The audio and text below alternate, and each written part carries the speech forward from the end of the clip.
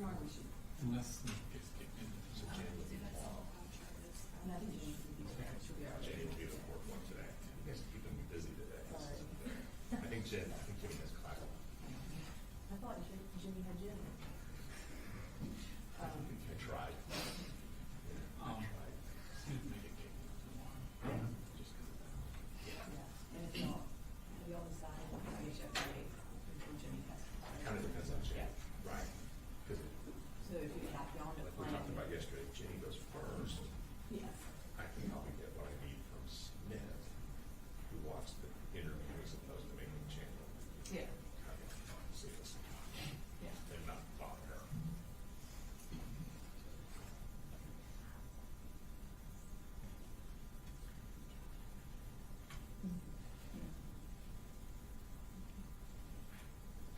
I just started doing it. I was like,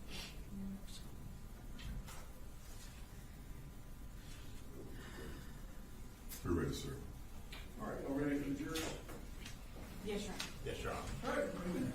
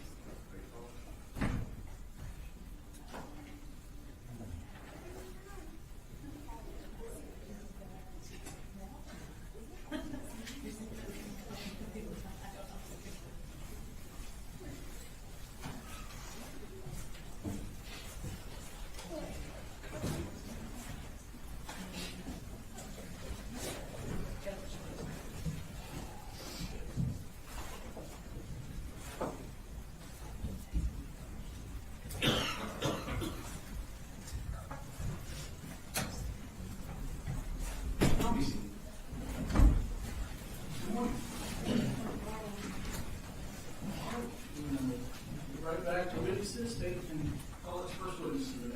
The state called George Clackam.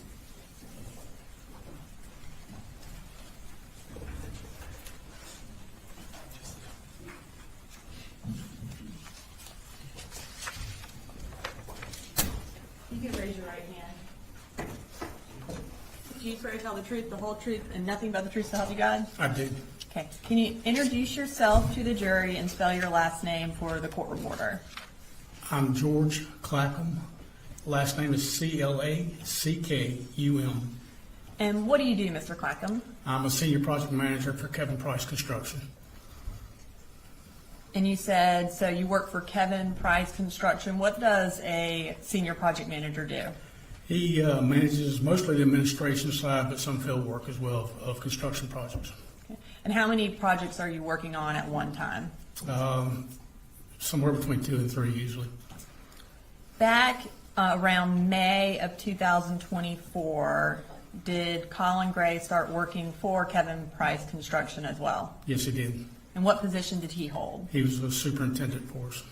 And what exactly is a superintendent? They kind of manage the subcontractors and the day-to-day operations of the project itself. So whereas you're working on kind of overseeing several projects on the administrative side, the superintendent will be solely working on one project generally? Most of the time, unless the project's finishing up or just starting, then there may be some overlap. Okay. And did you work with Colin Gray? I did. In what capacity? He was the superintendent on projects that I was managing as a construction manager. How much interaction did y'all have? We usually had every day we'd have some interaction, sometimes all day long, sometimes just, a few times a day. And what was his general work schedule? He usually worked either from 7 to 3:30 or 7:30 to 4. But a lot of times they would work later than that in the day. Okay. And would you be there on a daily basis knowing what time he left or didn't leave? I would not. If Mr. Gray had a child care issue or emergency, would he have been able to leave work early or miss work? Yes, as long as, he lets people know what was going on. And how would he have gone about doing that? Who would he have contacted? A few times he, texted me and said, told me something was going on, or he would call the president or the vice president of the company. Was his job flexible in that way, and that if he did need to leave, he could? Yes, And you indicated that he did from time to time take advantage of that flexibility. yes, it was a few times over the. I'm going to draw your attention to September 4th. What project was Colin Gray working on at that time? He was on, at that time, he was on Forsyth County fire stations. Okay. There was 2 different fire stations up there. And are they in the same area? They're about 30 minutes apart, And then Forsyth County, what city is that? coming. Was he present at the work site on September 4th? Yes. And that morning, where were you located? I was actually I'd gone by the fire station in Rockdale County that we just finished, just to check on some things there. And then I was on my way to the office, but never got to the office. And where is your office located? It's in Athens. Was anyone being fired that day or anything like that? Not that I'm aware of. And at some point that morning, did you receive a call from Colin Gray? I did. Okay. And you indicated that you never got to the Athens office. Was that on your way to Athens? Right. Do you remember around what time it was? It was morning, probably somewhere around 9 or 10, I'm guessing. Okay. But that's just a guess. And what did he say in that phone call? He said that the school had called and his son had broken his arm and he needed to go to get him. So he told you that he needed to go pick up his son because his son had broken his arm? Yes. Did he indicate which son had broken his arm? I don't remember the indicated which son. What was his demeanor like, how did he sound when he said his son had broken his arm? Just matter of fact, no, not really emotional in any kind of way. And the phone call was, I know you said around 9 or 10, but from the phone records it was around 11:15. At that time, had you heard yet about the Apalachee school shooting? I had been listening to the radio earlier in the morning and I heard there was a shooter, but didn't pay attention to where the school, what school it was or anything associated with it. So at that point, did you know that it was at the school that Colin Gray's son went to? I did not. Later that day or early the next morning, were you forwarded an email from Mr. Gray? Yes, I was. Who forwarded it to you? My boss, Kevin Price. I'm going to show you what's been marked as State's Exhibit 181. Can I see that real fast?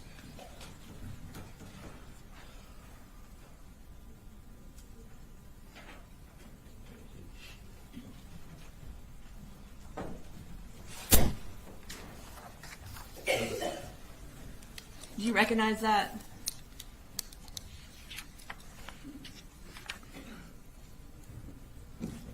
Yes. And what do you recognize that as? It's an email that Coley had sent to Kevin concerning something he had to do the next morning. Okay. And is it a fair and accurate copy of the email that Coley or the defendant sent to Kevin Price and then that Kevin Price then forwarded to you? Yes. Your Honor, at this time I would like to introduce into evidence State Exhibit 181. No objection. We're going to go ahead and publish it for the jury. So this email was sent on September 4th at 10:47 p.m. And can you read what Colin Gray wrote in that email? I'm sorry for the late email tonight. My son had an issue today at school. I have to meet with his school in the morning. I will give you after I meet his teachers and counselors. I will get with George in the morning as well as Andrew and give him a rundown on who's coming to the job. Thank you both for everything. Again, sorry to reach out so late, Coley. Thank you, Mr. Clackam. Nothing further. No questions, Judge. Thank you, sir.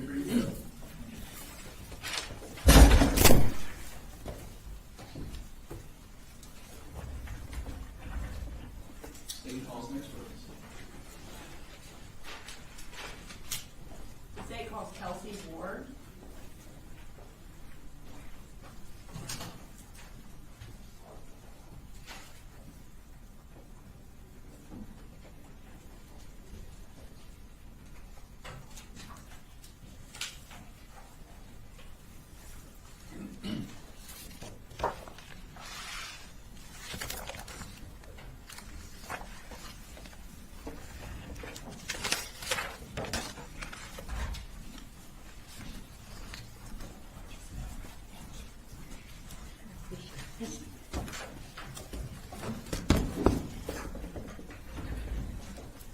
Will you raise your right hand? Do you swear to tell the truth, the whole truth, and nothing but the truth to help you God? I swear. And can you introduce yourself to the jury? Yes, I am Kelsey Ward, and I am an agent with the Georgia Bureau of Investigation. And what region of the Georgia Bureau of Investigation do you work at? I work at the Athens Regional Field Office, which is Region 11. What, I guess is Barrow County one of the counties that Region 11 covers? It is. Okay. And is that one of the counties that you're assigned to work with? It is. Okay. How long have you worked for the GBI? I have worked for the GBI approximately 5 years. What do your duties at Region 11 entail? So we are a request-only law enforcement entity, which means local agencies reach out to us and ask us for assistance, and we assist them with their investigations. In your capacity as a special agent for the Georgia Bureau of Investigation, did you respond to the Apalachee High shooting on September 4th? I did. Where did you first go when responding to the shooting? I entered the school at the base of G and I Hall, if I remember correctly, which is over near the guidance counselor's offices. And what did you do there? I met with Special Agent Nick Johnson, who was at the end of one of the halls, and we began to do a secondary clearing of the school. And when I realized there were plenty of law enforcement personnel doing that, I went to the atrium to assist with organizing that clearing with one of the Barrow County investigators. Okay. After you completed that task of organizing the clearing and finishing the clearing, where did you go next? I was asked to travel to Colt and Colin Gray's residence in Barrow County. And where is that? It's located at 896 Harrison Mill Road in Bethlehem, Georgia. And is that in Barrow County? It is. What were you assigned to do there? I was asked to conduct an interview with Colin Gray, which is Colt Gray's father. Approximately what time did you arrive there? I arrived there at approximately 1:25 p.m. And what was the defendant there when you arrived? He was. Did you ask to speak with him? I did. And did he agree to speak with you? He did. Where did you first encounter him? He was sitting on the tailgate of his truck in the driveway outside of the garage area. And what was his demeanor like when you first encountered him? He was calm. He was sitting on the edge of the tailgate, just looking around the yard. And were you wearing body camera that day?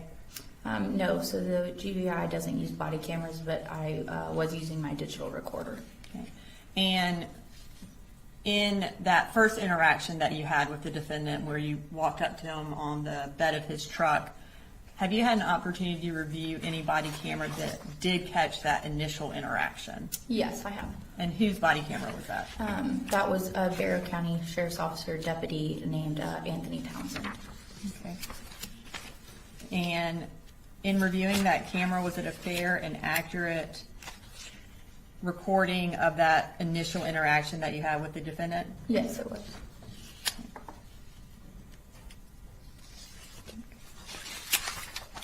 So that interview is State Exhibit 212, and it is on our hard drive. You're all right. This time I'd like to introduce into evidence State Exhibit 212 and play just the portion of that body camera where it catches the initial interaction between Special Agent Ward and the defendant? No objection. It's admitted, timestamp for this particular case. Yeah. Unless it's the only thing on it. It's the only thing that's being introduced. We're not doing the entirety of the.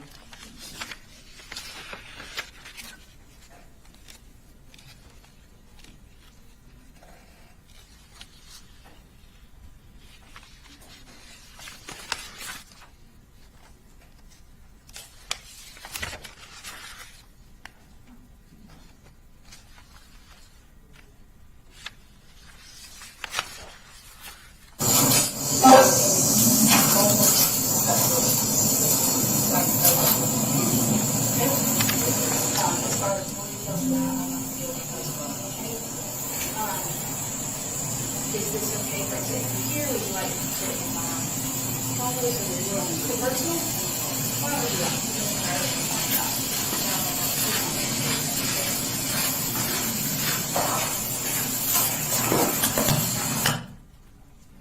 Okay. Where did y'all end up going to speak with them?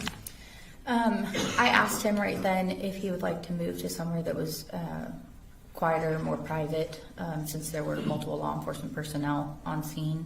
And we moved to my state-issued Tahoe, which was parked in the driveway. And who was with you? Special Agent Amelia Maddox. And you indicated that you had audio recorder with you. Did you record your interview with the defendant? I did. Approximately how long was that interview? It was approximately an hour and a half long. And have you had an opportunity to review that interview? I have. And is it a fair and accurate reporting of your interview with the defendant on September 4th of 2024? Yes, it is. Have there been any additions or deletions? No, there have not. Okay. And at this time, Your Honor, I'd like to introduce into evidence State's Exhibit 182, which is also on the hard drive. I'm not going to play it yet. I'm going to have some more questions for her before I do that. Is there any objection 182? There's no objection, though we did do a motion, and so we're still maintaining our position in regards to that motion. All prior motions, of course, preserved. Yes. I will, 182 is admitted. Thank you, Your Honor. So before we play that, I just want to ask you a few questions about your interview. What was your initial goal in speaking with the defendant? So we wanted to gather information about the family dynamics. We wanted to gather information about Colt himself and his background, where he had obtained the firearm that he had used during the shooting, and any information we could obtain about his mental health. Okay. So at that time, you did not know where he had gotten the firearm? No, we did not. And did you have any information about what led up to the shooting? No, I didn't at that time. Was that important to your investigation? Yes, it was. And was finding out where he got the firearm important to your investigation? Yes. During the course of the interview, did he tell you whether or not he had custody of Colt? Yes, he did. And just generally, what did he say about that? He told me during the interview that he had papers showing that he had custody of his children, and indicated that those had been compiled by DFACS. Okay. What, if anything, did he say about Colt being violent or aggressive? So he said over the course of his interview that over the last, I believe he used 5 to 7 months, Colt's behavior had become more aggressive and escalated, and that Colt had previously broken a window, had been involved in physical altercations with Colin. There had been 3 to 4 of those physical altercations. He used the term bull rush when describing how Colt would come at him during those altercations, and he would physically have to hold Colt or take it, is how he described his incidences with his son. Did he talk about Colt needing mental health treatment or any attempts to get him treatment? Yeah, he did. And what did he say about that? So he told me that just in the week prior to the incident occurring, he had actually, he said he had been on the phone with counselors and he indicated that he felt that Colt needed to maybe be checked into a place, and that basically he had been doing some emailing back and forth with some mental health facilities. And did he indicate, in terms of Colt being checked into a place, if that's something he had been working on? Yeah, so he said that some emails had gone between him and a lady at Project Aware, but he didn't indicate that he had taken any steps to actually take him to that meeting. And did he mention whether or not Colt specifically thought he needed help? Yeah, so he actually made the comment that Colt had said that he felt like nothing his dad was doing for him was helpful, and that he might need to be checked into some kind of asylum. What, if anything, did the defendant say about where Colt got the firearm used in the shooting? So we talked about that pretty in-depthly. He stated that originally he had allowed Colt to use another weapon when they had gone hunting, and that weapon had jammed or backfired, and it had scared Colt. And so he and Colt had talked about Santa Claus, i.e. himself, Colin, purchasing Colt another firearm, which did take place, which he ended up purchasing Colt the 6-hour firearm that he used during the shooting, and that was purchased at Mike's gun room. And approximately when did he provide that or give that firearm to Colt as a gift? That was given over the Christmas of what would have been December of 2023. Did the defendant tell you where the gun was kept, or whether or not Colt had access to the firearm or the rifle? Yeah, so originally during the interview, or initially, he stated that the firearms were all kept in the top of a closet in the residence, separated from the magazines and the ammo. I believe he referred to them as clips. But then later in the interview, he stated that the 6-hour had actually been in Colt's bedroom, in the corner of the room, close to Colt's guitar, where he had been working on it. I believe he said he had been putting a laser on the firearm, and they had been sighting it in. Did the defendant say whether or not Colt had any interest in school shooters or school shootings? Yes. So a couple of days prior to the incident, Colin noticed some images on the wall, or an image on the wall in Colt's bedroom, and asked Colt who the individual was in the image. And at first, Colin didn't push that conversation any further, but later that night he realized the photo had been taken down, and he and Colt discussed that it was a photo of Nicholas Cruz, a previous school shooter. Okay.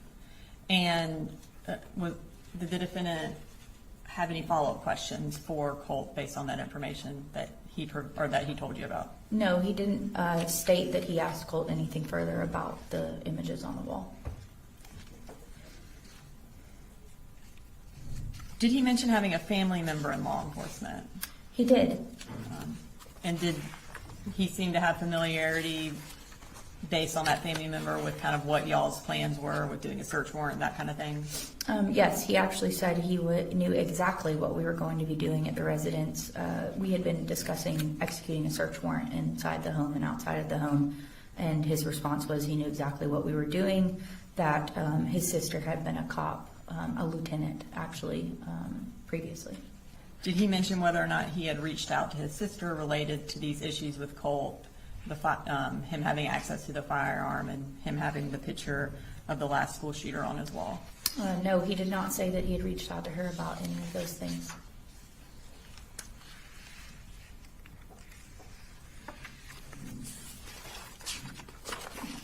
Okay, so at this time, I'm going to go ahead and play the audio recording for the jury.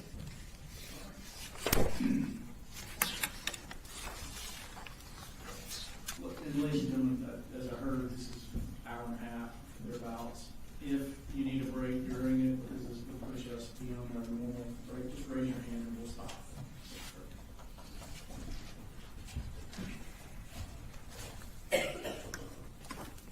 This is Agent Ward. I am going to be attempting to interview the father of our subject, Colin Gray, at his residence, 896 Harrison Mill Road, Bethlehem. It is approximately 1:28 p.m. on Wednesday, September 4th, and Special Agent Millie Maddox is going to be assisting me in this interview.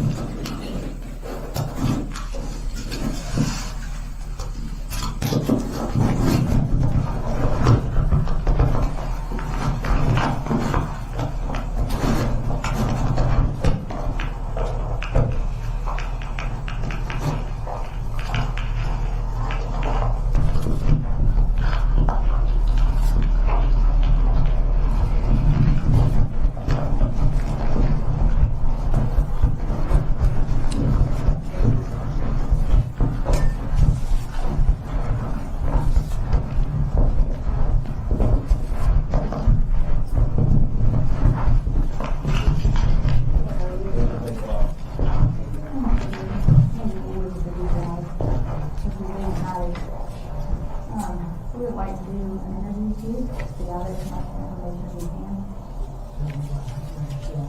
Can't give you a lot of information right now. I'm very sorry about that, but we will do some ongoing investigation because this is something that cannot disclose to you at this time. And it's evolving. So he is in law enforcement custody at the time. So I can tell you that. Okay? As far as more details than that, I'm not going to be able to tell you in the case. Is this okay for us to interview here? Would you like to sit in my Tahoe so that it's more personal? Why don't we do that? Yeah, we can turn the air on that way.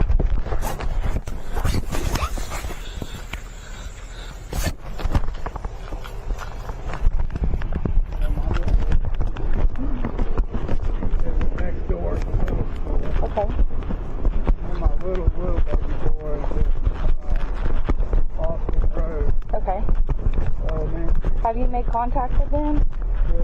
my daughter started texting me this morning. Said as soon as they walked down, I was like, oh, man. Okay. If you will come sit in the front seat, I'll move my butt back. And I'll get up some here.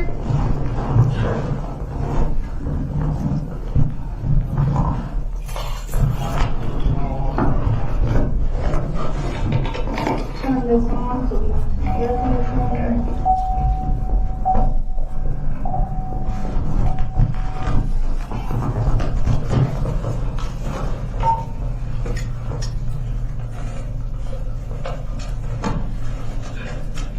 You got enough room?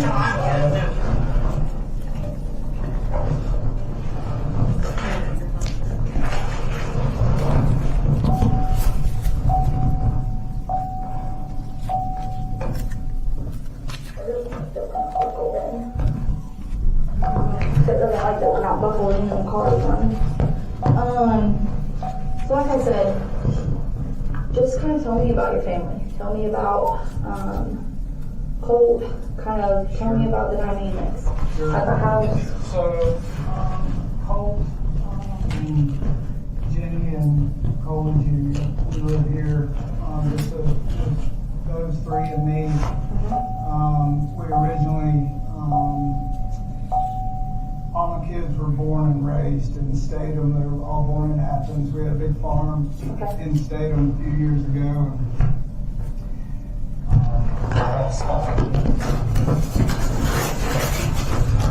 Sure.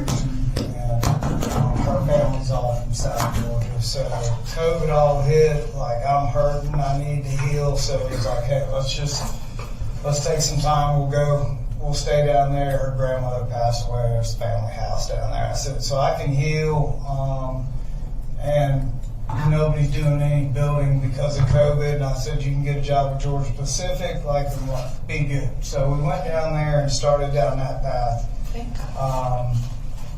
And I don't know, we were down there probably 6 maybe I guess it was 8 to 10 months. It was close to a year. And then I started feeling better. Her and I kind of not really seeing eye to eye. She, at that time, her issue was drinking. So back then. So I said, hey, we just need to get out of this down here. The kids are kind of stuck in, like, the schools in Ben Hill County, Fitzgerald, they're good, they just don't have the money and access. So everything's like literally like days behind, it felt like. So I used to be assigned to the Perryfield office, Oh, so there that you was go. actually my area, There so you go. I'm very familiar So- with Ben Hill. Those are my counties. and I tell people, I'm like, the clock literally moves Yes, it does. 10 minutes slower, but I also wanted my kids to see that way of life and see how all the different color, races of people, everybody like meshes, everybody gets together. I wanted them to see that.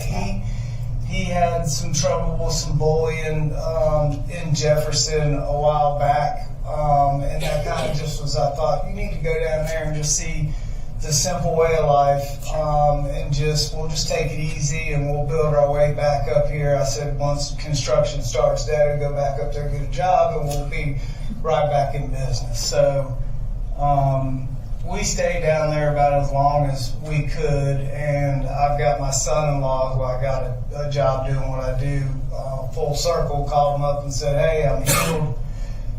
Is anybody hiring? He's like, everybody's looking for you. Like, call these people, they want to hire you today. I'm like, great. So had an interview that day, had the job the same day. I'm like, great, we're going back home, we're coming back up here. And the kids were all happy because this is where they know, So came back up here, and she stayed down there with little one, and Colt and I just started out in Jefferson, just him and I. And when was that? This was probably about a year and 4 or 5 months ago, and that's kind of where the bullying with him kind of started a little bit. Okay. And He was already at the high school then as well? no, he was at Jefferson Middle School, so he was in 7th grade at that time. Gotcha. So talked to some people like, hey, what can we do? Went up to the school multiple times, sat down with counselors, principals, like, look, hey, Colt is real reserved. He's not he's kind of super shy in crowds. He doesn't he's just not that hell-raising kind of kid. I said, but somebody is continuing to kind of bully him at lunch. And so this went on for probably 2 or 3 months. And finally it wasn't, it would get better for a day and then it'd be right back in the same thing. And he is a very smart kid, but once he gets off task, he's like off task. So grades are taking a beating. I'm like, look, I said, at the end of the school year, I said, even if you have to take this grade over, I said, we'll go move back over towards Statham. Everybody's familiar. Our church is here. I said, we'll come back. We'll get back in the groove. We'll get Jenny and Boo back up here, and until your mom gets stuff sorted out. All right. And those are his sisters.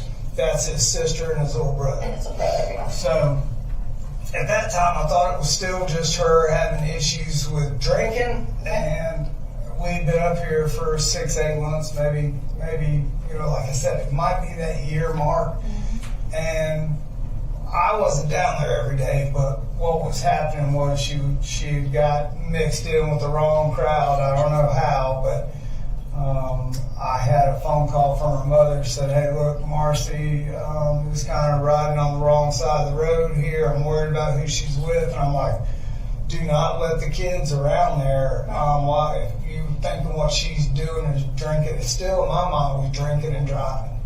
So what it ended up being, we find out, I get a call. Colt and I just had moved to this house, been here a couple of months. DFAX calls me at like 2 o'clock in the morning, and I'm like, hello. Mm-hmm. She was like, I need you to come down here right now and pick up your 2 kids. I'm like, it's like 2 o'clock in the morning. I said, okay. I said, but it's going to take me 4 hours to get there.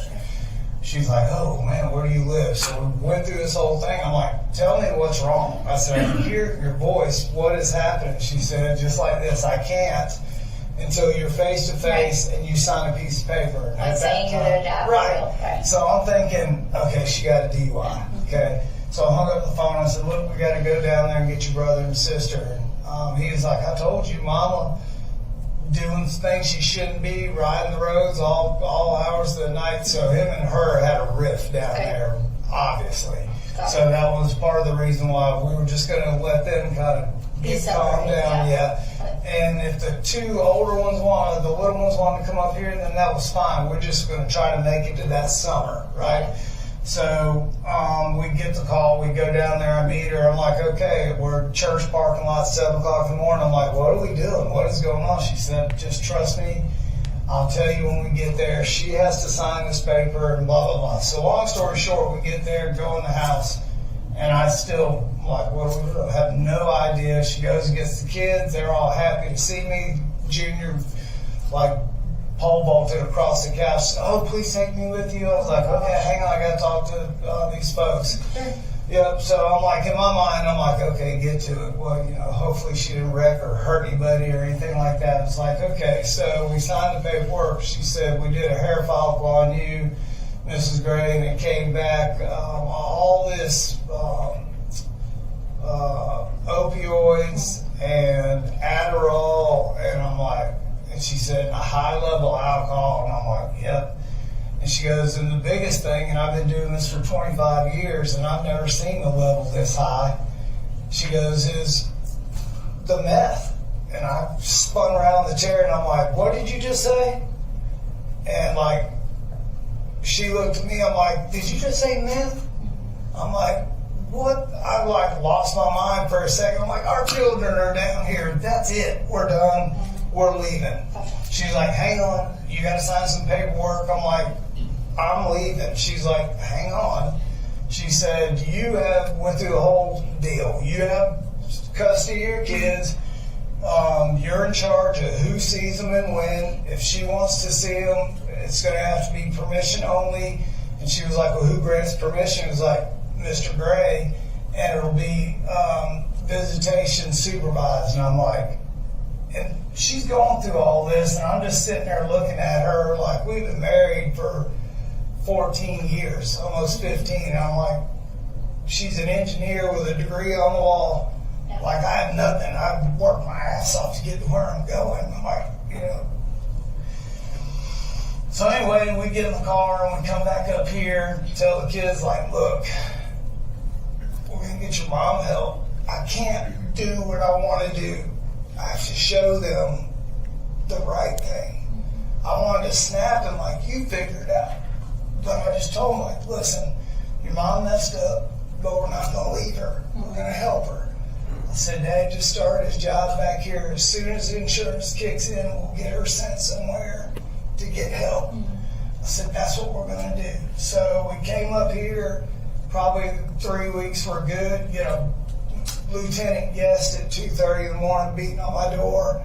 And I'm like, yep. He's like, can you step outside? And I'm like, I can. I'm like, what's this about? And he was like, we got a call that you went to pick up your kids for fall break and you never brought them back and you won't answer the phone. And I'm like, no. I said, let me get the paperwork out of my truck. I said, here's the paperwork from DFAX. Went through that whole thing. He said, that doesn't matter. He said, I said, it does matter. I have custody. That's what this paper says. And he was we were going back and forth about, like, I'm not taking my kids back to her. Like, that's not happening. So we got that worked out. And nothing further from that. I said, if I've got to come in there and talk to somebody at the office with y'all, I'll do that. I said, but we're not. The reason they're here is because of all of this. And it's a danger to have them around her. So pretty much from that point on is when Colt and his mama had a riff. And once he found out it was meth, he just was pissed. And that was about a year ago? The meth thing was probably about 8 months ago, 8.5, 9 months ago, because she took it to heart, and we kind of found some places, and she checked herself into an inpatient care down there, and I was going to move her up here to Athens as long as it was inpatient so she could see the kids. as long as she was getting better. So they were happy about that, but Colt and her were still kind of at odds. And how old would he have been then? he's, I would say, in the time that the rift started, he was probably about 12 and a half, maybe 13, and it went through 13 and to this point now. No. Yeah. So he's really pissed about how she was doing and what she was doing, that her daddy got involved down there at that house, and like he called all these juvenile places trying to have Colt taken away because he broke a window, just stupid shit. And her dad was trying, just caused a bunch of. While he had been down there, he broke the window? Okay. Yeah. And it just caused a big old, I'm like, just hang on. I said, I'll drive down there, I'll get you Colt, we'll come back. From that point on, he just is not like he could just take it or leave it with his mom. So I said, listen, she's in rehab. We'll take this as you want to take it. We're not going to just let her back in the house until she clears some hurdles for everybody, including us. But the other two, little man, the little one, like, he doesn't know the bad. They don't understand. And I can't break into a meth conversation with my 8-year-old.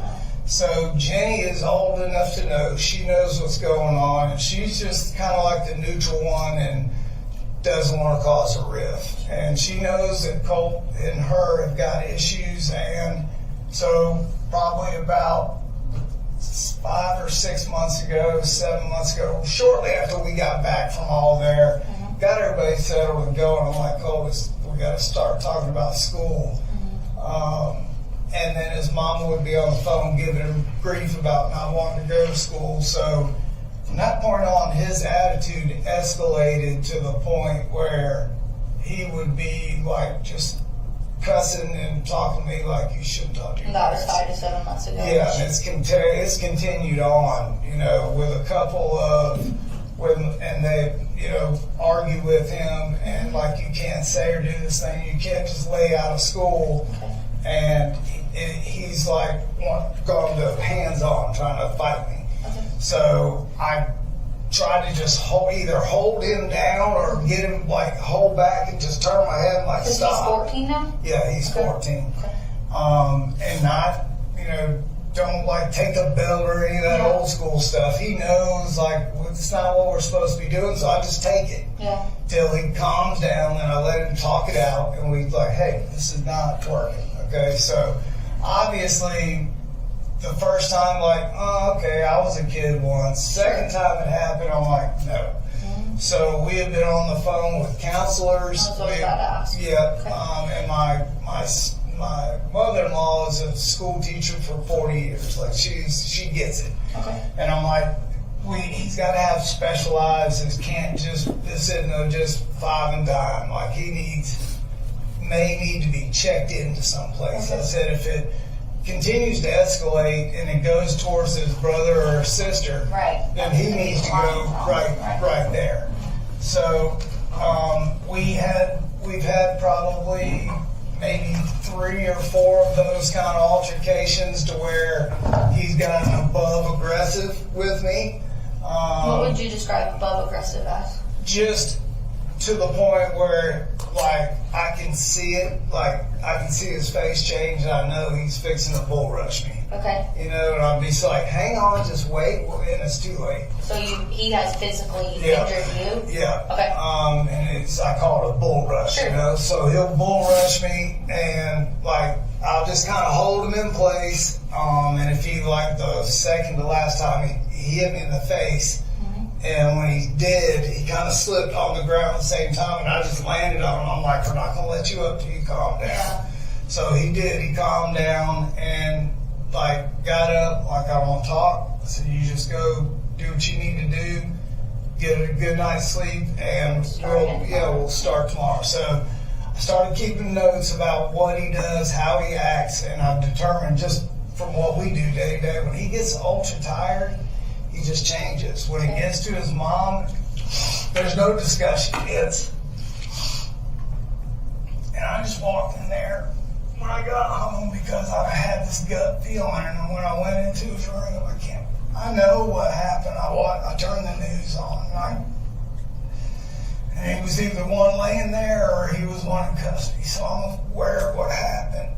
And so that was been like, Doug, we need to get him to go somewhere. Like, that's what we have been trying to do here for the last probably good week or so. Like, So for about a week, you've been trying to get him institutionalized? not institute. Okay. He called his mom and said that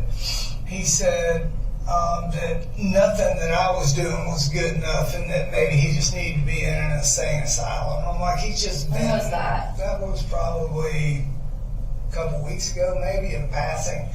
And I'm like, no. I said, listen, I talked to him and told him I've got been on the phone with the school and the counselor at school. Okay. Like, they're all aware of what's going on. What's the name of with that him. counselor? Do you know? I've got. We can look later. Yeah, I've got an email where we've been back and forth. Okay. She sent me another piece of document from Aware Okay. Counseling is a third party. It's a third party counselor. Right. Said, would you be? I'm like, absolutely, yes. I would love to do that. Give me the paperwork. So I filled it all out, signed it, and sent it back. I said, tell me what we need to do, and we will make this happen like the next day. So she said, once we get that filled out, when he comes to school, we'll sit down and meet with him. I'm like, okay, do I need to be there? She's like, no, we'll just meet with him first. Okay. I'm like, okay. So the goal was them to meet, and then the paperwork I filled out was, the way I took it is it's not an interest for the school or anybody. She's just more dialed to the child, trying to give him like Hands-on care, basically. correct, right, and make that determined for me. I don't want my wife, who's sort of kind of involved, or my mother-in-law to, say, oh, he needs to be, institutionalized. I want somebody, third party, that doesn't know anybody in the family to say this is what we To make like an need to do. unbiased assessment? Yes. Got it. So that's what I was trying to do. And yesterday I said, hey, look, it takes a little, and I tried to give him a pep talk. I'm like, So hey. this was yesterday? This was yesterday. I Okay. said, and I'll show you the text. I'm like, it takes a lot of guts to do what you're doing. Go walking back into school after all this time. I said, you're doing the right thing, and I'm super proud of you. So, get back home from work, come in, cooking dinner, and he said, I didn't go to school today. And I'm like, okay, what happened? He said, I got dressed, I got ready, he said, I started to walk out the door, he said, and the bus came, I didn't have my book bag, he said, and I said, you didn't feel like going today, did you? And I said, it's not the book bag or the bus. He said, I just don't want to walk back in and have everybody go, oh, look. And I said, well, Colt, I can't go to school for you. I said, I have to pay all these bills. I'm the only one doing all of this. I said, and I'm getting people in there to help you because I can't. And you need to go to school you're falling behind. I said, and there's no left behind, like they're not going to fail you. You're just going to be left in the dust trying to catch up. Right. So I said, let's go to school today. I said, let's get the right people in front of us. That was today. That was today. And I said, let's make a plan and we'll figure this out. I said, there's nothing, I kept telling him, there's nothing that we can't overcome that you've already not overcome. Right. You've been through a lot and you've done the hard part, So this morning, I can show you the text. I was like, hey, I'm proud of you, what you're doing, everything. It's just a good thing. Just constantly giving them a pep talk. Today, Yeah, if I could take a picture of that. yeah, it's all good. And did you take him to school this morning, or did he drive that? He normally rides the bus when he goes, he rode the bus today? Yeah, yes ma'am. So how it works for me is I get up, I get everybody ready, Okay. and then I take little one to school at Austin Road, then I go to work. Okay. Those two catch the bus, and then I'm home by the time Junior gets off the bus. Gotcha. At 3 o'clock. And Junior's be on this one? Yeah. Okay. So I'm usually here when he gets home. So this was today. I said, morning, big boy. I'm proud of you. I love you. And hope you have a great day today. I will see you this afternoon. He said, getting ready for the bus, and I love you. Okay. Yep. You can keep scrolling. I'm going to kind of take a picture, if you don't mind, It's of fine. your conversations today. Yeah. Okay, keep going. Perfect. Okay, and keep going. This is where I'm like, something's wrong. Okay. I thought he got in a fight. Okay, keep going. Okay, keep going. And keep going. Thank you. So, Tell me, I have just, that's great information. That is exactly what I, wanted Okay. to talk to you about. yeah, I have a couple of more specific questions. Okay. So, I was told obviously there are weapons in the house. Yep. We live in Georgia. Yep. Not Everybody's got them. everyone has Yeah. guns. Tell me about, his awareness of those firearms, his Sure. past with firearms, Sure. the hunting, Yep. anything like that. So, it originally started with telling him, was like, hey, when I was dealing with all this as a kid growing up, the way I coped with it was deer season. Mm-hmm. I said, Thanksgiving and Christmas, I said, I was in the woods. I said, Nana Gray used to just raise all kinds of cane because I was always deer hunting. And I said, so this was last year. I said, so let's try to go deer hunting. I said, we'll get through all this together. I said, your mom and I will take care of it one way or the other. I said, our family will be together. And I'll never stop for y'all. And I'm going to work my butt off. I said, you're going to go to college. I said, that's just how that's going to be. And I said, it's going to be fine. We'll just take it one day at a time. I said, so do you want to try deer hunting? I said, it's the last day of deer season last year. Okay, He so was this was like, last year. yeah, he was like, okay. And I said, all right. He was like, but I don't have a rifle. I was like, I know. I said, I've got some. I said, we got to teach you the way around of a firearm and all of that. And he is like OCD about knowing. Like, so he'll break into whatever we're hunting, that rifle was, and he did all his research, and I was like, that's impressive. So he throws himself into whatever he's interested in. Yeah. Okay. So as a treat, I said, hey, I bought a rifle, and I said, it's an AR platform. I said, I know everybody's got one. I said, this will be what you will take hunting with us. And he's like, this will shoot a deer. I'm like, this will shoot a deer. Tell me about the specs of that firearm. So the one that we took, this is my daughter. Can I answer this real quick? Jenny? Hey, are y'all back in class? Okay, all right, give me a little bit and I'm headed to you. All right, bye.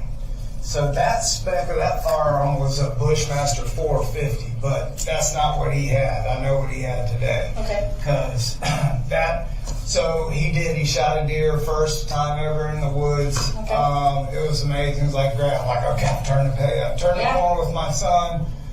Bonded, like, greatest day ever. Like, in my mind, I swear to God, I thought we were gonna, he was gonna be perfect from then on, Yeah. We had this outlook together. Exactly. So, the only thing is, when he shot the deer, the gun jammed. And we couldn't get the bullet, out. It was jammed in there so far that I had to take the top part of it apart, and I couldn't get the bullet out, so I had to point it out the back and I'll take it apart. Okay. So the fire pin couldn't hit the bullet. So we got home. Long story short, he was all excited. He's like, "But I don't like that gun jam." He said it scared me, and it did. It blew up a big old flash. I said, you go get our stuff back together. We keep doing good. You're doing good. I said, maybe Santa Claus will bring you one. Yeah, I said, the guy that gave us the 25 acres was trying to get us to come kill a bunch of coyotes because they're killing all those chickens.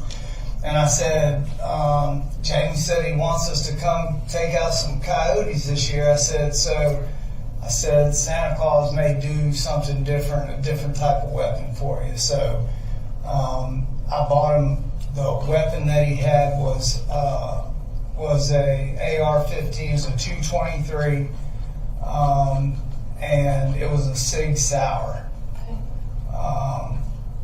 And that was kind of like his big Christmas present, where I said, this is for you to hunt with, but it's not a toy. Gave him that whole speech and everything, and like he understands how. And that was big his Christmas present this past Christmas, yeah.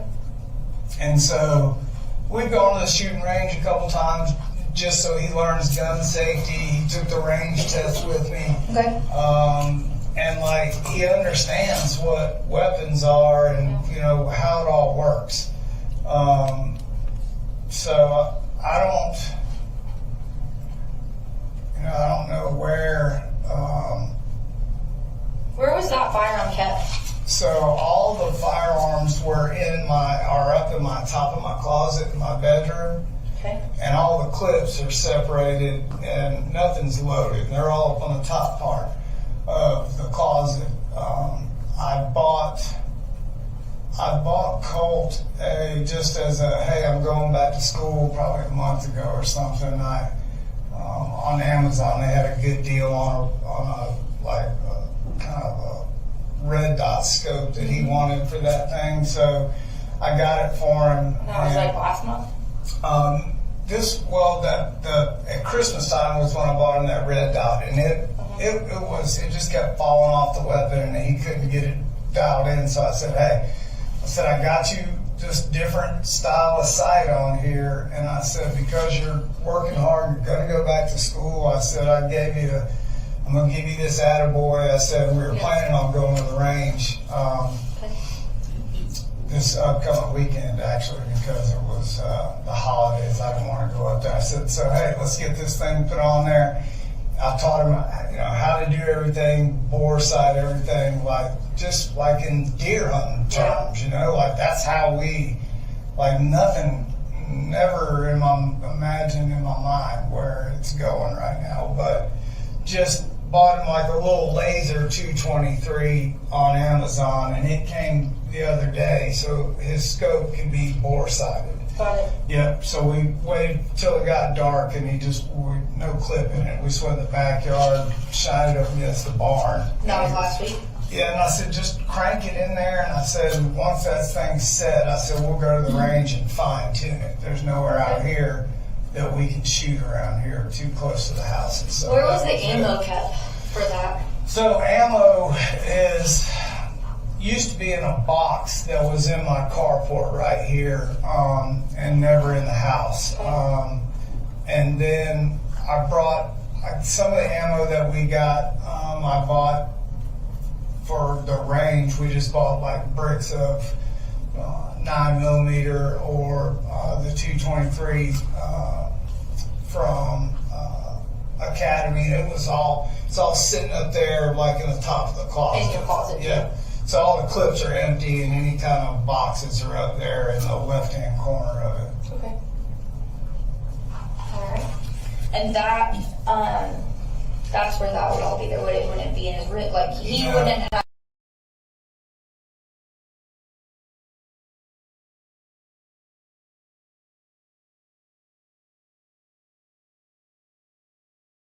No, nothing ever loaded in there. So it was laying in the corner of his room, actually. The weapon was. Yeah. Okay. Yeah. All right. But you would say, as far as like his school attendance, personality, becoming very aggressive with you, has started approximately a year-ish ago, and got worse in the last 5 to 7-ish months. I'd say that's Would you say fair. that's when he started communicating with his mom via phone more, or? And what was, so is she in that, like where is she now? So she's down staying with her mom. She's still down there? Yep, and they're actually driving up here. Now? Because after all, and I left out this part, sorry, after all that with Lieutenant Guest, a couple days later she shows up here unannounced. Okay. Beating on the door and was like not supposed to be here by letter of the law. Okay. Made a couple of threats. Kids are in the house. It's all publicized. They couldn't find her for 3 or 4 days, and the mom asked if they could ping her phone, and it was up here somewhere. Gotcha. So we were all kind of worried about it because she wasn't in her right mind. Cole was pissed about that. And then y'all can look in Barrow County because they ended up, she said something about Walmart in Barrow to her brother. Gotcha. And I said, that's where she's at. And I said, what picture do you have, blah, Sure. blah, blah. Ultimately, when I got there, I was talking to the attack officer. He's about 7'5". Okay. I forget that guy's name. I'm like, I'm sure I can figure it out. Yeah, I was like, you're the biggest cop I've ever seen. And she walked right out in front of us. And when was this? This was probably 6 months ago. That's when she just showed Yeah, up she completely just, unannounced after yeah, you did right one. after that, Night that you got the call on. with or after- defects. the Yeah, defects. that was like, Gotcha. all that happened in the next week or so. Okay. She was up here and they found her and all kinds of stuff in her car and all this shit, and they arrested her right there. Oh, wow. And they put her into Barrow County. So I'm like, he was, the kids know all of that. Sure. There was no confrontation between Them and her, yeah. Yeah.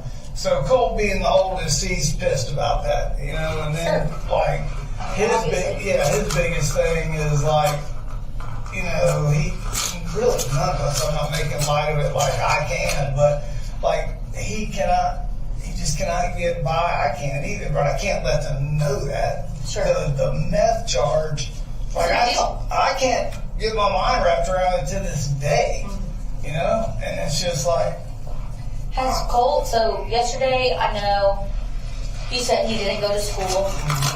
When he got home, you realized he hadn't gone to school last night. He told you he hadn't. And then, was anything more unusual today when you talked to him last? No. Like, nothing any more than just the normal kind of Colt behavior he's had? just normal stuff, and I'm trying to pull up what I said to him, because I just felt like this morning when I was getting Boo ready for school, I turned on his light and I said, "Hey, make sure you please go to school today." I said, "It's very important." I said, "I need to get these counselors involved, and I can't do it until you go." He's like, "No problem." He goes, "I'm sorry." He said, "I'm going to go. Don't worry." I'm like, okay. So this morning leaving, I thought I made a good connection with him. I know he's going to go to school, Right. and everything is going to be He's going to meet with okay. the counselors. And all Yeah, that at least stuff. just get in there, be accounted, like not absent, because I told Sure, him, like, just be present at the school. yes, I'm like, look, I'm going to end up in truancy court. Yeah, like, on top of everything. yeah, trying to, like, and that's the balance where I've got two kids that we go, my two younger ones and me are in church every Sunday. They never miss school. And it's like, dang, like, Does he not normally attend? he won't go to church with us. Okay. Does he have any other extracurricular activities that he does, or I suppose this gun stuff seems to have been a positive thing as of It recent, was just a like something positive for him thing. to put his mind into. There's a couple of things that I learned more about my son, and like I was so like we were building momentum. That's why I'm just like stunned. Yeah.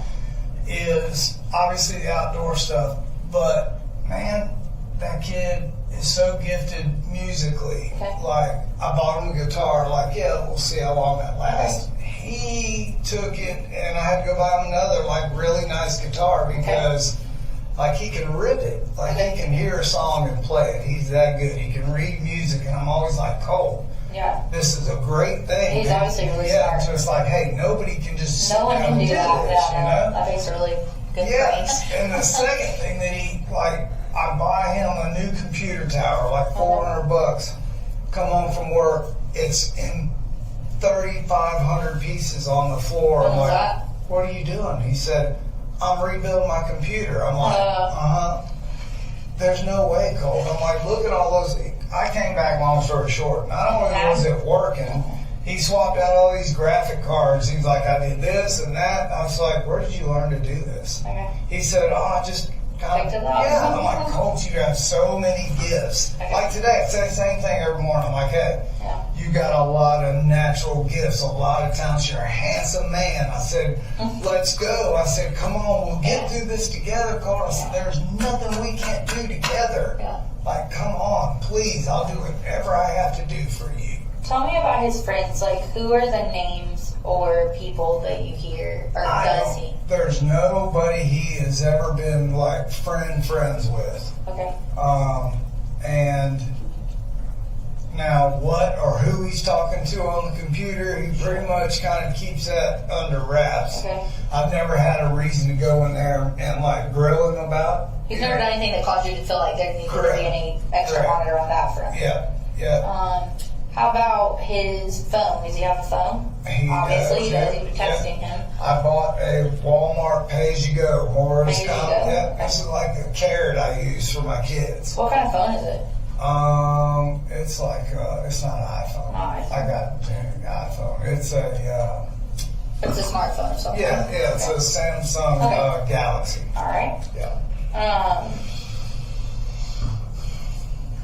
Have you noticed him being on his computer or phone more in the last couple of weeks, more than usual, or No. just more focused on the gun the last couple of days, or is that pretty normal since you got it from the For the last week, like the gun, he hadn't even like. Once we got that little bullet in there and he bore sighted it, he just put it back over there and didn't really do nothing. His big thing was he broke 2 strings on his guitar, and he said that he needed his guitar because he had met somebody and they were playing like not jam sessions, but they were sharing like back and forth licks on the guitar. And I'm like, okay, so I got that guitar string the other day and fixed it, but there's not been like, in fact, that's like one of the things I'm continuing talking to him is like, hey man, you know, like I love hanging out with you and everything, but you need to like make some friends. And I was trying to get him to go deer hunt with us this year, so I got a guy I work with whose son's a couple years older, but same thing, I'm just trying to get him out of the house. He's kind of he's a not in the crowd type of person, He just like, if we go to the grocery store and it's like slam packed, he'll just stay in the truck. Okay. So he would prefer to be kind of a lone wolf, you would say, or lone. He's not going to be the guy that's bumbling and making a ton of friends. Yeah, no. He's more of a focused kid. I mean, that shows in the computer, in the music. Right. I mean, those are all very specialized, oriented tasks. Now, if he had a couple people sitting there that shared the same things, he'd be chatty catty. Sure. If it's something he's interested in, Exactly. knowledge about. Yeah, but he's more shy than he is like anything else. Good. All right. And when did you get home today? Tell me that. So I was at work, and you said you work where? I'm sorry. I work for Kevin Price Construction Okay. out of Athens. Okay. And I'm building fire stations right now, so in Forsyth County. Okay. So I was up on the roof this morning, and my little girl texted me and said 3 people at the high school got shot. And I'm like, oh no. I said, well, everything will be okay. And then she said, I'm scared. I said, it's okay. I said, did you talk to Mamu or your mama? Meaning, she usually will call her grandmother. Sure. And I'm trying to bridge the gap between her and her mom, but she's kind of pissed at her mom too. So she said she was talking to Mamu. And I said, how did you know that there's people dead? She said, people are just saying TJR, TR, I don't know what that means. She said, no, she misspelled there. I said, what does that mean? She said, there, with a star. I said, have you talked to Colt today? She didn't answer. I said, she said, are you coming to get me in school? And I said, yes. And she said, thank you. So. Okay. When he left this morning, did you see what he was wearing or anything like that? No, this morning, well, actually last night, I said, hey, I ironed this shirt and this zip-up jacket for you, because it's going to be a little chilly in the morning. So that was pretty much it. Do you have cameras or anything on the house, or are you aware if people come and go during the day? Like your kid? No? No. Okay.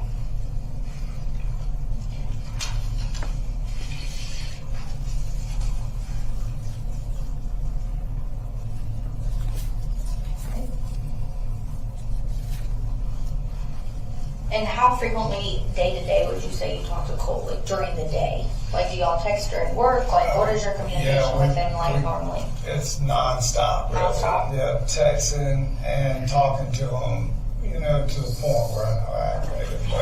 What about today? And I know I just took, it looks like mostly you sending and him not responding. This was after, like, at 9:42. So that's what I was going to see. He said, I'm getting ready for the bus. Love you. So he said, I'll text you in about an hour. He said, it's important, so answer. And I figured, okay, he's going to be rolling into school and he likes my pep talks. Okay. And I tell him, like, you can do it, just like, if I don't, surprisingly, he's like, I can get a pep talk. I'm like, okay. So I try to. So he asked for one of those, and that was at 9:42. Yep. Okay. And I said, okay. I said, what are you going to be texting me about? I said, is everything okay? He said, yep. And I said, okay. I really hope you have a great day, Bubba. Okay. So that was at 8:30. And then at 9:42, he said, just out of the blue, I hadn't been talking to him. I was actually having a job meeting about the crane on site. Okay. And out of the blue, he says, I'm sorry, it's not your fault. That was the two texts just, and I wasn't talking to him. And I said, what's wrong, Bubba? I said, you didn't do anything. And he didn't answer. And I said, hey, like, what's wrong? Yeah. So, Let me get a picture of that. I get to make sure. yeah, so that was at 9:43, and then he answered at 10:03. Do you want to try the times in there? Yeah, can you pull it over to the left for me just so I can? Oh, hang on. Sorry, Yeah, I'm there really you go. busy. Perfect. Thank you so much. Yeah, and Was that his last text to you though? That one this there? was, this is where it went green, because he said, no, I love you, Jenny and Coley. And that's when I jumped off the roof. I said, something's wrong. Yeah. And he said, you're not to blame for any of it. And I started climbing down the ladder, telling my people, I've got an issue, I'm leaving. Yeah. This is what you have to do. I'm responsible for like a bunch of people on the job, and I've got a huge crane there today. So I'm trying to fire orders out to everybody to make sure they do what I need. And by the third one of these, like, it's clear, Yeah, you like, know I can tell something's something not wrong. right. So I'm like, Bubba, please tell me you're okay. Colt, please call me. Son, like I don't know what it was. And I thought, okay, his mom came up for a visit, and they had a little bonding, and they dyed his freaking hair. When was that? This was like a couple weekends ago. Like, he wanted to. And it was kind of funny, except for he's got brown hair, like chocolate colored hair. And he came out with the worst, like, I'm like, you look like Kurt Cobain, like got stuck in the dryer. He's like, do you like it? I'm like, buddy, it looks awesome, but it was terrible. And I couldn't tell him that, because I'm like, man, it looks great, you know? So, Yeah. he just like, that's what I'm like, somebody must have said something about his hair. Like, I was really worried about it, because like it's sort of blondish, yellowish, and then it's got that like terrible dye job where the brown starts coming back, and I just was like, oh, somebody said something to him, and he's so self-conscious. Well, and he's just getting back to Yes. school, like he just got in his coat. I swear to God, like, I thought that's what this was. Okay. I said, and there was a way in my mind, I was like, please let him have walked out before he smacked somebody. Like, I thought he went hands on with somebody. because they are ruthless. Like, they're going to say something about his hair. Has he ever mentioned specifically names of people that you thought were bullying him? No names. And it's a very serious topic in our house. And like, if I ask, they're pretty straightforward. Like, hey, this is What's going on. Like, so I have a rule kind of in our house that, like, I call it bubble. So I came up with something for my kids like I didn't have. Like, I couldn't go to my mom or dad and say, I just failed math and science. Sure. And I put a golf ball through all 4 of the windows in the house. Yeah. And I rolled your car today. My dad would have beat the shit out of me. So I created, just to improve communication, a bubble that you step in the bubble, and if it's bad, you need to get in the bubble automatically. We have to agree to 3 rules. No yelling, no lying, and no cussing. You agree to that, you're in the, I'm not your dad, you're not my son or daughter. What's wrong? And I can't get mad when I get out of the bubble. We just work on the trouble. So I'm trying to encourage them, the bigger the mess up, the sooner I need to know.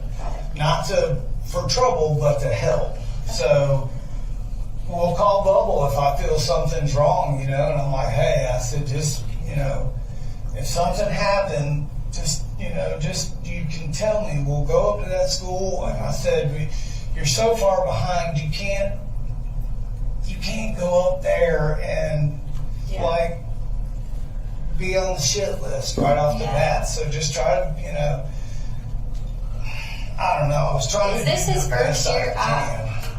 Yeah. So we signed him up last year to go to 8th grade where his sister goes.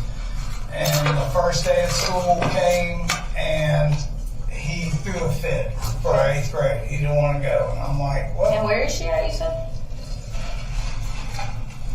She's right next door to Heck Morris. He was supposed to go there last year. Well, the change, all that was going on, like he just couldn't do it on the first day. So I said, all right, we'll try the second. Like, no. And my mother-in-law and all of her wisdom while I'm at work, and he's out of school the second day, says, well, hey, how about if we sign you up for online school? And that's all it took. And I'm like, no, we can't do that. Right. I said, you have to go to school. And he's like, no, Manu showed me. And she like broke it down, like showing him that, yeah, he truly could go to online school. And I'm like, so he probably already didn't want to physically go to school after knowing that was an option. Yeah. And so it's just like, I don't know if what's happened with his mom and, the back and forth about all of that, and, just the way that kind of, when he was down there trying to get him locked up in YDC, and there's a rift, and that's why I said, we'll just come here and we'll decide who comes and stays. And I know she's your mama, but you have to be adding value to the family. You can't come here. Yeah, just cause problems. Yeah, I understand. So I'm trying to instill in him that, like, hey, your brother and your sister are watching. Like, little Coley is watching you. Yeah. Just like, even if you feel like crap that day, still try to be a good person for your brother. Yeah, like a good role model. Yeah, Have you been in his room today and looked around or anything like when that? I got home, I walked in and I'm like, Sorry, do you know? I don't know if that's one of us, Amelia. in that black car, there's 3 or 4. Okay, I was just trying to make sure Right there, that it yeah. wasn't someone that you didn't. Okay. All right. So I came home and was like, man, I go into his room and I just had the feeling like, but then I'm like, I'm overreacting. I'm like, there's no way. I mean, how the hell is he going to walk across the yard with a long rifle and get on a bus? There's no way this is him. And by then, his sister's doing what she's doing there, and I'm like, it's fine. Everybody's watching the news. And I said, hell, it's not him. I said, all the guns are accounted for. They're in my closet. And I said, except for the one Colt put that laser in, I said, I'll call you in a minute. So as soon as I got here, I opened that door, Fox News, I left the TV on, and sure enough, there's Apalachee High, and I'm like, Jesus Christ. I go down to his bedroom, and I just stuck my head inside there, and there's his 2 guitars, and it's laying over there in the corner, and it's not there. So I called his mom, and I'm like, how in the hell does he get on the bus? Or is there somebody else involved here? Like, I don't understand. Like, how in the hell, like, nobody's talking to me. I know what happened, and I'm upset and sad, but I'm really pissed because that kid, man, like, this is so wrong. And he is just, he's been feeding us a whole bunch of, yep, I want to get better, we're going to go to the thing and talk to his grandmother, like, hey.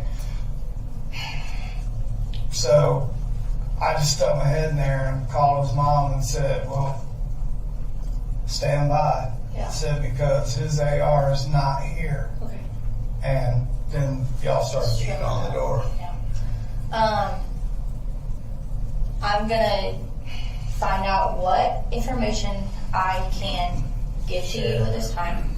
That's one thing I'm gonna try to do for you, because I'm sure you have 9 million things going through your head right now. And I've got to and get you have my other GPs. kids. Yes, so that's important as well. It's the only thing that I'm like. Okay. It's just a normal, like, I can't believe it. Also, Like, though, do you have any follow-up questions? Yeah, I've got a few. all right, what you got? I have a 15-year-old. And I was told, I didn't see any, but I was told Yes, sir. you need a restroom. Okay. All right, we'll take a 15-minute restroom.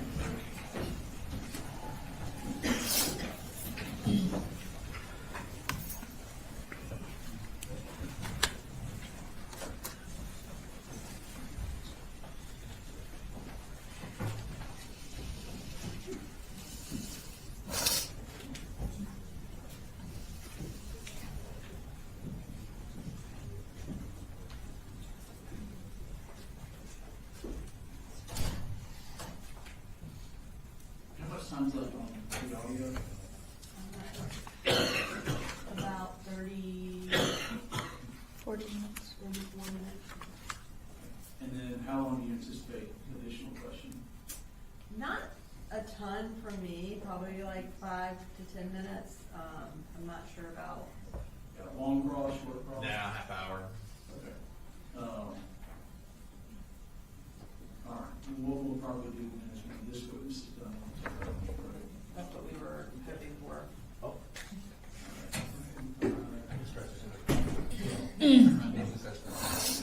Thanks, Max. Anytime I just do it normal. All right, we'll be in recess.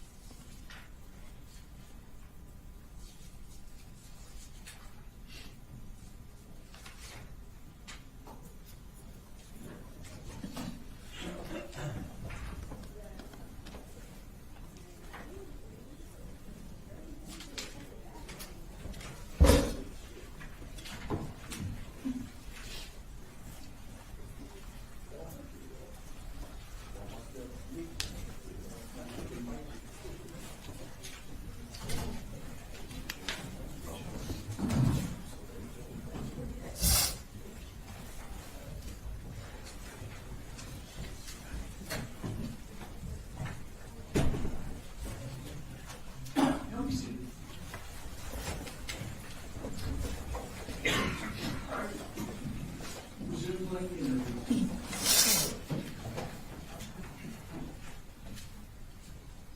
Things with a split dyed hair and the whole. Okay, good. All right. Well, I feel better. It's really, very frustrating. It is. And it's tough, you don't know what to say, you don't know what to do, and you don't understand why.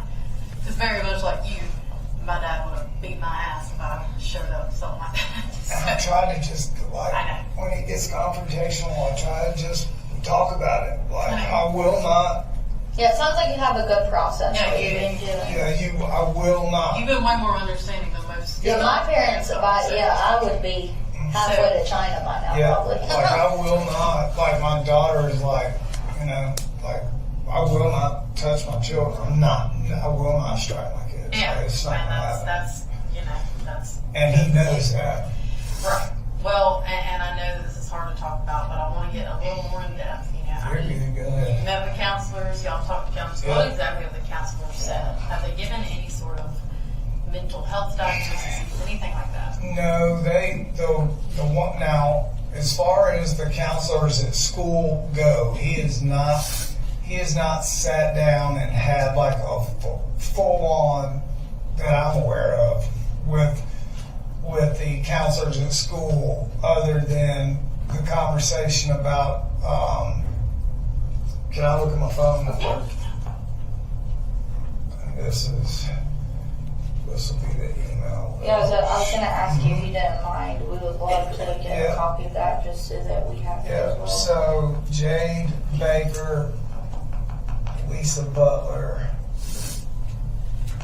and I'll just forward this to you if you just tell me. Yeah, But if it's you got, don't mind. yeah, it's all good. It's so Project Aware. So they sent me this original email, basically would I fill out paperwork for them to be involved. And I'm like, absolutely. Like, I'm trying to get him to sit down, but I just got my insurance actually like last week, so I've been waiting for the medical insurance. And then the lady I thought I was going to take him to doesn't take my insurance, United Healthcare. So this is Lisa Butler sent me this and asked me to fill this out Okay, for Colt. when was that? This was last week. Okay. So they have this. I filled it out and said, absolutely, I would like expedite. Can we just get, like, I know he needs somebody, not to this level clearly. Like, I know he's like a normal kid and he's dealing with a bunch of crap. Like, I swear to God, like that, this was the last thing, like, it's not even like I get it, he's a hothead, I was too, like that, I'm more worried about breaking windows or skipping school. That's gonna be the worst thing I gotta deal with him, This was and not on your radar. this was not on my damn radar. So, this is the email, and I'll just forward you the last one so y'all Yeah, I'm have gonna it. give you my email so you Yeah. can send me all of that. Yeah. But she was like, what they can offer Colt. All right, and they were asking, was it okay for them? Yeah, no, it's all good. And that's what I was waiting for was, okay, hell, if they're involved, my main thing with them was, if they're involved with the school, does my insurance even matter? Sure. If it doesn't, then let's get him Let's in just there go for like it. right now. So I see that it says anxiety. Is that something that he has said he feels? Yeah, he said he feels anxiety, and I tell him, well, drinking a Rockstar doesn't help anxiety. Yeah, so he's, he doesn't drink a lot of those, but I told him, I'm like, if you get anxious at all, this is not what to drink. So When did he last express that to you? he pretty much has anxiety, he feels like every day, so we're like, the only thing I know to do is like, hey, here's some melatonin stuff at night.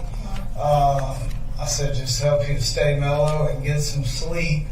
And then, there'll be some weekends where he's up on the computer gaming and like I hear it all night. And he'll stay up all night playing those games with everybody. And, The main thing is not the anxiety comes with what I was telling you was I have narrowed it down to sleep. And as soon as he passes a line in the sand, that's it. It's all over right there. The computers and everything. Have you ever looked through his computer or looked through his phone? No, he keeps everything so like coded and everything because he's afraid I'm going to do it. And I don't know what the heck's on there, to be honest with you, but I always try to keep him thinking that I know what I'm doing on a computer, but he's got all these firewalls and shit where I don't know how I'm getting there, but he thinks I can. Have you ever overheard any of the conversations like with people he's gaming with? No, not really. It's always been about, and I've walked in there where he gets all wound up and he's playing Call of Duty. Yeah, he's playing Call of Duty. So is that like his go-to? Yeah, at night if he's up most of the night he's gaming. And he's using like a computer, not Xbox or PlayStation? No, he's got both. So he's got both. Yeah. So he's usually using his computer. Yeah, exactly. Okay. Going all the way back to 7th grade. Yeah. I know some of the bullying that started in Yeah. Jefferson. Yeah. What was he being bullied about? You know, what was it? Looks? Was it attitudes? Yeah, no, he's more of he is just kind of like he's real quiet. Like he won't go out of his way to talk or introduce himself or anything like that. And it started with a group of people in middle school that there was a kid, there were 2 guys and 3 girls, and he would sit at the end of the lunch table and just by himself basically. And one of the kids would come by and it's okay, and it started with them flicking him in the ear.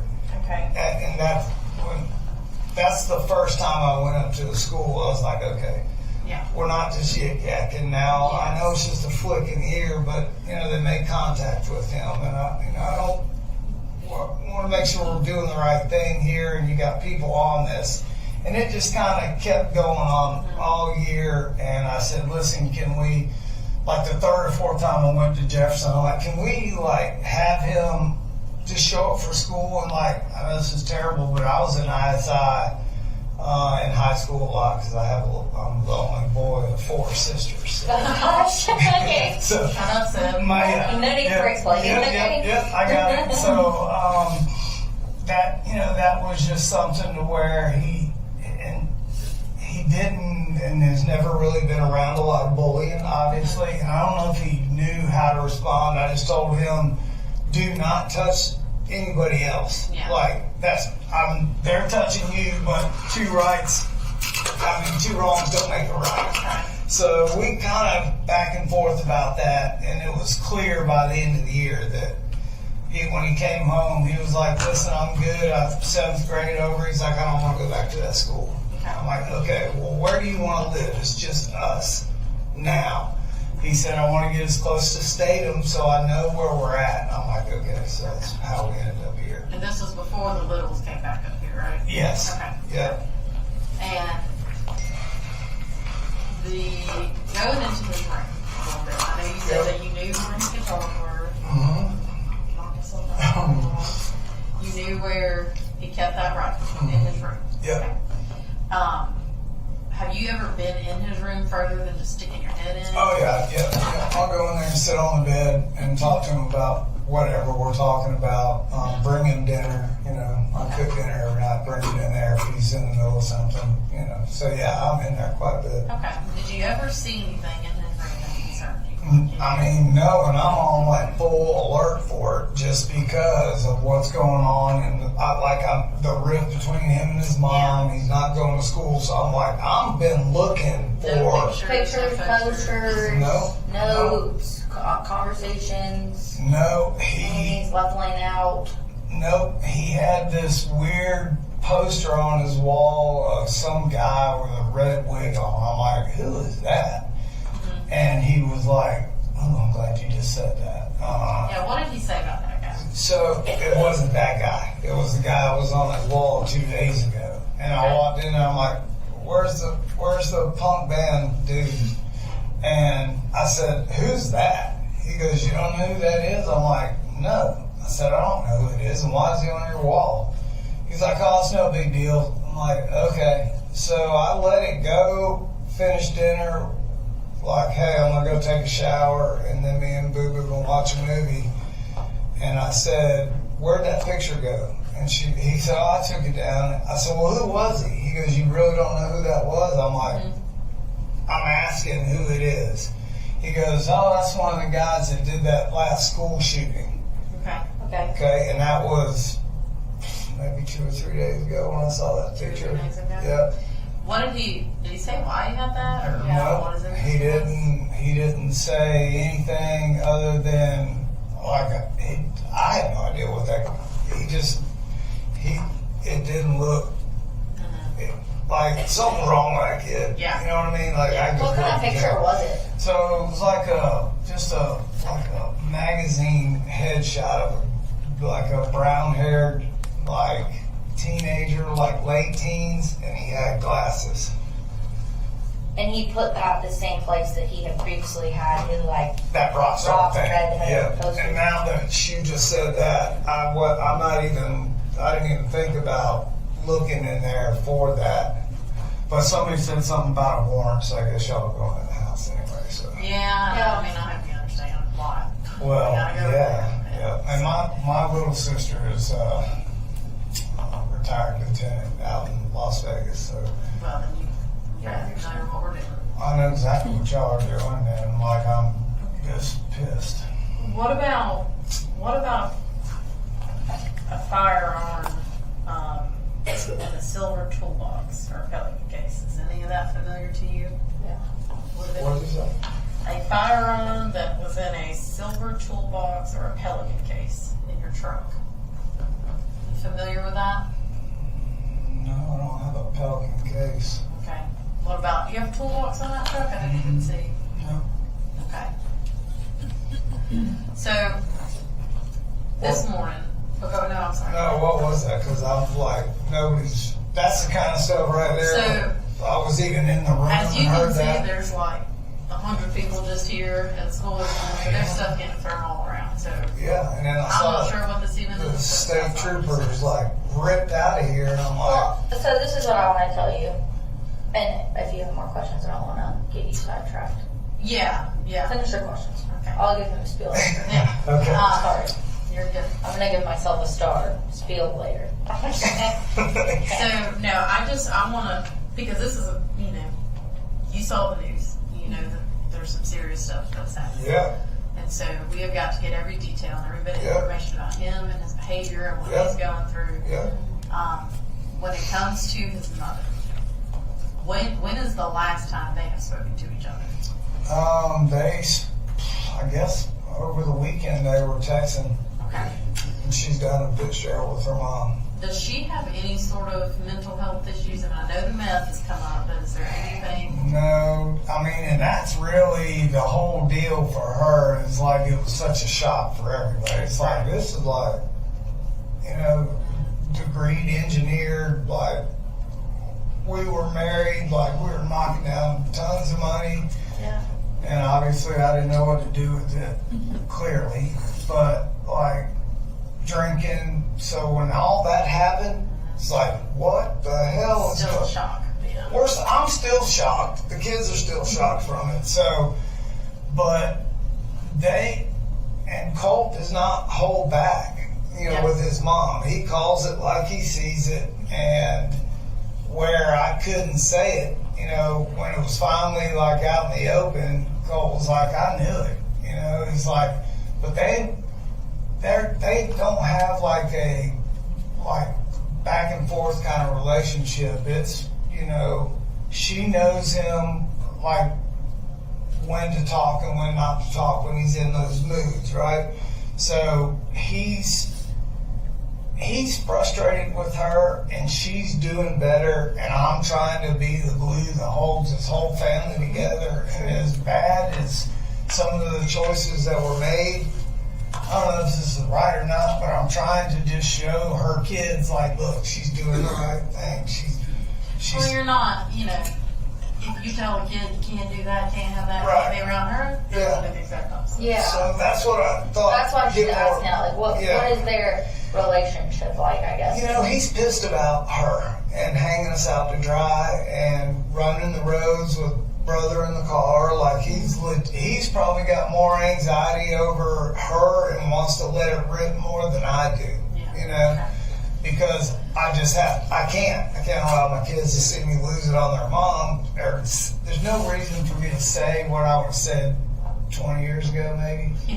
God, I sound old, but now it's like, you know, hell, I don't need to tell you, you know? Has Colt ever been, and I know you said you don't lay hands on your kids Yeah. and everything, but has he ever been physically abused by anybody in the family, at school? Because of No, his mom, because I know she's not there. no, there was nothing to where, now she came up there this last weekend was like, came up with her mama and everything's good, and just to kind of hang out and kind of convince him, like, look, hey, I'm sticking to the guns. I made a promise with you. I'm going to rehab.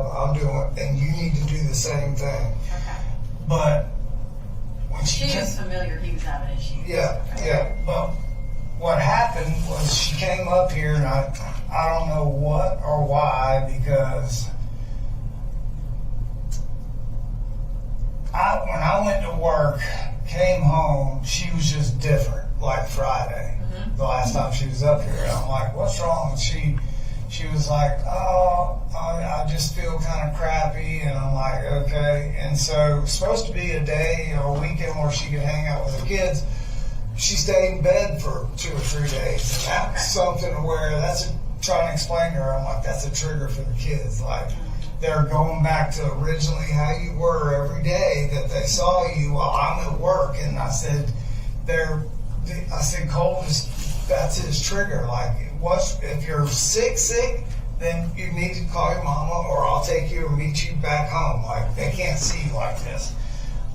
So turns out she had a urinary tract infection and some kind of stomach bug. So I'm like, okay. So I told Colt, like, hey, she just laid here, but here's what was wrong with her. There was something actually going on. It wasn't. Yeah, I was like, he was like, yeah, but you never know. Like, he just has no trust in her. And I'm like, Hard to build that trust back. it's very hard. And I'm like, she legit was sick, buddy. I'm just telling you. So I said, they're coming to get her. Her mom and dad are coming back up here. I'm going to work. And that was, I guess, the end of last week, maybe Friday. I need to think about it. But anyway, they had a falling out before school. And Colt and his mom. yeah. Okay. And he was texting me, and I'm like, what are y'all fighting about? And like, you need to be getting your shit together and going to school. Why are you arguing with your mom? It started early that morning. Then I didn't hear anything from anybody. At lunch, I called her and I said, hey, is everything okay? He make it to school. Like, this was his, first day back. And she was like, no. Mama came and picked me up, and Colt was here. And I'm like, no, he wasn't. He was at school. And she said, no, he was in his room. And when we came and started cleaning out all of my stuff, said he walked out of his room. Nobody knew he was there. I'm like, I have a text. He was at school. And she goes, no, he wasn't. So I called the school. They're like, no, he wasn't at school today. I'm like, okay.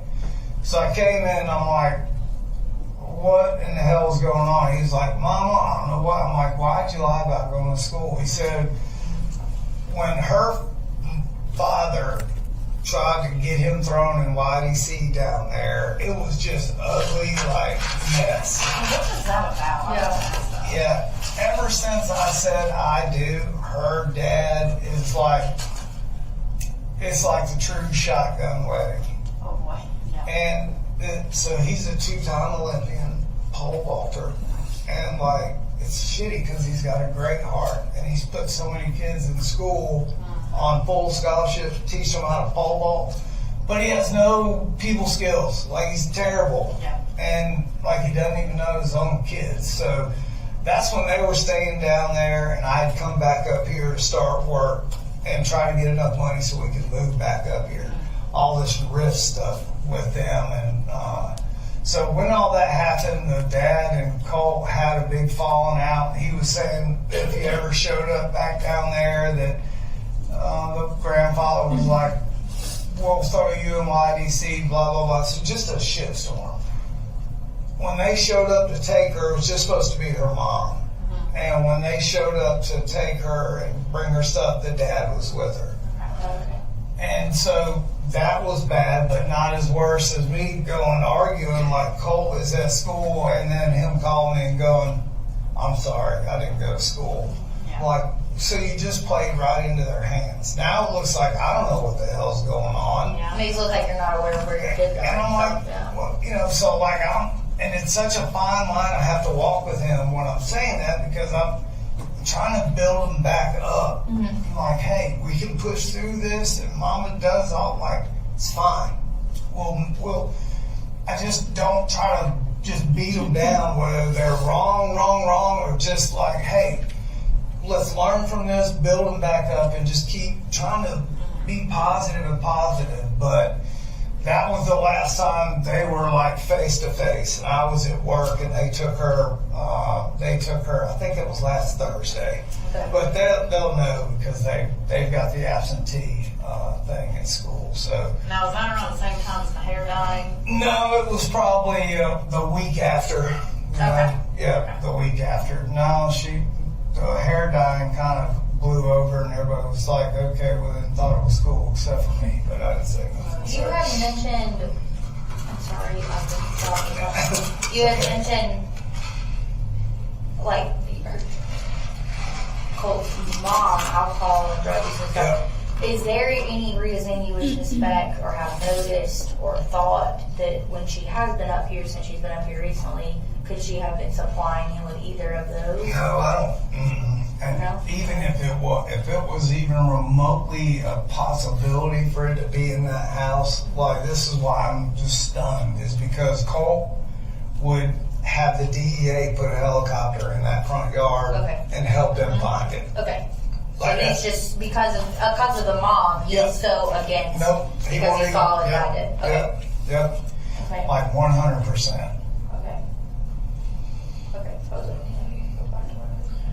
Do you keep any alcohol in the house or anything? No, I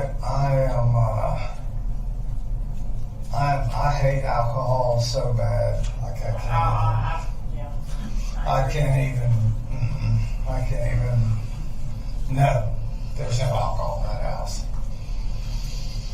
All right, well, focusing on specifically today, this morning, and the events of today. Sure. This firearm, you said that he got the rifle at Christmas. Is that right? Yep. Okay.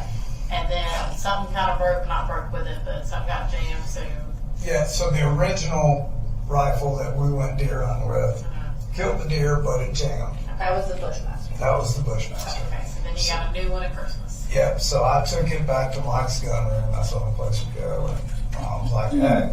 He's like, damn. I'm really sorry. He even told Cole, he's like, I'm sorry, pick one out.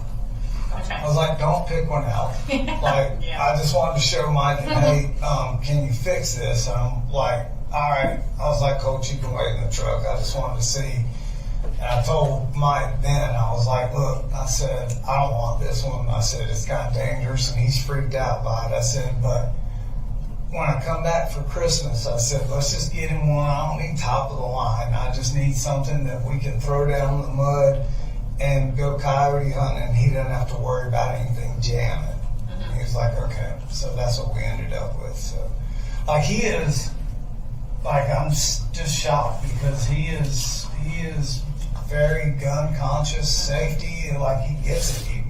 I was going to go to the next question. I'm assuming if you're going to like a range and Sure. those firearms. Oh yeah, he knows. yeah. Like, he took the test at the range pass place. You know, I'm like, he's like, you have to take it. I'm like, I know. You're shooting too. You take it. Yeah. So I made him take it with us, and Jenny went the last time and watched us do all of that. So there's safety measures, glasses, ear protection, like they do it how it should be done. And we have not physically gone out shooting outside of that, like at a range in a not controlled environment yet. We haven't done that yet. So the goal, we went deer hunting. Yeah, that was the one. Like I literally bought in that rifle like a couple of days before we went deer hunting. So that's the extent of that. As far as you mentioned that, like, how could he walk on a bus with a long rifle? Yep. You know, is this a firearm?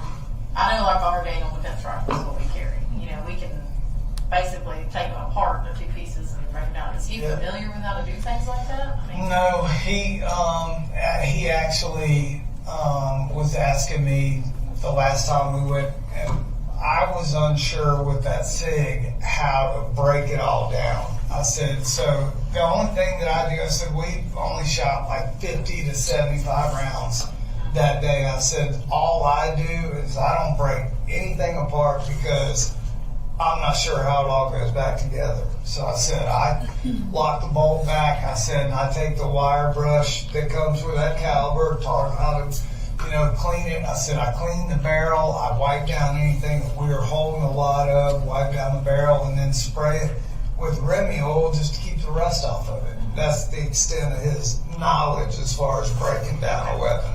He couldn't, like, if we told him to do it, he couldn't do it. That I'm aware of. I never taught him to do it because I have no idea. Yeah. And I think that's a good question to have, like, how did he get on the bus? Does he carry a backpack? He does. Yeah, it's a Jan Sport backpack. We just bought the same one that he wanted for his little time. I'm just telling you, man, like, his little sister, man, idolizes him even when he is just being a total ass. Like, your sister thinks you own the moon, dude. Like, come on. And I'm just sitting here like, what the hell am I going to tell her? As far as, I know you talked about he's been physical with you before. Yeah. Has there ever been any of those instances at school where he's gotten physical with anybody? No. You're aware of? No. And the only time it's ever been that was at Jefferson, and I was called about that. But full-on fights or ain't really even any kind of bullying or chippiness or like nothing like that at school. So. Okay. And I know you said he was kind of falling behind grades-wise and stuff. Yeah. Have he had any difficulties with teachers? Well, so, man, you should work for the GBI. When you get older, you're going to be a good one. That just jogged my memory. So, very good. So, when he went that day, first day or whatever, and he wasn't having the smoothest day, his first initial try back, right? Yeah. So when he came back home, I'm like, hey, I said, what's the deal? I said, is it students? And please tell me it's not bullying. Like, I'm worried about that. And I was waiting for him to say, oh, they're giving me crap out his hair. And he was like, no. He said, but I just feel like the math teacher is out to get me. Okay. And I'm like, what the hell are you talking about? And he was like, just the interaction that we had. I mean, it was such a, that is such a left field statement. I kind of felt like he's kind of like, okay. Like maybe there's more to like maybe my dad's being she's turning me into a buckhead Betty, so I'm gonna mess with him, and I'm like, well, what does that mean? You know? So I just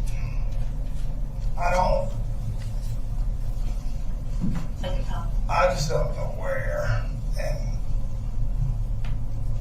what the hell happened. I don't want to tap your shoulder. It's okay. No, it's okay. It's all right. Like so many people that I'm like, don't touch it. I don't want to be talking. No, it's all good. I got, I have to have all the answers here in a very short amount of time. I know. It's an unreal scenario we're all in right now. My little boy, little Colin Jr. is about to step off that bus. Okay. In we're about to wrap up. 4 minutes, and he's gonna want to know what the hell everybody's doing here. Okay. Well, we'll probably be talking to you again at some point. We need numbers, cards? Yes, so You let need me, anything from me? if you can forward me, We'll meet, we'll go through whatever we have to until everybody's got everything that they need from me. Kelsey, do you want to put your stuff on the back of this card? yeah, I'm out, cause The I other gotta thing go to is, cases with them. I don't know, I'm gonna try to figure this out. I don't know I'm treated, what all has happened, but man, if he is responsible for anything. so that's the spiel I wanna give you. First, I wanna tell you, this is not your fault. And you're gonna, in the coming weeks, you're going to see things, you're gonna hear things, people are gonna say things, and they're not gonna be kind. And me telling you this is not gonna mean anything, but I need you to just hear me say this to you as someone that has never spoken to you before. You sound like a great dad. Apparently not. But listen, you have to listen to me. When things like this happen, you can't blame yourself. You have to be what you've been doing all along, which sounds like a great father figure and doing the best you can. And honestly, you sound like a great dad. I mean, you have really been doing some incredible work in all your kids' lives and holding it together in situations that are Apparently unbearably not. difficult. Something happened I never even could imagine this But here's the thing. You are doing all the steps. We'll come around to the You come around. You were doing all the steps. So you need to hear that from me. You see the things you're going to see and what you hear. She's going to open the door. We'll get on this side. Okay. You have to understand that you have to keep being this dad, the dad that you just described, because your kids are going to need you to be that and keep being that, okay? 2, the GBI is handling this, and we are available to talk, answer questions when we can answer questions. But also, if you hit a wall one day and you're like, you know what, I can't do this anymore, I need you to know you gotta call us, okay? Because we have resources, and you're gonna need resources. Because you just are. You're going to get to a point where you're like, you know what? I'm there. This is, I know, and you're going to be, and it may be today that we just need to go in and start working on that, but at the same time, this is gonna be big. When it does come out, when we can tell you all the information, it's going to be hard, okay? I am sorry that I cannot sit here and give you all the details right now as a parent, because I can only imagine, I am a new parent, I can only imagine what you have gone through your head right now. I am going to try to find out, okay? I just sent a text. But you have to trust that there's a process that we're working, and there are hundreds of people right now that we are having to get information from, and we relay. So there's just a lot of moving parts, and I don't want you to feel like you're being pushed to the side or not I prioritized. just know something bad has happened, and I want to apologize to somebody who don't know who. No, that is not a priority right now. And also, you need to worry about you, and you need to worry about your kids, okay? And getting off of us and be the parent you've been being. So I'm going to try to get answers for you. I'm putting my phone number on here.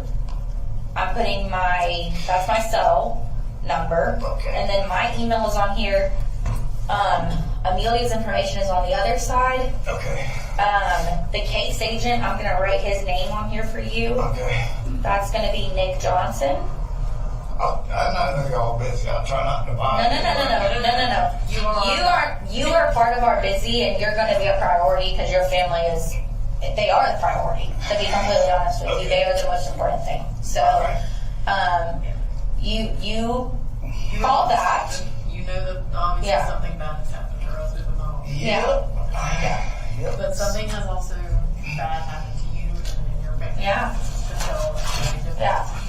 Yeah. We are completely sympathetic and understand that. Yeah. So you're not ostracized from us. You're not going to be shut down from us after this, okay? You're also not just I'm afraid of a family, okay? Like, this is, we at the GBI, like, it's not just words. Like, we want to make sure that there's a two-way path here of communication, and I want you to understand that.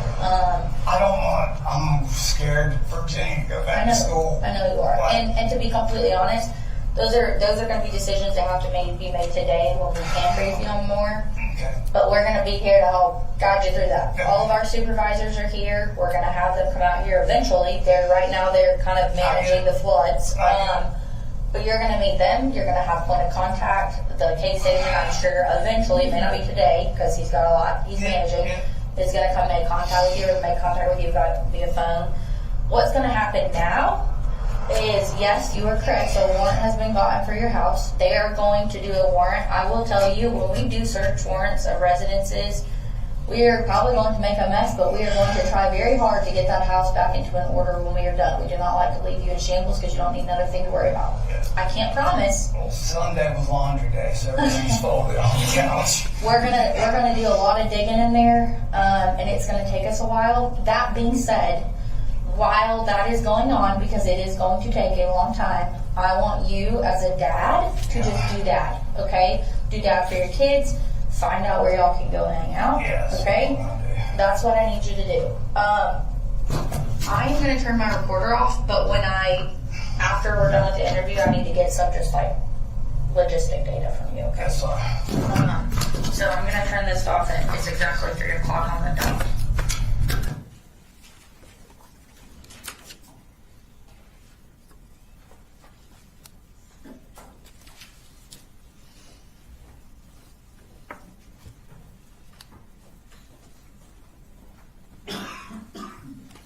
You mentioned that once you turn the recorder off, you were going to have to get some logistical data.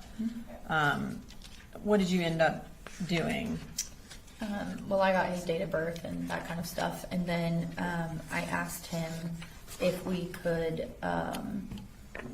take his cell phone and download it. We were going to have it downloaded, and we completed a consent to search form at that time that he signed, agreeing to let me take that phone to have it downloaded. I'm going to show you what's marked as Stacy at 183. Do you recognize that? Yes, I do. What do you recognize that as? This is the waiver of constitutional rights to a search warrant of an electronic and or a cellular device. Okay. And is that a fair and accurate copy of that consent to search form? Yes, it is. Your Honor, this time I'd like to introduce an evidence State's Exhibit 183. No objection. All right, 183 submitted. And so that was the one that was filled out by Colin Gray at 3:06 on September 4th? Yes, it is. Okay. So at the end of your interview with the defendant, you said you had to give him a spiel. Is that part of rapport building? Yes, it is. So at the end of interviews, especially in situations like this where the person is emotional, I try to get everyone back on kind of a collected field, because I know that I knew we were going to be needing to make contact with him again, and there was going to need to be a two-way road of communication. So I wanted to make sure that he understood what it was going to be like moving forward. Okay. And so your goal is for him to remain cooperative with you? That's correct. Okay. And is that part of getting the consent to search form when you're talking to him, maintaining that rapport, maintaining that cooperation? Yes, it is. Okay. So at the beginning of the interview, and then obviously there was the part that you spoke to him after your recorder was turned off. I guess the beginning of the interview was a little muffled, so I want to go through some things from the interview to make sure we didn't miss anything. Sure. When the defendant was talking to you, did he mention that DFACS was involved with their family when they were down in Fitzgerald? Yes, he did. Specifically regarding the search for how to kill your dad? Yes, he did talk about that. Okay, I did not hear that in the interview. Let me see. I know that he mentioned that DFACS had been out to the house because he told me about him breaking a window, but he may not have mentioned talking about the specifics of how to kill your dad. Okay. And then, and I also wanted to see, did he mention anything about going to West Jackson Middle School? No, I don't think he did. He just mentioned that they were living in Jefferson. Okay. He mentioned in his interview that Colt had never done anything to make him feel like he needed to do extra monitoring on his computer.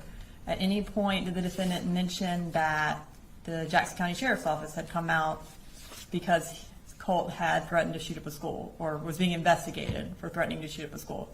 No, he never brought that up during the interview.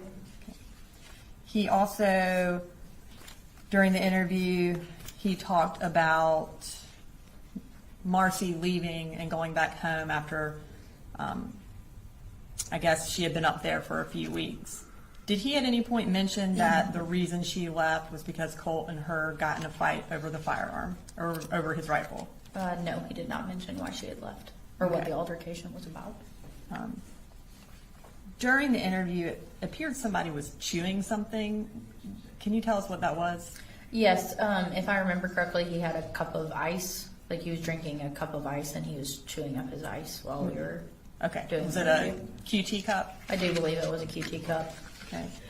And when you first started talking to him, it was approximately how long after the shooting? Approximately three and a half hours. Okay.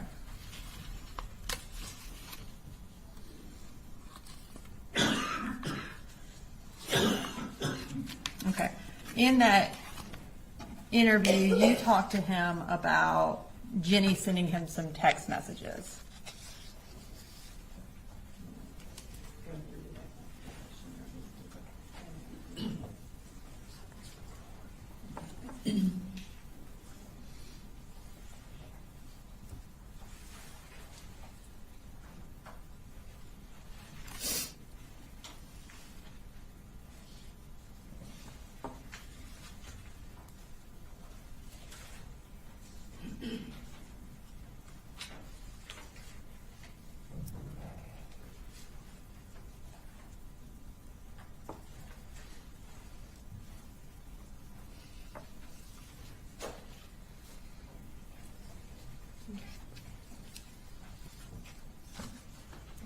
I am going to show you these. These are text messages that are from State Exhibit 156.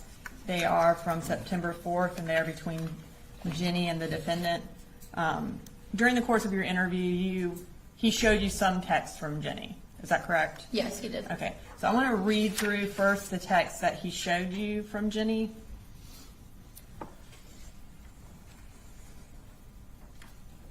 So we'll start there at the top text. I'm sorry.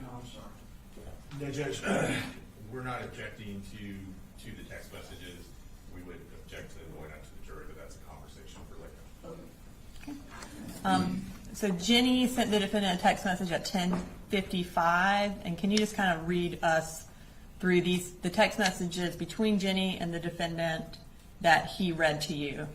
Yes. So she sent her dad a text that said, "I'm scared," and then he responded, "It's going to be okay."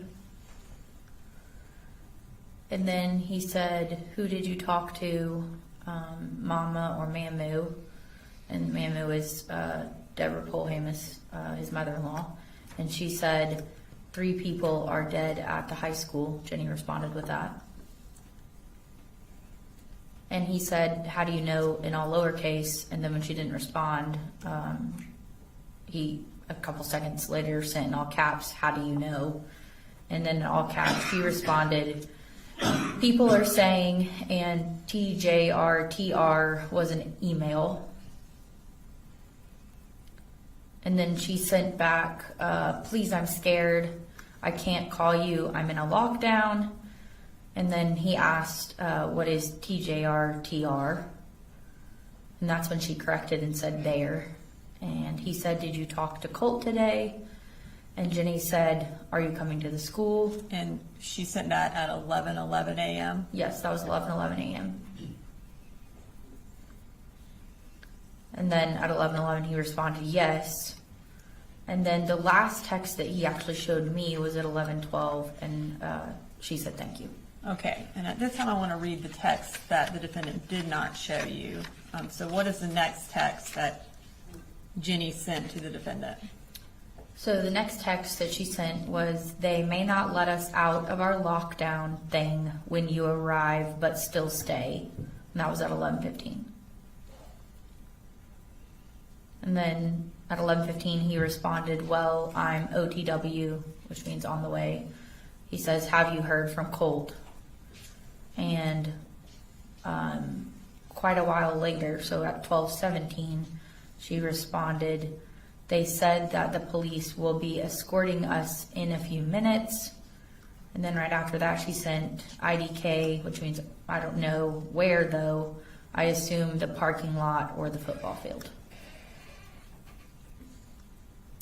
And then she said, they also said the threat isn't in our building, so that's good. And Colin responded yes. And then she sent back, "I'm still kinda shaky though." And she says, "I'm chilling with my friends and they've been comforting." And that was at 12:19. And right after that at 12:19 still, he says, "Jenny, have you talked to your brother?" And she says, "No." And then she sends, "But I think we are thinking the same thing and I don't want to talk about it over text." That was at 12:20. And then he right after responds, "Yep, 10-4, which means clear in law enforcement terms. He says, "I'll be here in just a few. Let me know when you're back in the building and when I can come get you." And she says, "All right," with a heart emoji. And what time was the 10-4 text and then the all right text? The 10-4 text that he sent her was at 12:20, and the all right text was also at 12:20. Okay. So all of these texts would have been sent and received by the defendant before you spoke to him. Is That's that correct? But he did not show you these. No, he did not. Okay.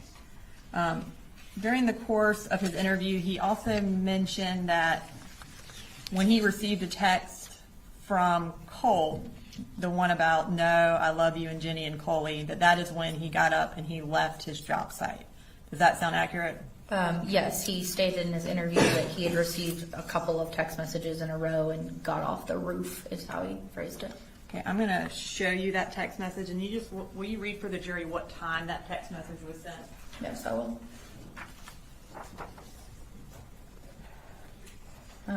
So she sends her dad at... Or that's Colt, sorry. Yeah, sorry, yeah, that's from Colt. Colt sent to his dad at 10:03, "No, I love you and Jenny and Coley." And then at 10:03, he also sends, "You're not to blame." And then Colt finally sends, but still at 10:03, "For any of it." So that was at 10:03 p.m. So based on your interview of the defendant, was your understanding that he had left the job site at 10:03? Yes, that's what he indicated, that he got those text messages and then got off the roof to leave. Okay.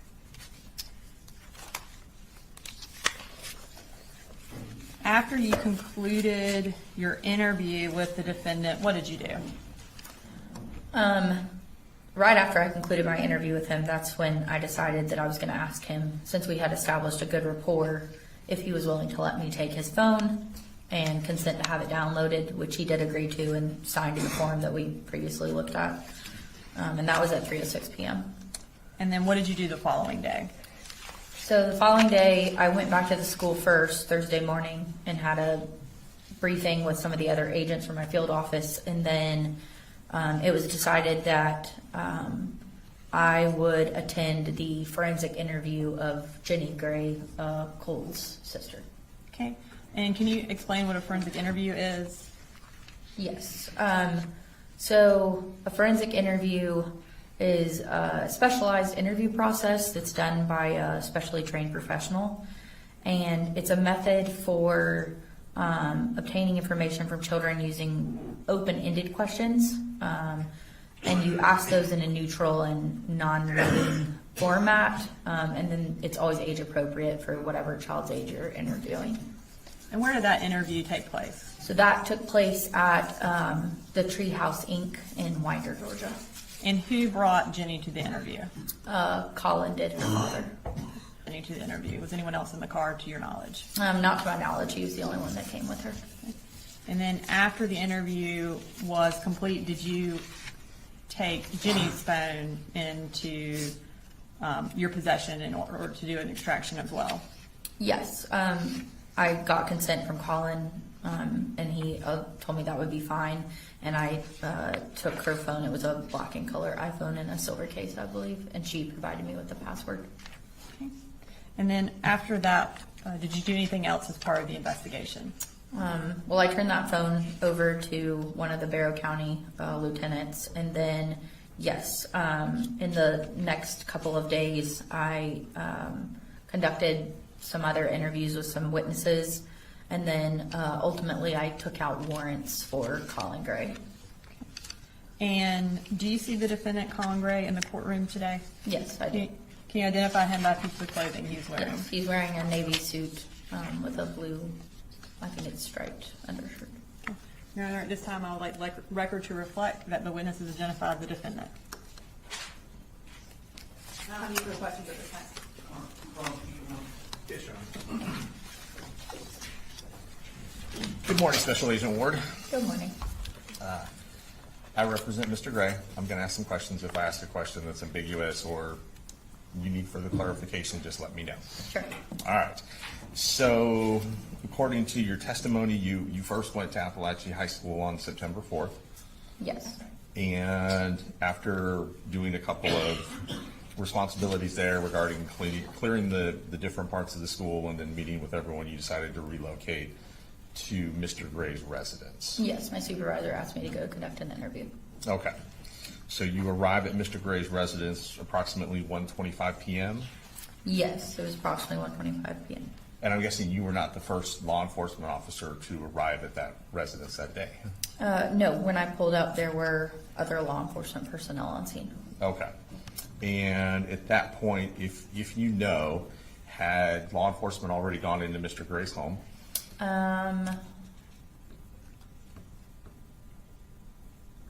I was not aware of that at the time of starting his interview. All right, I'm just trying to figure out at what point you arrived. So when you get there, Mr. Gray's sitting on the tail of his pickup truck. Is that correct? Yes, he was sitting on the tailgate of the pickup truck. All right. And we saw your initial approach, and as you said, GBI agents don't wear body cams, so that was with someone else. However, you were able to start a conversation with Mr. Gray when he was sitting on the tailgate and ask him if he wanted to make a statement. Is that correct? Yes, I approached him and asked him if he would be willing to do an interview with me. Which he said he was. Yes, he did. Okay. And we heard it. It was a very long statement. He sounds like went in the car with you and Special Agent Maddox. Yes. She sat in the second row, and then I sat in the driver's seat, and Colin sat in the passenger seat up front. Okay. And then one of you had a digital recorder in order to audio record the interview. Is that correct? Yes, I did, and I was taking it out of my folder where I had carried it over, which is why there's all that noise. Okay. And just to kind of, because there was a little bit of noise, just to kind of hit some of the high points. You asked Mr. Gray if Colt had been aggressive or physically violent with him or anything like that, correct? Yes, I did ask about Colt's behavior during the interview. And Mr. Gray told you that there were instances of that had occurred in the last couple of months. Yes. And he indicated, I believe the way he described it in the interview was occasionally Colt would bull rush him. Yes, he used the term bull rush. He could see, Mr. Gray could notice a change in Colt's appearance on his face, and that would be a clue that maybe something was coming to Mr. Gray. Is that what he said? Yes, he stated that he would observe a change in Colt. And then Colt would bull rush him, which, tell me if this means something different to you, but to me that suggests that he would just kind of charge at Mr. Gray. Is that what your impression was, or did you clarify that? Yes, I interpret it to mean that he would run at his father. Okay. And that seems to make sense because Mr. Gray then told you his response in those situations was simply to hold on to Colt or to grab Colt and hold on to him. Yes. In one instance, he said that he had held on to him until he had calmed down. Until he would calm down, right? Okay. And there were several times in the video, but just since we're talking about this, where not the video, in the recording, where Mr. Gray indicated that he did not use corporal punishment on the children. Yes, he right? did make the statement that he didn't lay hands on his children. Right, or use a belt or anything like that. Yes. Though he did certainly comment that that wasn't the way that he was brought up. Yes, he made that comment. Now, you also asked about mental health, counseling, things like that. Yes. And he told you that he had been looking into getting Colt treatment. Yes, he said he had, in the past week specifically, been trying to get him counseling. And he talked about speaking to someone at his school. Yes, he said that there had been emails. Did he, in fact, show you one of those emails? He did.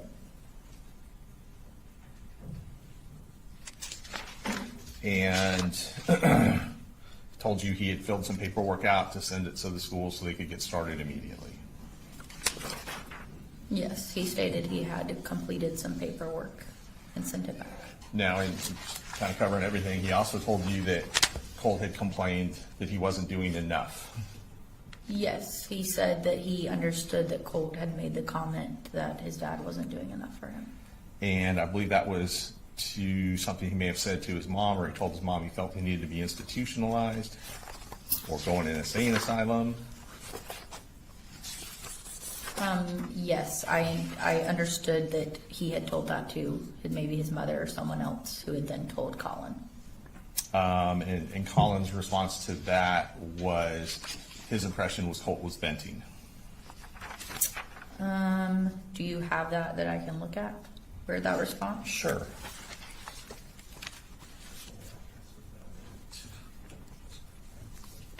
I know it's been quite some time. It's on my page.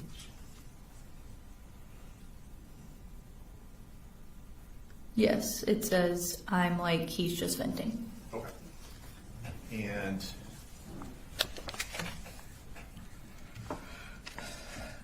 Colin Gray, Mr. Gray, at one point said that he wanted to go through the school because he wanted a independent third party to make an unbiased assessment of Colt.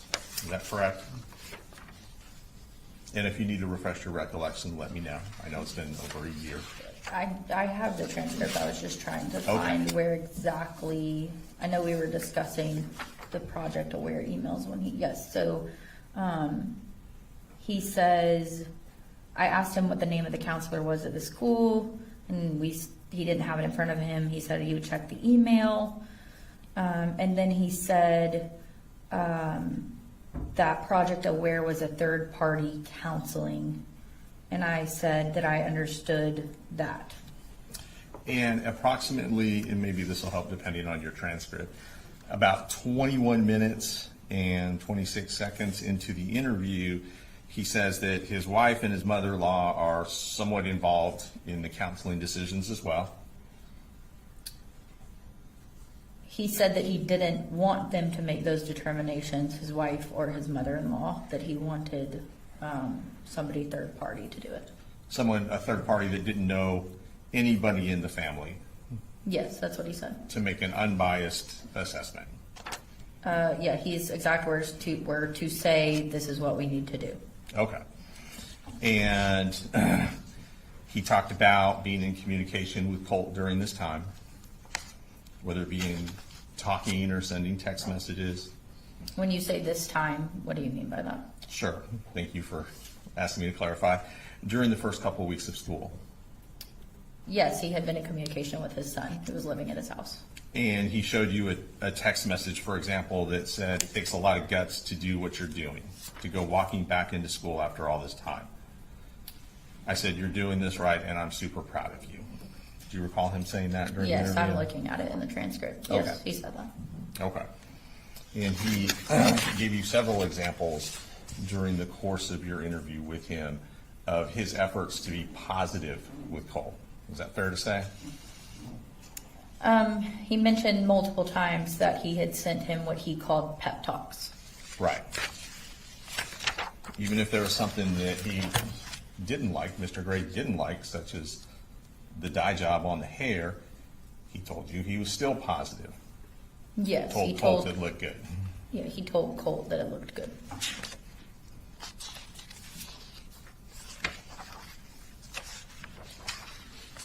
He did go over some issues he had with Colt going to school and taking the bus to school. Is that right? What reference are you referencing? You Sure. say some issues. Sure.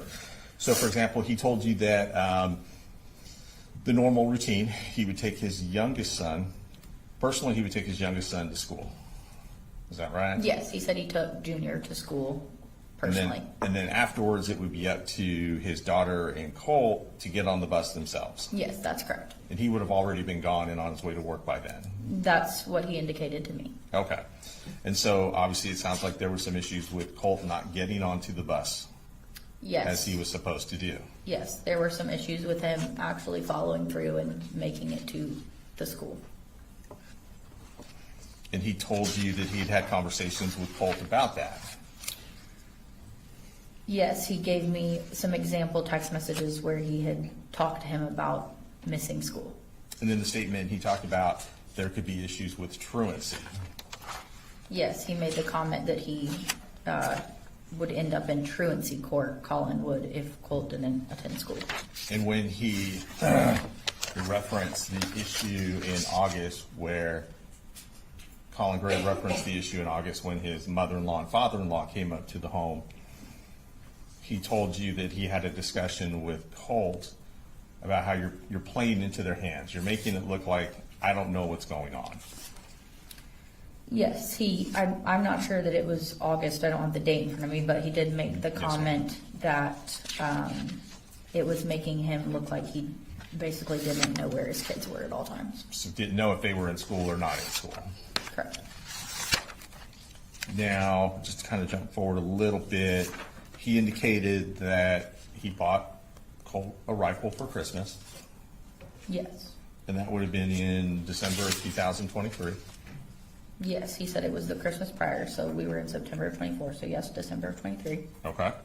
And the purpose of this was to hunt, deer hunting. Yes, he indicated that it was for them to do bonding activities. Right. To go hunting. And also to go to the shooting range. Yes, he indicated that they had intended to go to the shooting range. Did he indicate that they had, and I'm about 29 minutes into the interview, did he indicate that they had actually gone to the shooting range a couple of times?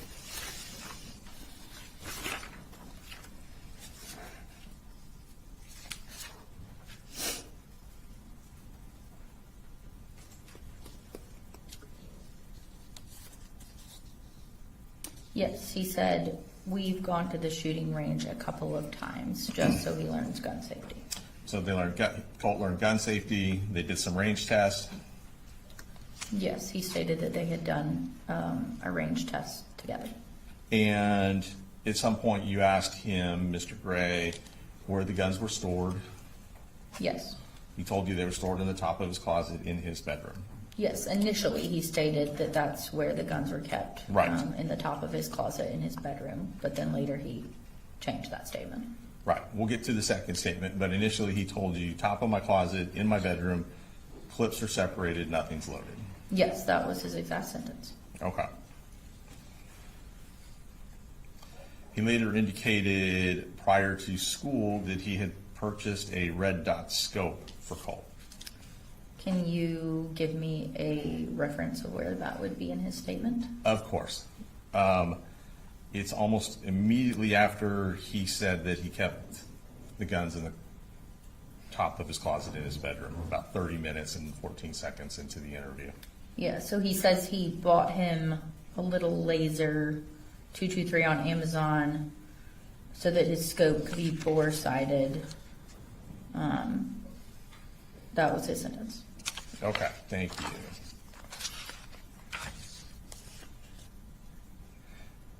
Initially, he told you that ammo was stored in a in a box in the carport. Yes, it was in a box, he said, in the carport.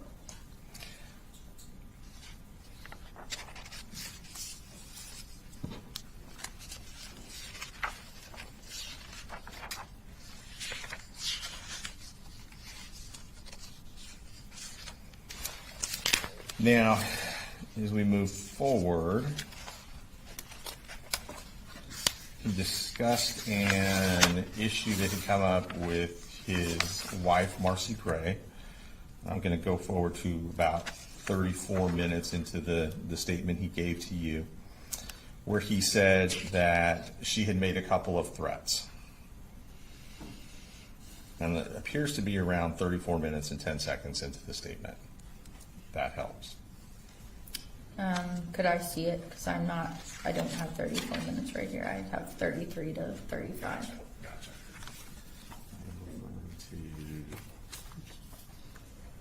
Right there.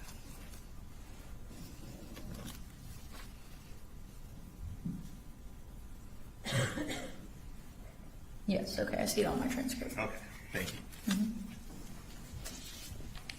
Yes, she says that, he says she had made a couple of threats. He did not tell you that Marcy had threatened to kill Colin.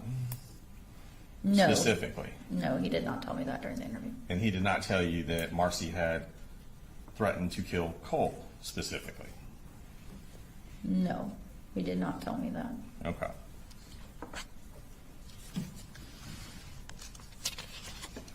He just said we were all kind of worried because she wasn't in her right mind.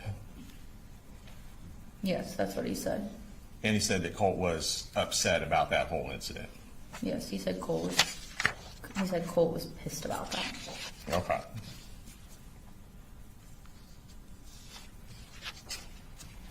And he did describe that there were some trust issues between Colt and his mother as a result of her addiction.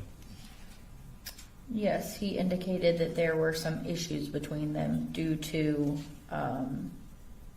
issues, he didn't specifically say addiction, but he said they did have issues between them. Okay.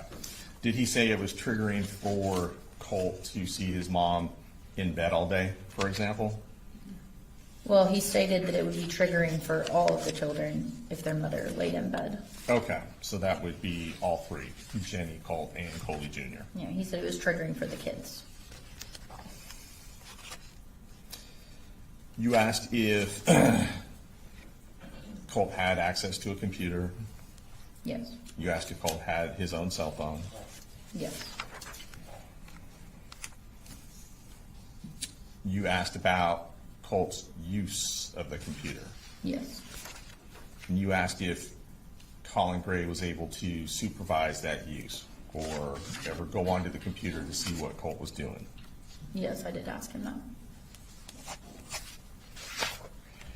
And I believe he indicated that Colt had, he called it codes, but it sounds like he was referring to passwords, that the computer was password protected. Yeah, can you tell me where that was at? I can. It might take me a minute as well.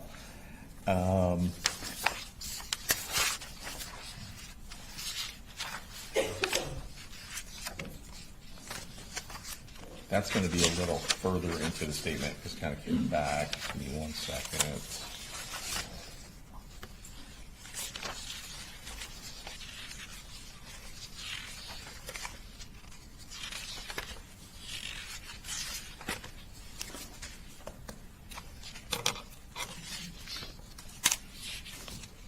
That's about an hour, 1 minute and 38 seconds into the statement, and I can approach if you need to, if you don't have that specific time.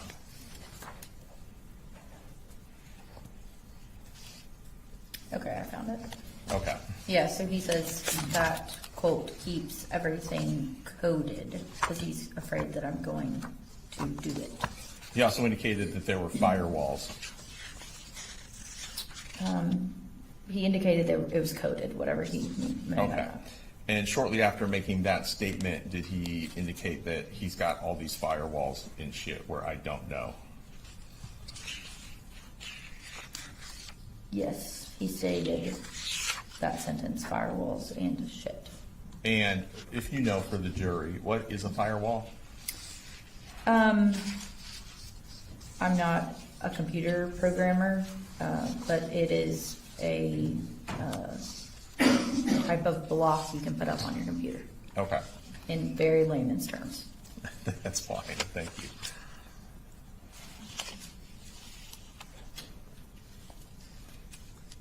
And so do you know, so Colin agreed to talk to you, Yes. right?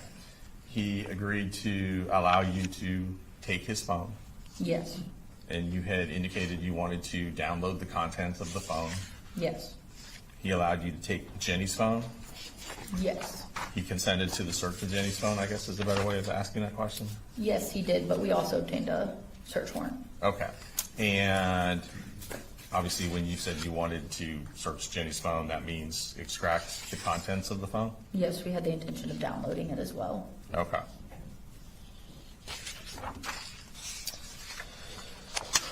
He talked about the text that Colt sent him on September 4th that morning. Yes, he showed me some of the text messages that they had had that morning. Okay. And he indicated to you that his first thoughts were that there had been some issue at the school with someone making fun of his hair, Yes, he stated at first that's what he thought. and that may have led to some type of a fist fight or putting hands on each other, I believe he referred to it as. Yeah, that's what he said he was speculating at the time. Right, okay. Going further, just to kind of get into his parenting, he talked about working to improve communication skills with his kids. Where's that at? Well, he refers to the bubble. That might help jog your memory. Yes, he talks about how he Okay. created a bubble for them to enter into. And the purpose of that was to freely communicate with the children about what other issues might be going on in their lives without fear of consequence, repercussion, judgment. Yes, he indicated that the kids could step into the bubble, if you will, to talk about whatever they needed to. Okay.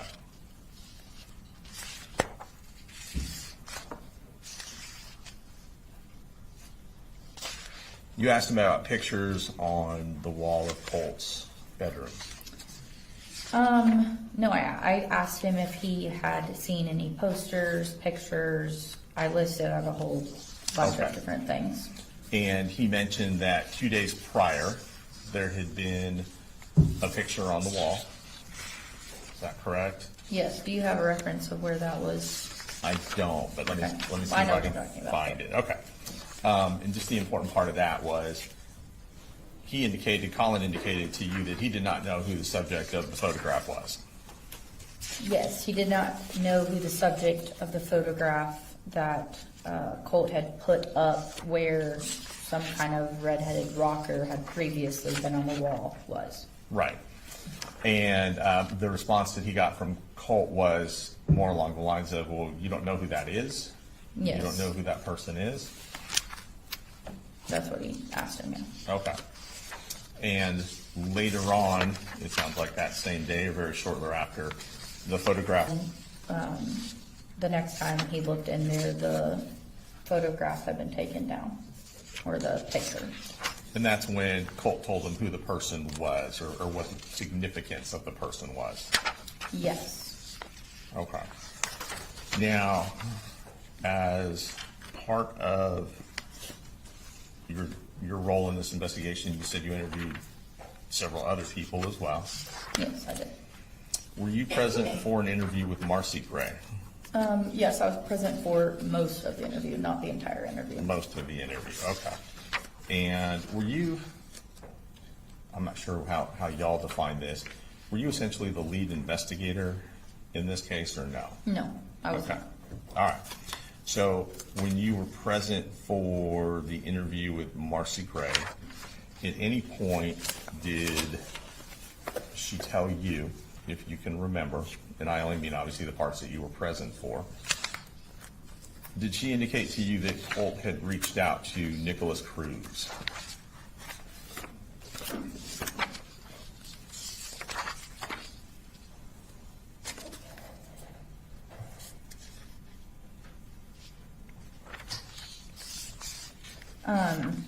She stated that he had referenced school shootings such as Columbine and Sandy Hook, Right? and that he had an interest in school shooters. But without you showing me where she said that, I can't say if she specifically said Nicholas Cruz.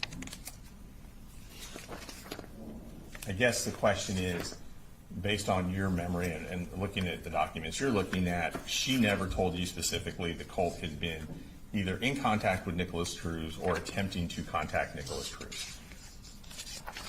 Without going all the way back through this transcript, I cannot answer if she Okay. specifically said the name Nicholas Cruz. Well, I guess the more important question is, did she mention to you that he was in communication with Nicholas Cruz at that time? At that time being the weekend prior to the shooting. Like I said, without me rereading this transcript, I can't answer whether or not she Okay. stated anything about Nicholas Cruz specifically, whether or not he had been in communication with him or. Well, then, before you do that, let me ask you one more question, because it might help when you're going through the transcript. Did she indicate to you during your interview that you sat for with Marcy Gray, did she indicate that she had been searching on her phone, why do parents go to jail in school shootings, or topics of that nature?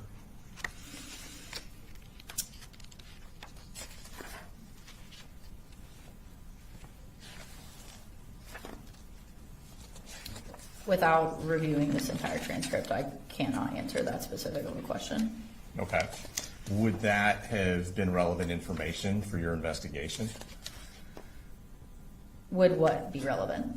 So if she had information that Colt was in communications with Nicholas Cruz immediately preceding the shooting, days within the preceding the shooting, would that have been relevant to your investigation? Well, at that time, I'm just taking everything she's telling me. Okay. So there's no weight of relevance or not at that time because Right. I'm marking down everything that she's Okay. telling us. If she were doing searches on her phone about Marcy Gray, doing searches on her phone about school shooters on or about August 29th, and about parental liability for school shooters on or about August 29th, is that something you would have wanted to know? But anything that she told me is something I would have wanted to know at that time because of how early it was in the investigation. Okay, So anything was valuable that Marcy was telling us about her son. okay. So that would have been valuable, If she had said that to me, right? as with anything else she told me, it would have been valuable. And had she said that to you, it would be in that transcript? It would have been on our audio recording. Okay, That is the Right. exact verbatim account of what she told us would have been on a digital recorder that either I or Amelia Maddox, who was the lead interviewer for that interview, would have correct. had. Okay. And then the same question for, had she told you in that interview with yourself and Special Agent Maddox that Colt had been communicating with a school shooter in Florida or attempting to communicate with a school shooter in Florida the weekend preceding this school shooting, that would be on the audio tape? Yes, if she said something about that, it would have been Yes. captured on the audio recording. Okay. And you have no recollection, as we sit here today, of her saying either of those things? I have no recollection of that without rereading this to answer your question thoroughly. Okay. Well, go ahead and just kind of review the transcript and see if you can find anything like that. I mean, I can take a lunch break, but if you want to have time for that, I mean, I don't know how much cross you have left. This is it. So I'll leave it to the court. I will ask Agent Ward, about how long is the transcript?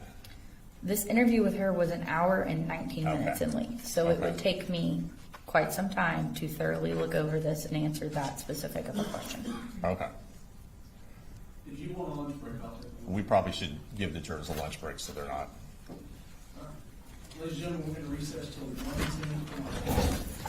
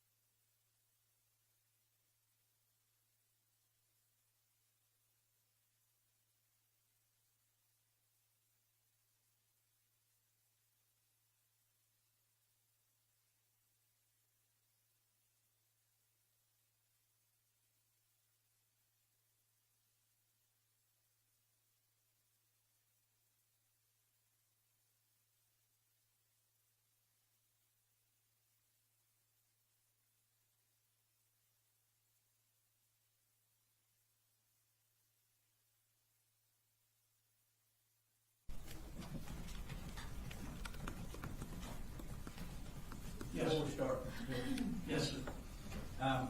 we got a chance to speak with Mr. Allen. He indicated that he was planning on filing a motion to basically not allow us to call him, based on psychiatric things that are going on. So I think we just told him we would get back with him later today, let him know whether he needed to file that or not. Okay. So that's kind of where we are with that.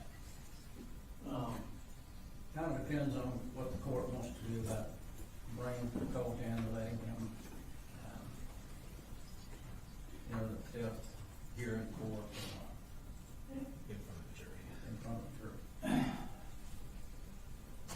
And this, the one shall approach.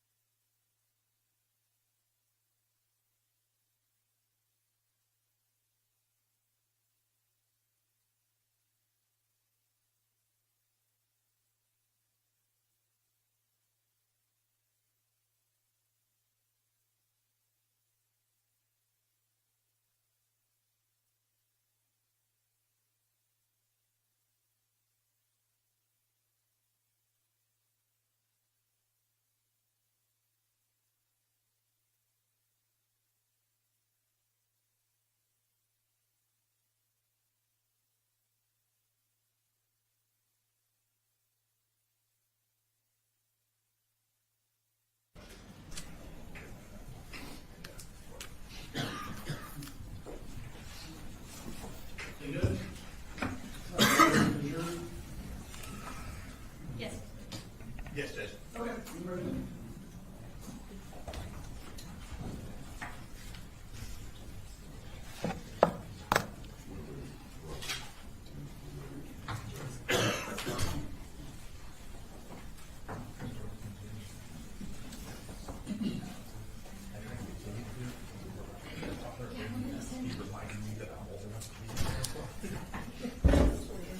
I kind of thought it was too.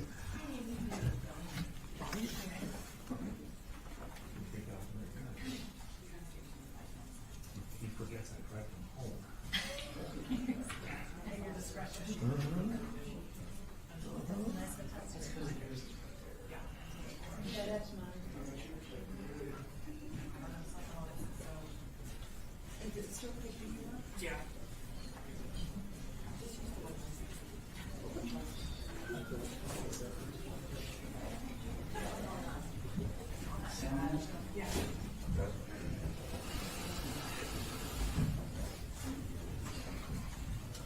That'll be testing. Like a little white noise.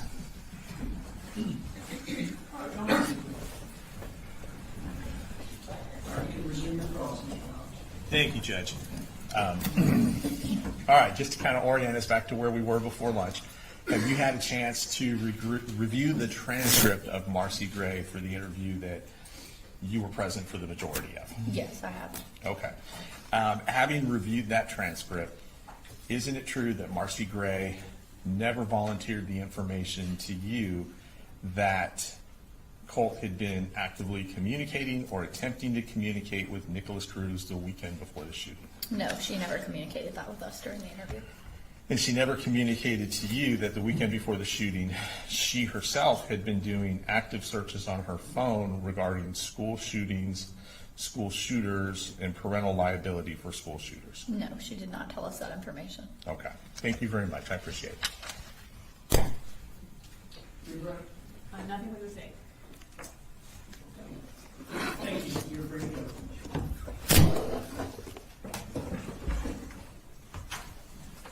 State crossing. Judge, our next witness is a juvenile, so we just ask that the media proceed accordingly. All right. So, see what you need here on the first row. Make sure if they come in, they know Terry, but WSB, it's got to be shoulder down or chest down for juvenile witnesses. Thank you, Judge. And the state calls Jenny Gray.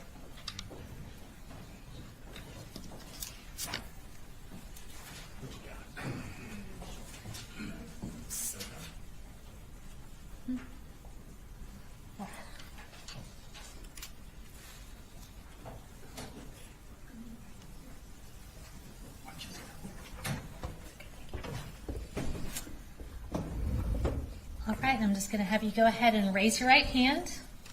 Do you swear to tell the truth, the whole truth, and nothing but the truth, so help you God? Yes, ma'am. All right. I'm going to start by just having you tell us your name. My name is Jenny Gray. And Jenny, how old are you? I'm 14, Okay. What grade are you currently in? 9th grade. And tell us a little bit about what kind of things you like and that you like to do. I like listening to music in my spare time, and I like reading. Okay, great. Jenny, do you have any siblings? Yes. And tell me what their names are. My oldest brother is named Colt Gray, and my youngest is Colin Gray. How much older than you is Colt Gray? He's 1 year older. And how much younger than you is Coley Gray?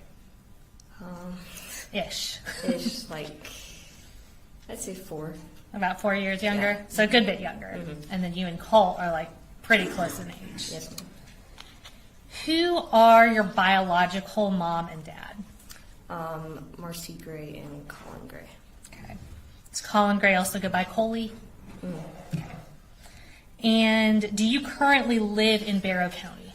No, ma'am. And I don't need you to say their names or anything, but who do you live with now? My foster parents. Okay. Do you currently have any contact with your biological parents? No, ma'am. And do you currently have any contact with your brother Colt? No, ma'am. When was the last time, other than Coley, that you had any contact with anyone in your biological family? I'd say 2 years ago. Okay. So basically since early September of 2024? Yes, ma'am. Okay. Is that your choice? Yes, ma'am. Okay. Now, Jenny, I'm going to start by talking a little bit about your life growing up. Did y'all move around a lot with your family when you were growing up? Yes, ma'am. Okay. And if I asked you to tell me all the dates and specific places and times and stuff, would that be hard for you to do? Extremely, yes, ma'am. Okay. So I'm going to take you back to October of 2023. So that was during your 7th grade year when you moved back up to Barrow County with Colin Gray. Do you know what time frame I'm talking about? Yes, ma'am. Okay. Once you moved up there during your 7th grade year, who all was living in your house at that time? My father, my older brother, and my younger brother. Okay. And was this that same house that y'all lived in up until September of 2024? Yes. Okay. Explain to me where everyone would sleep in that house. So I would sleep in the master bedroom. Okay. And then my father and my younger brother would share a room across from my room. And then Colt had his own room. It was like the smallest one. Okay. And did you consider the room that was like next to Colin and Coley's room to be Colt's room? Yes, ma'am. Okay. Did that room always have a bed in it? No, ma'am. Okay. When it didn't have a bed in it, where would Colt sleep? When it didn't have a bed, he'd sleep in like our laundry room place. Okay. Where our washing and drying. Okay. Thank you. So you said Colt was 1 year older than you, so was he 1 grade ahead of you growing up? Yes, ma'am. So when you were in 7th grade, should he have been in 8th grade? Yes, ma'am. And when y'all first moved up from Fitzgerald to Barrow County in what would have been your 7th grade year, were there a few months before any of you got enrolled in school? Yes, ma'am. What did y'all do during the day during that time period? We would just sit at the house, and sometimes Coley would go with my dad to his work. But Okay. Was your dad working full-time during that time? yes, I think so. Okay. And y'all were just home when he went to work? Yes, ma'am. Okay. When y'all were just home, you said Coley went with your dad sometimes to work, so sometimes he would go with him and sometimes he would stay home with y'all? Yes, ma'am. Okay. Whenever Colin would leave y'all alone at the house, did he lock up the guns in the house or anything? No, ma'am. Okay. So talking about that same time frame, after y'all move up here, you said you're not in school for a few months. At some point, did you and Coley get enrolled in school in February of your 7th grade year? Yes, ma'am. Okay. At what middle school were you going to at that time? Was it Heyman Morris Middle School? Yes, I'm pretty sure. Okay. And was that middle school that was right next to the high school? Yes, ma'am. Okay, in Barrow County? Yes. Perfect. So you start going in 7th grade. Did Colt ever go to school that first year y'all moved here? So when you were in 7th grade and he should have been in 8th? No, ma'am. Okay. Did Colin ever talk about why he didn't make Colt go to school? Yes, ma'am, but not directly to me. Okay. Did you ever hear anything that he said about it? Yes. Tell me what you remember. I remember him being stressed over Colt's mental issues Okay. and kind of hesitating to enroll him in that because of his mental issues. Because of his mental issues. Okay, thank you. So again, I'm still talking about that same kind of time frame. Tell me about what a normal day for your family would look like back then.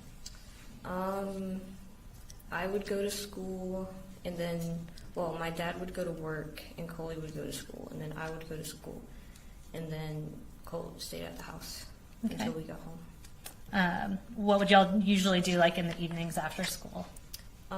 We just go and do our own thing. We wouldn't really do anything together like as a family. Okay. So did y'all like go out much as a family, like to the park or the playground, anything like that?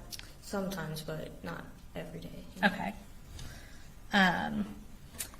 And did you ever do you remember going to the shooting range with Colin and Colt at some point? Yes, ma'am. Okay, and again, I'm not going to ask you to tell us exactly when that was. Was that one time or more than one time that you Just remember? one time. Okay.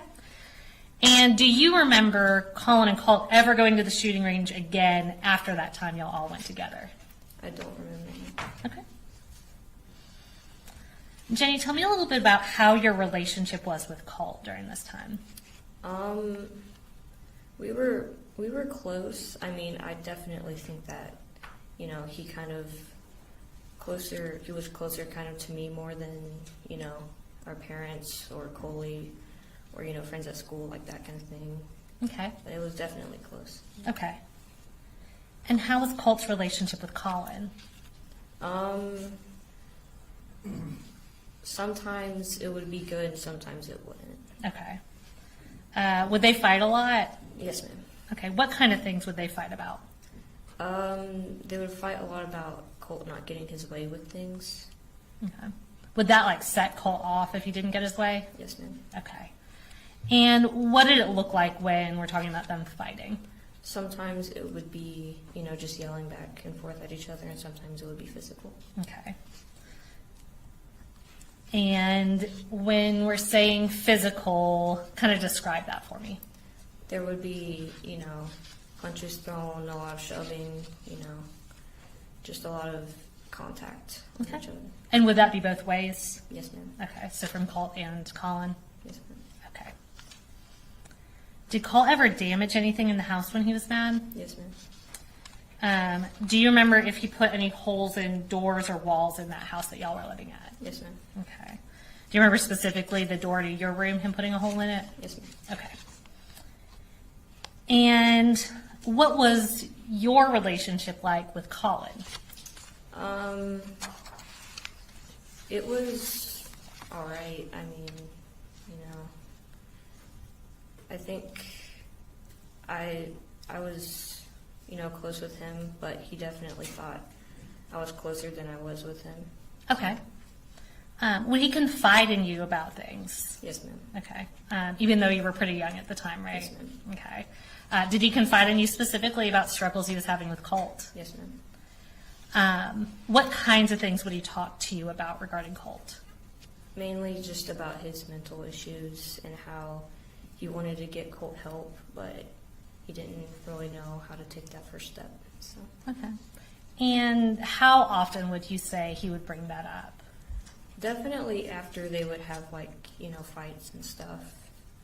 And then if I were to bring it up, he would say that, trying to excuse it. Okay. Would you say that was kind of a pretty regular topic of conversation in your house? I'd say so, yes. Okay.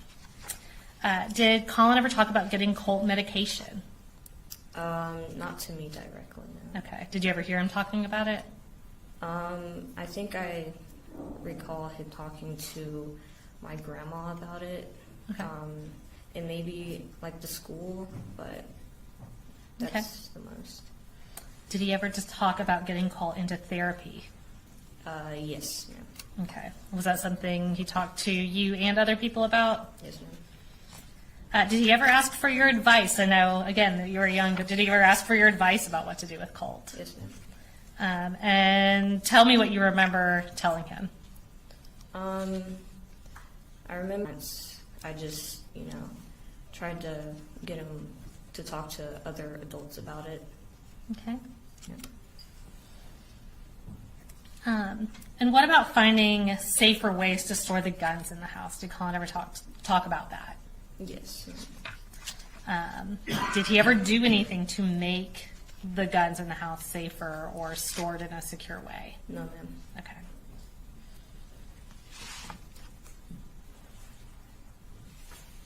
And Jenny, we are going to pull up a text message exchange. It's between you and Colin's phone. And this is from State's Exhibit, I believe it's 158.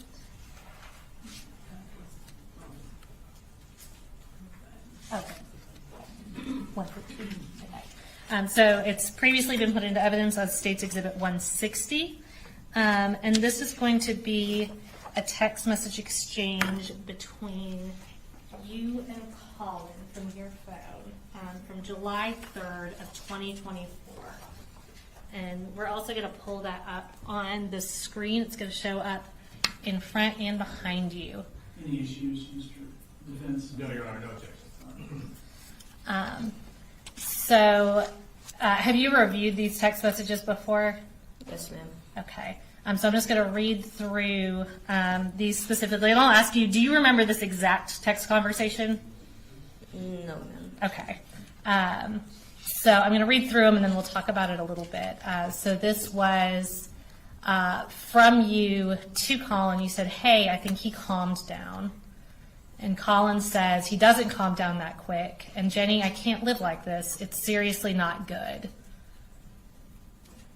Colin then goes on to say, it tears me up. I just want him happy. And man, he calls me everything, like he calls me everything in the book. So you said you don't remember the specific text conversation, but is this a good example of kind of how Colin would talk to you about Colt? Yes, ma'am. Okay. He said he calls me everything in the book. Would Colt swear a lot at Colin when he was mad? Yes, ma'am. Okay. I'm going to show you another text message exchange, and this is between you and Marcy. This is from July 20th of 2024. And this has previously been tendered into evidence. I believe it states 160. No objection. All right. And looking at that, do you remember this specific conversation? Faintly, I do, yes. Okay, so you remember what's being talked about, but maybe not the exact words? Yes, ma'am. Is that fair? Okay. So I'll read through it, and then we'll talk about it. So this was from Colin's phone. It says, Colt had a horrible panic attack last night. And you said, why? He said not really, or his phone said not really sure. Basically had to drag him into Daddy's bedroom and hold him for like 10 minutes while we did deep breathing. LOL. He said, so he just started like freaking out. And they said he came into the living room and asked us to call 911. Then he just started crying really loud. It scared the shit out of everybody. They then say, I've told him we're taking him to the doctor next week. Going to schedule an appointment for when you and Mamie come back so she can drive us. So I know I said that was from Colt's phone, but when you're reading that, who did that appear to be talking? Oh, my mother. Okay. And you said you remember the situation surrounding it. Where were you when these texts were going back and forth? I was at my grandma's house in Fitzgerald. Okay. And to your knowledge, did Colt ever get any kind of appointment like was being referenced there? No, ma'am. Okay. Did you go back up to Barrow County pretty shortly after that exchange? Yes, ma'am. Okay. I'm going to shift gears a little bit. So when Colin was the only adult at home, would you say that he was a strict parent? No, ma'am. Okay. Did he ever try to control what y'all watched or did on your phones or did on your computers? No, ma'am. Where would he spend most of his time? And by him, I mean Colin. Where would he spend most of his time at home? In his room. In his room? Where would Colt spend most of his time? In his room. Okay. And by his room, you mean Colt in his own room, Colin in his own room? Yes, ma'am. Okay. So I previously referenced there being guns in the house. How many guns do you remember knowing about in the house? I can say I remember at least 3. At least 3? Yes. Okay. And were any of those guns specifically Colt's gun?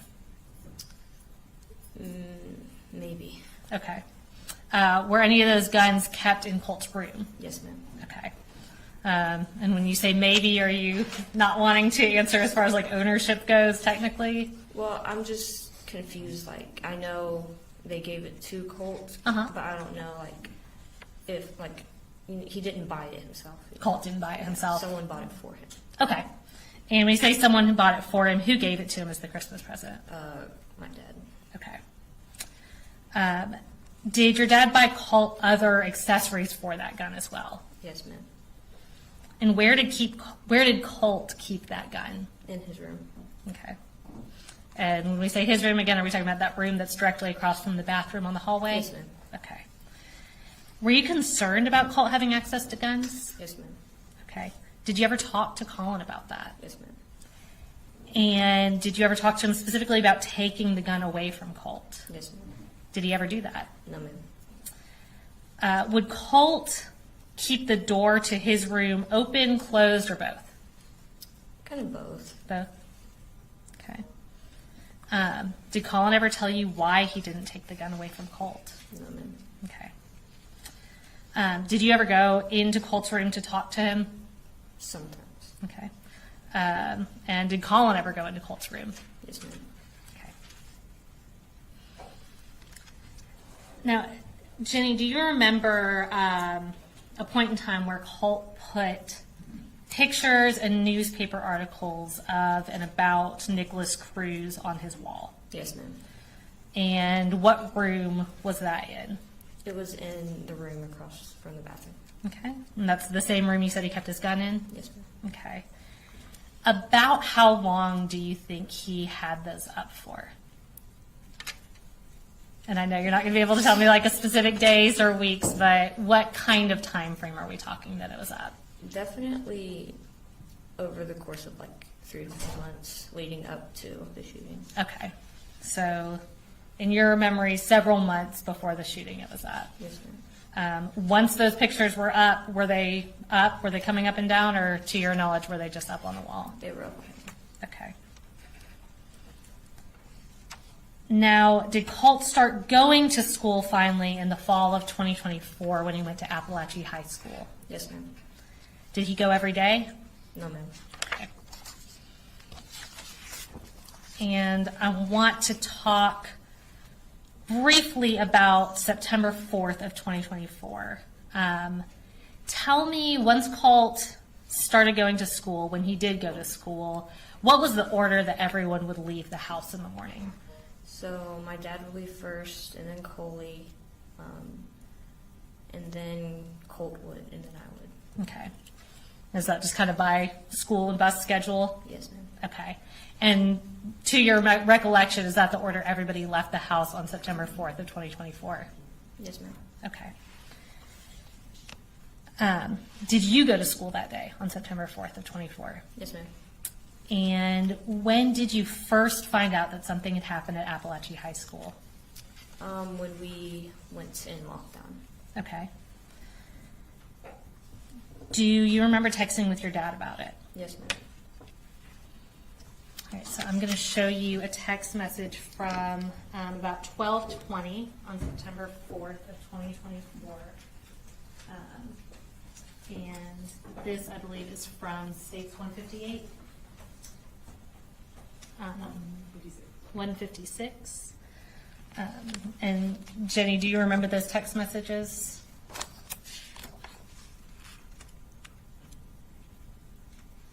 Yes, ma'am. Okay. Are those text messages that you were sending while you were in lockdown at Heyman Morris Middle School? Yes, ma'am.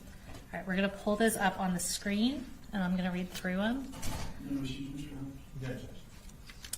So this is at 12:19 p.m. on September 4th of 2024. Colin texted you and said, Jenny, have you talked to your brother? You respond, no, at 12:19 p.m. And then at 12:20 p.m. you said, but I think we're thinking the same thing, and I don't want to talk about it over text. Colin then responds, still at 12:20 p.m. He says, yep, 10-4. I'll be there here in just a few. Let me know when you're back in the building and when I can come get you. You said, I think we're both thinking the same thing. What are you referencing there? I'm referencing that I knew pretty well that Colt was the one that was doing it, and I knew pretty well that my dad knew too. Okay. And was that before you heard from any news, police, or anything that it was in fact Colt? Yes, ma'am. Okay. Once you heard there was a shooting, did you pretty much know? Yes, ma'am. Okay. How did you end up getting home that day on September 4th? I took the bus home. Okay. When you got home, was there a lot of law enforcement there? Yes, ma'am. Okay. Was that pretty rough to come home to? Yeah. Okay. Do you remember the next day, so September 5th, going up to the tree house to get what was called a forensic interview? Yes, ma'am. Okay. Have you ever gone back and watched that interview, reviewed the recording of it or anything to? No. Okay. So, No, ma'am. so on that day, September 5th, who drove you to the treehouse to get that interview? My father. Okay. Was he the only one in the car with you? Yes, ma'am. Okay. When you're on your way in to get that interview, did Colin tell you anything about how you should answer those questions? Yes, ma'am. Tell me what he told you. So he told me, like, if they asked me anything, about if he knew that Colt had problems and that his problems would lead up to this, that I should basically try to cover for him, and specifically about the pictures on the walls. He told me not to tell them that he knew what they were. Okay. And when you say pictures on the wall, do you mean the pictures of Nicholas Cruz? Yes, ma'am. Okay. And the news articles about Nicholas Cruz? Yes, ma'am. Okay. And so he told you to tell them that he, Colin, didn't know who that was? Yes, ma'am. Okay. Is that contrary to what you had actual knowledge of? Yes, ma'am. I guess, would that not be truthful? Yes, ma'am. Okay. Judge, can we approach briefly?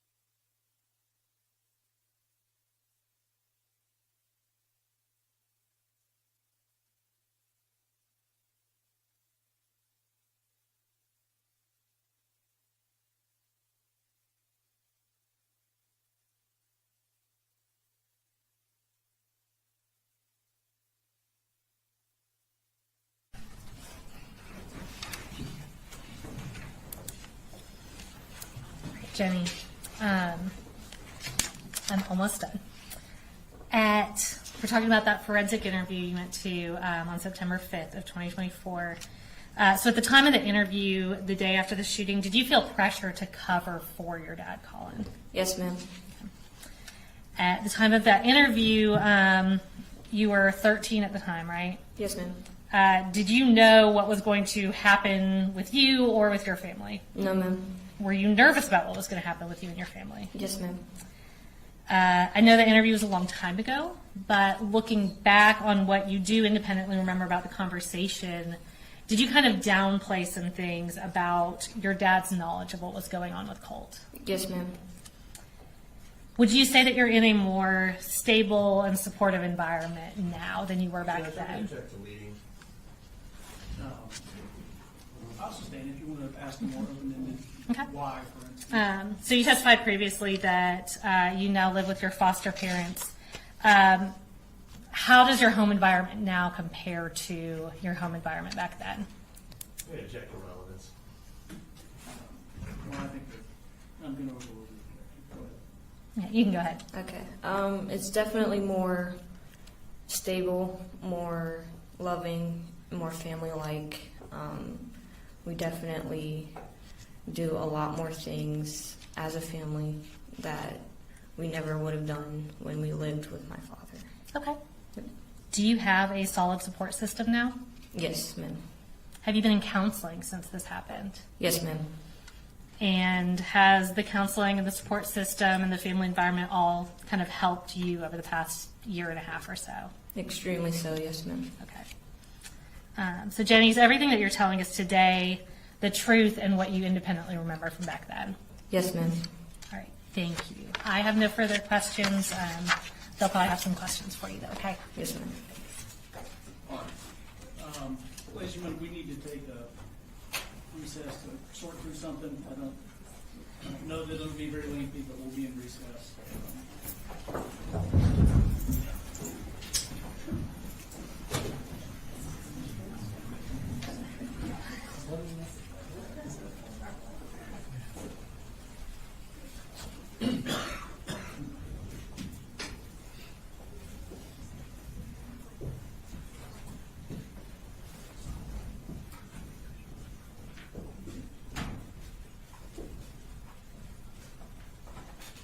Miss Daniel, do y'all have some of James' statements not in the paper?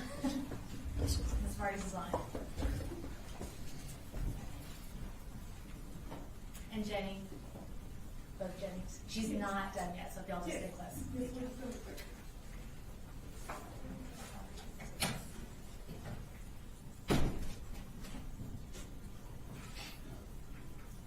We'll just pause what everybody does. A little bit of legal research.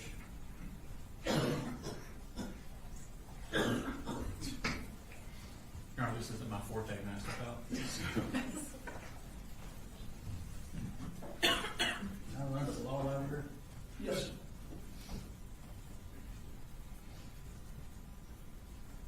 I'll just go ahead and step off for 5 or so. You come over.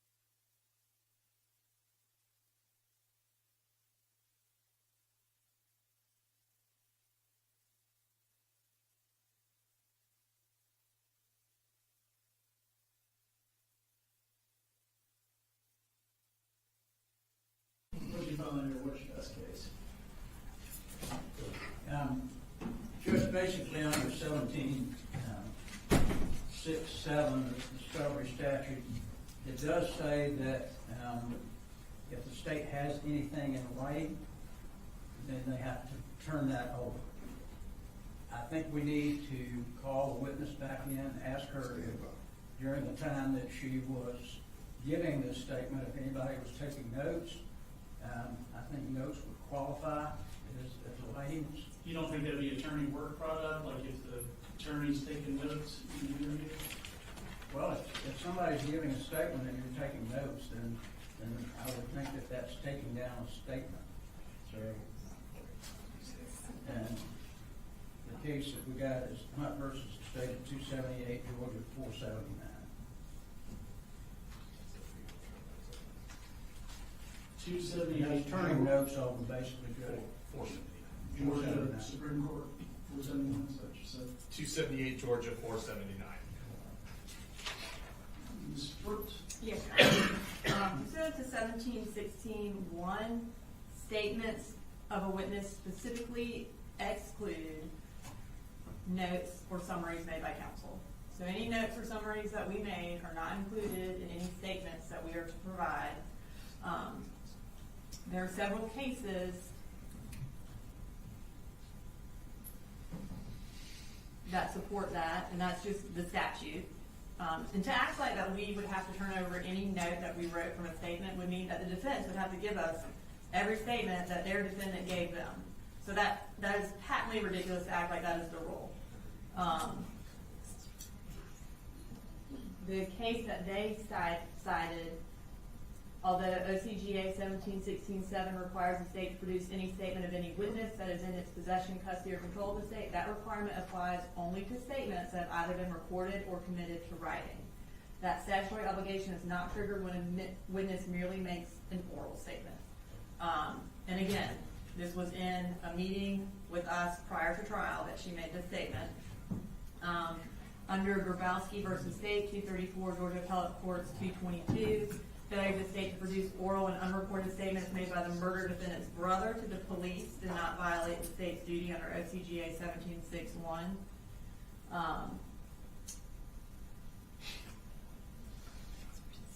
In Hines v. State, with regard to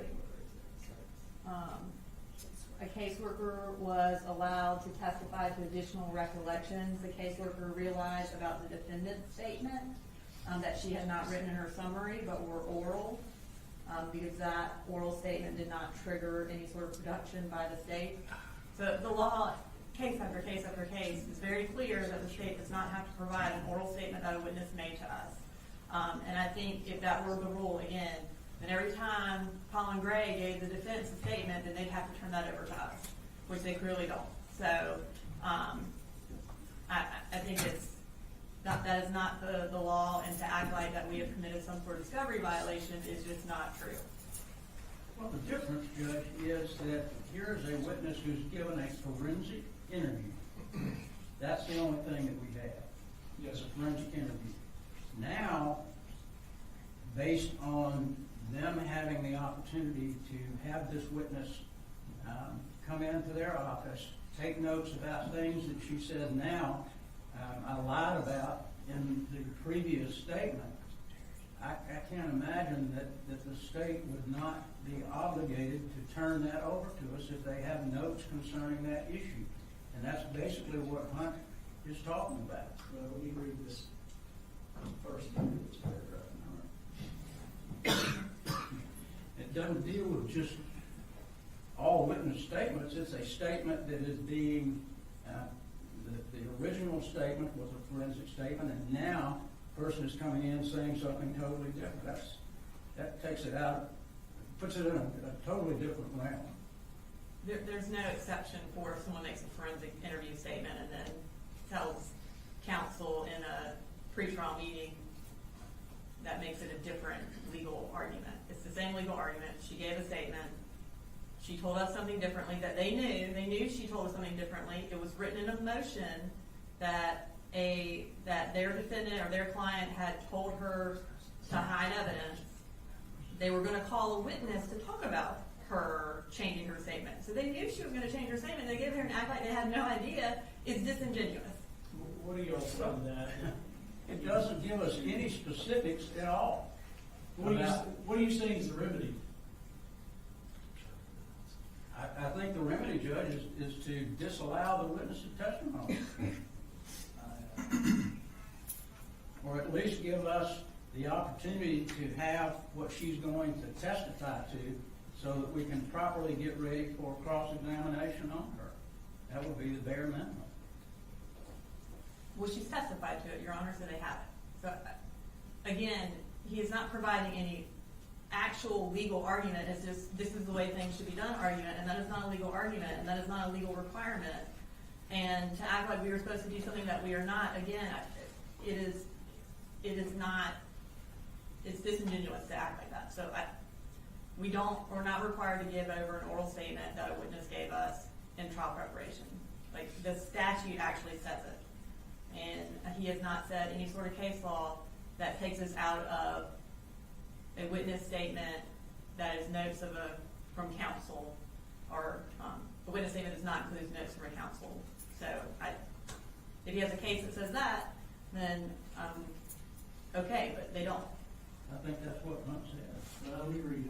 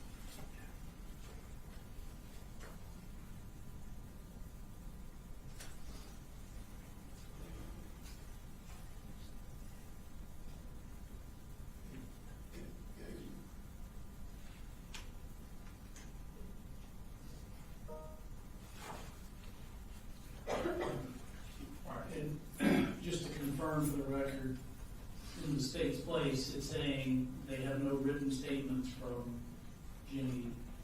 Correct. These were statements that were made in interviewing her for trial.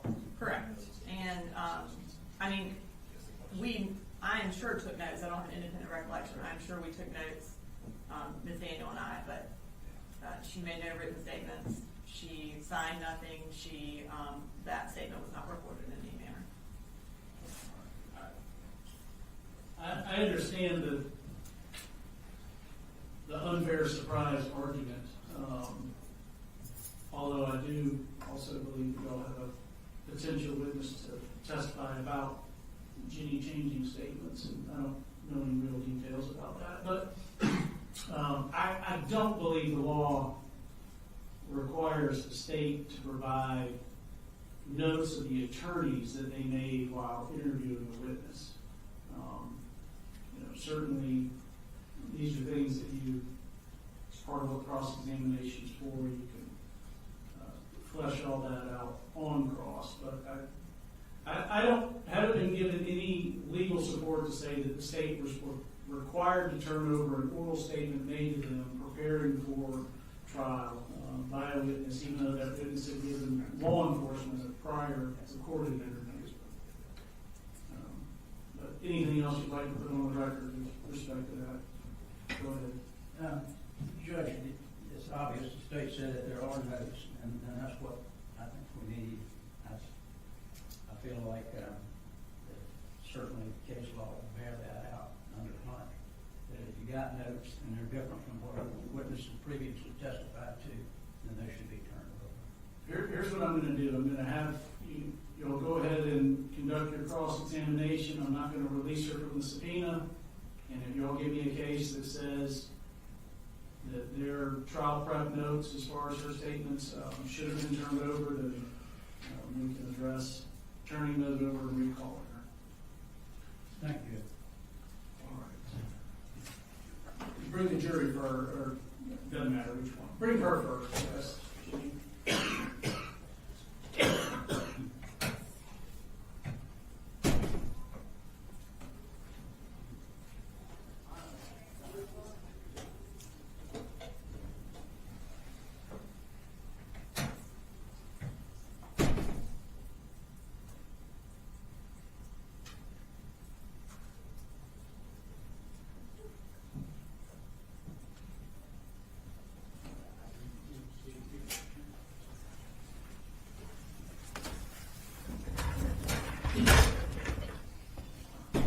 Now you can bring the jury. Yes, sir.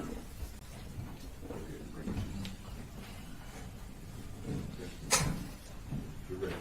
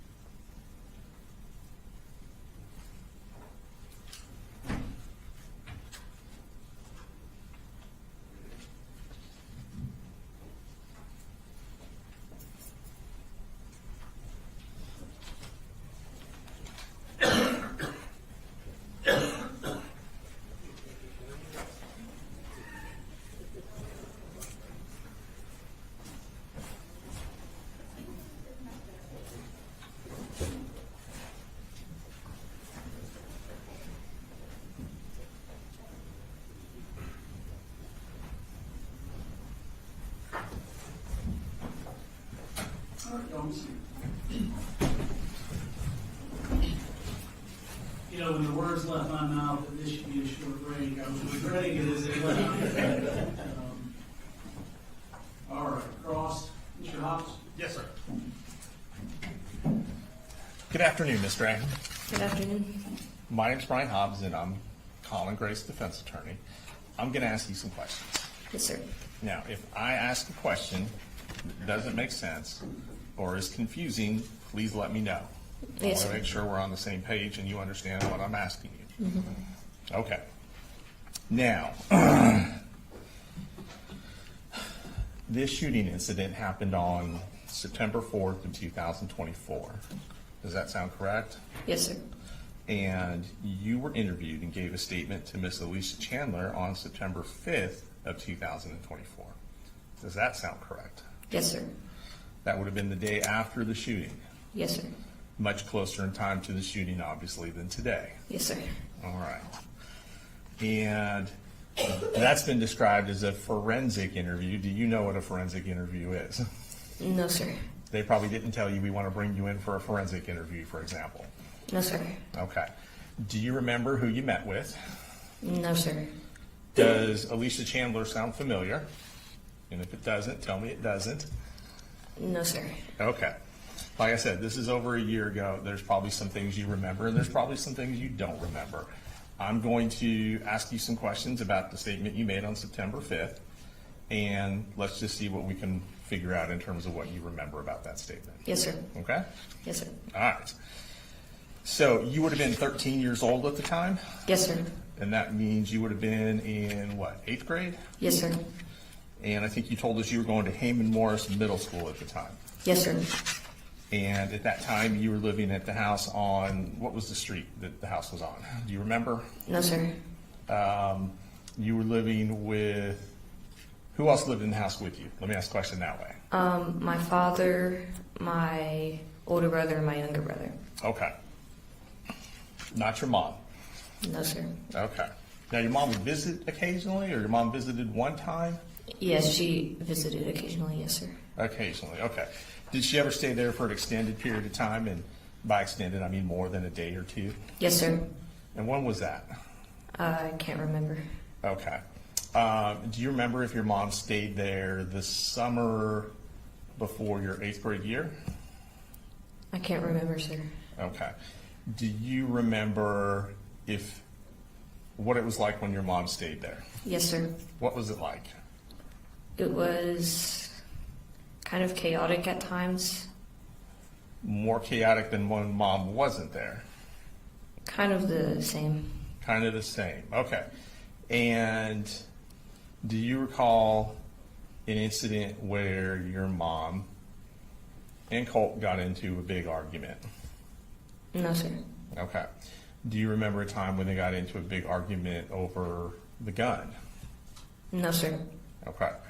Do you remember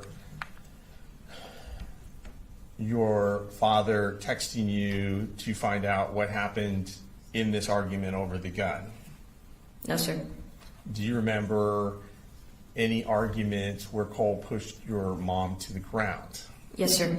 When was that? I can't remember, sir. Was it when you were a little kid, or was it when you were 13? I was 12 to 13 years old, sir. 12 to 13 years old. Okay. What happened in that argument where your mom got pushed to the ground? They got in an argument. I can't remember what it was about, but it ended with Colt going to his room and then my mother following him and trying to go and follow him into his room. And Colt didn't want that, so he pushed her out. Okay, so your mom did go into the room. Yes, sir. Colt didn't want her to go into the room. Yes, sir. Okay. Was the argument, if you remember, did the argument start when Colt questioned your mother about the time she came up here threatening to kill him? I can't remember, sir. You don't remember that? No, sir. Okay. Do you remember if, when your mom went into Colt's room, she tried to take the gun? Yes, sir. She did try to take the gun? Yes, sir. Okay. All right. So, after that incident, did your mom leave shortly thereafter? Yes, sir. Do you know why she left? No, sir. Do you know if she left because she wanted to, or did someone say, come pick her up, it's time for mom to go? I can remember her parents coming up to our house and taking her back with them. Okay. And her parents, that would be your grandparents, right? Yes, sir. And who were they? Deborah, Paul Hamus, and her husband. I forgot his name though. Okay, that's okay. What'd you call them? Grandma, grandpa? Yeah, that stuff like that, yeah. Stuff like that? Mm-hmm. Okay. All right, so let's fast forward past that. So, I lied. Let's go back before that. When did you start living with your dad full time? I don't remember, sir. Do you remember why you started living with your dad full time? Yes, sir. And why was that? I think it was because of my mom's drug use. And they didn't want me and Coley living with her while she was using drugs, so Okay. they sent us with our dad. Do you know, is that DFAX or someone else? Yeah, I think it was DFAX. Okay, if you know. Yes. And when that happened, had you been living with your mom in Fitzgerald? Yes, sir. Okay. All right, so your dad came and picked you up, Yes, sir. and then he took you up to Winder. Yes, sir. And then you guys lived in Winder with your father, you and your brother, younger brother, Coley Jr., lived with your father and Colt here in Winder. Is that correct? Yes, sir. All right. And you guys all lived in the same house. Yes, sir. You had your own bedroom. Yes, sir. Did you have your own bathroom? Yes, sir. And did anybody else share a room? Yes, sir. Who shared a room? My father and my younger brother. Okay, so your father, and that would be Coley Jr.? Yes, sir. Is that how you refer to him? I want to make sure. Is it little Coley? How did you refer to him? Just Coley. Okay, so your dad and Coley shared a room. Is that right? Yes, sir. And your dad let you have the master bedroom and the bathroom? Yes, sir. Okay. All right, now we're going to go back up to September of 2024. So your dad takes you to do the forensic interview. Yes, sir. Is that correct? Yes, sir. And was he present during the interview? No, Was sir. he sitting next to you or anything like that? No, sir. So you were in a room by yourself with the interviewer? Yes, sir. Was there anybody else in the room with you? No, sir. Could you see your dad when you gave this interview? No, sir. Okay.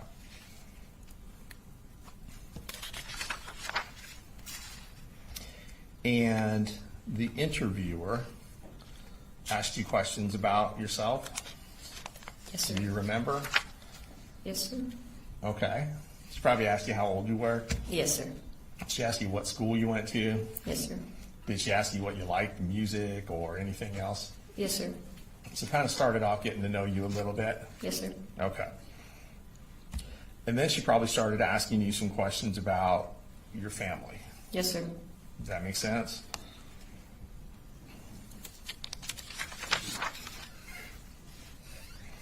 Did they ask you about Colt? Yes, sir. Did they ask you what he was like? A little bit. Okay. Do you remember telling them that he could be twitchy? No, sir. Do you remember telling them that he could be annoying? No, sir. Do you remember telling them that he could be chill? No, sir. Do you remember telling them that he could be closed off? Yes, sir. Do you remember telling them that he used to like playing video games? Yes, sir. Did he like to play video games with you? Yes, sir. Okay. If you remember, did you guys ever play Minecraft, for example? I can't remember, sir. You don't remember about Minecraft? No, sir. Okay. Do you remember if he ever created a server for just the two of you to play on Minecraft, he being Colt? I don't remember, sir. Okay. Have you ever played Minecraft?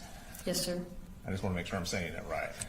All right, so there is a game called Minecraft, Yes, sir. but you don't remember playing it with your brother. No, sir. Okay. And let's see.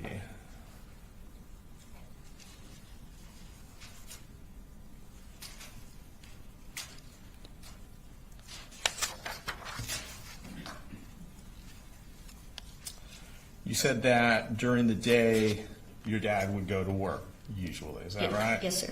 And then you kind of gave us an order of how that went. You said that Coley, your youngest brother, he would go to school first. Yes, sir. Would your dad take him to school? Yes, sir.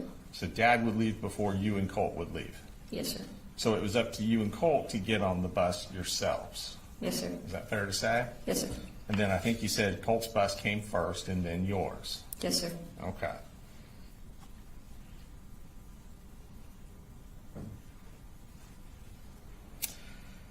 Now, did they ask you to describe your dad? I can't remember, sir. Okay. Do you remember saying that your dad is energetic? No, sir.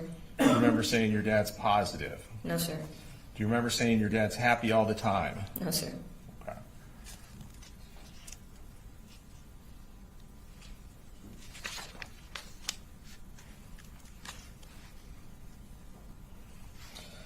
They asked you about moving several times. Did y'all move a lot? Yes, sir.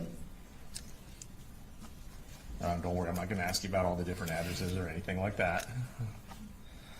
Now, you knew a little bit about why you guys moved. Is that correct? Yes, sir. Did it have to do with financial issues? Yes, sir. Did it have to do with your mom's issues? Yes, sir. And sometimes you would stay with your mom, and sometimes you would stay with your dad, Yes, sir. and then sometimes you might stay with your grandmother. Yes, sir.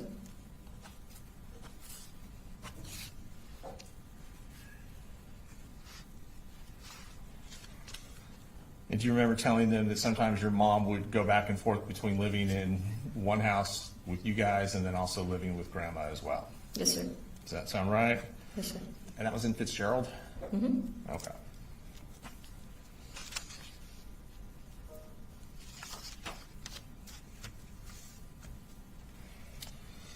And you moved up here to Winder, you said, well, you didn't say what the date was. Do you remember roughly the date you moved up here?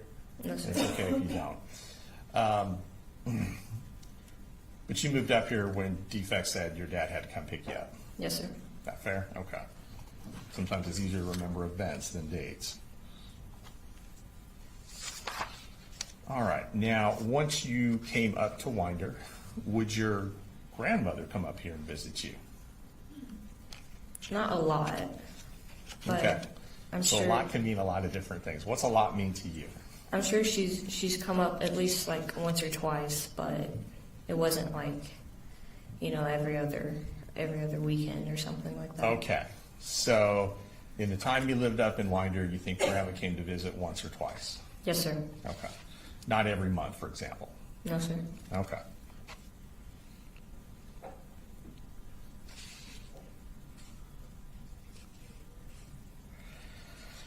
Now, when you gave this statement in September of 2024, did they ask you about how everyone got along in the house? Yes, sir. Does that sound familiar? Yes, sir. All right. How did, if you remember, how did your dad and Coley get along? I remember they got along pretty well. Okay. Yeah, they were close. Did they ask you how you and your dad got along? Yes, sir. And what did you tell them, if you remember? I don't remember. Okay. Did they ask you how you and Colt got along? Yes, sir. Do you remember what you told them? No, sir. Okay. Do you remember if you told them whether or not he was annoying or pestering? No, sir. Do you remember if you told them that you were scared of him? No, sir. Do you remember if you told them whether or not he put a hole in your door? No, sir. Put a hole in the wall? No, sir. Do you remember if they asked you about whether or not people get in fights in the house? Yes, sir. Okay.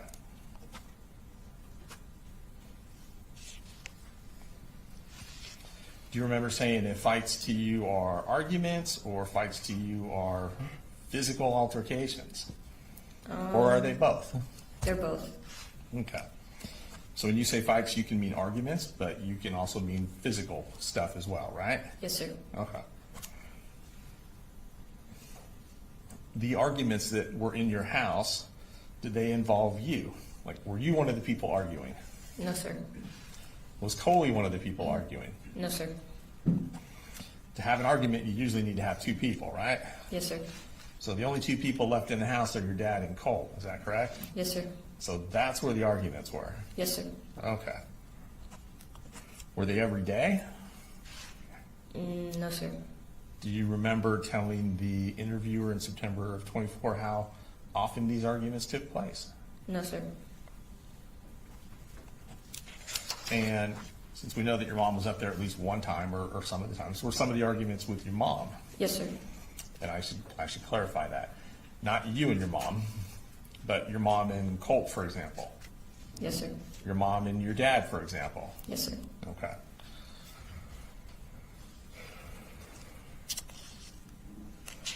Do you remember saying that in regards to these arguments that Colt liked to instigate Yes, these sir. arguments?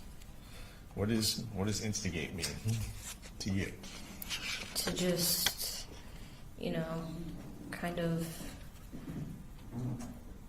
add like fuel to the fire almost. Add fuel to the fire, okay. If you remember, did Colt ever start these arguments? Yes, sir.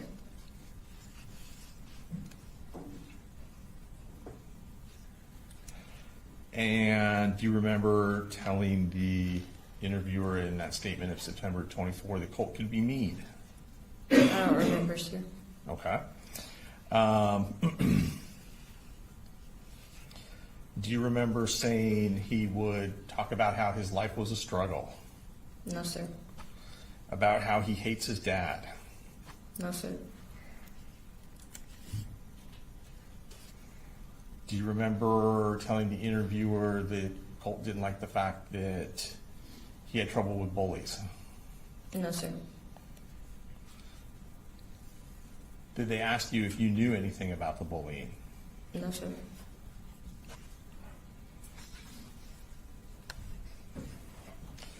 Do you remember telling the interviewer that Colt had been transferred to a different school because of the bullying? No, sir.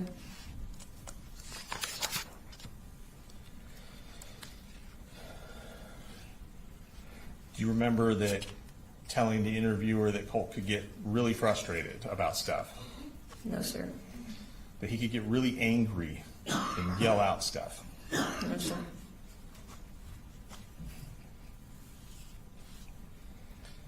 Do you remember telling the interviewer he used to yell that he hates you? No, sir. That he hates his dad? No, sir. Do you remember if he yelled anything else at your dad or anything at your dad when they argued? He would cuss a lot. Colt would cuss a lot? Yes, sir. Okay. Do you remember saying that during these arguments you might just go into your room and put your headphones on? Yes, sir.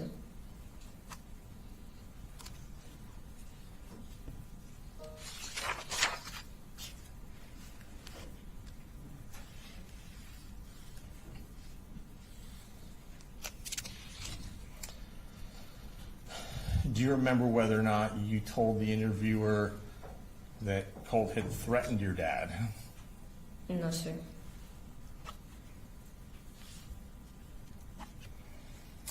Do you remember telling the interviewer that the arguments between Colt and your dad usually started because Colt didn't get something he wanted?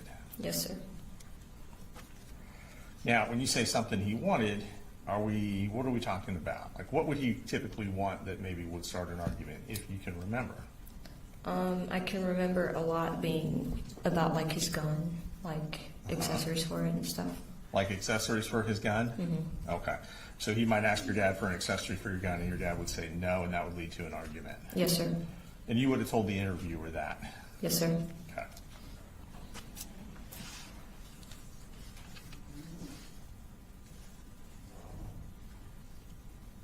Do you remember what kind of accessories they would argue about? No, sir.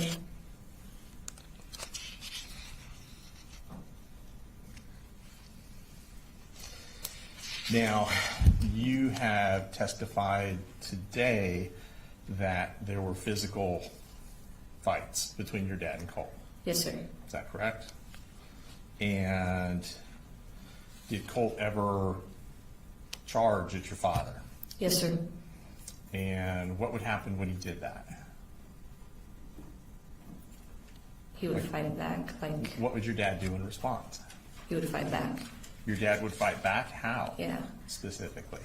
He would just try to get him to stop, like, you know, push him to the ground, stuff like that. Okay. Would he ever put him in a bear hug? Yes, sir. Grab and hold him until he calmed down? Yes, sir.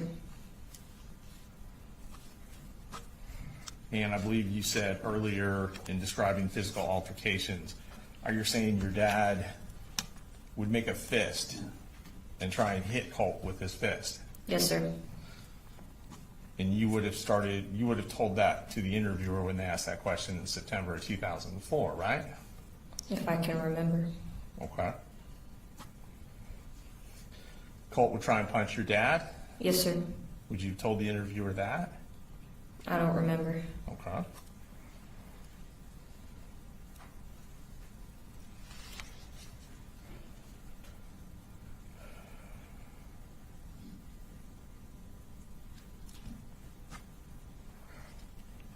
What would happen when your dad made a fist and swung at Colt?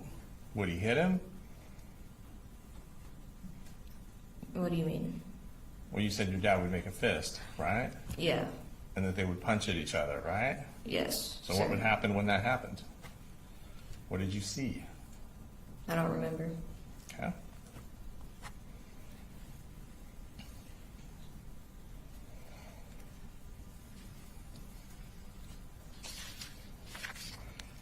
Do you remember telling the interviewer that you never saw your dad hit Colt? No, sir. That you never saw your dad kick Colt? No, sir. That you never saw your dad choke Colt? No, sir. You don't remember telling the interviewer any of that? No, sir. Okay.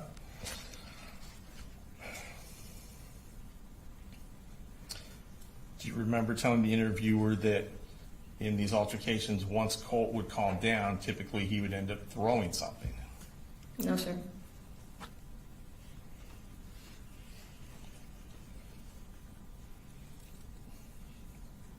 Do you remember telling the interviewer that there were usually stages to these fights? No, sir.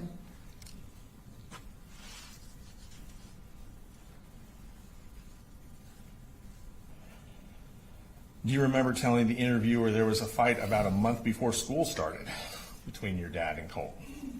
No, sir.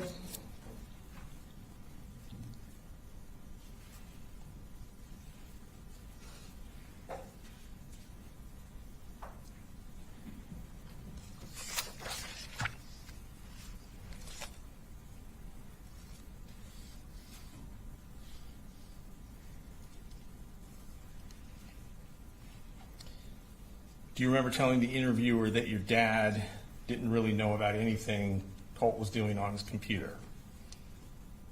Yes, sir. Do you remember telling the interviewer that Colt was very watchy about his privacy and stuff?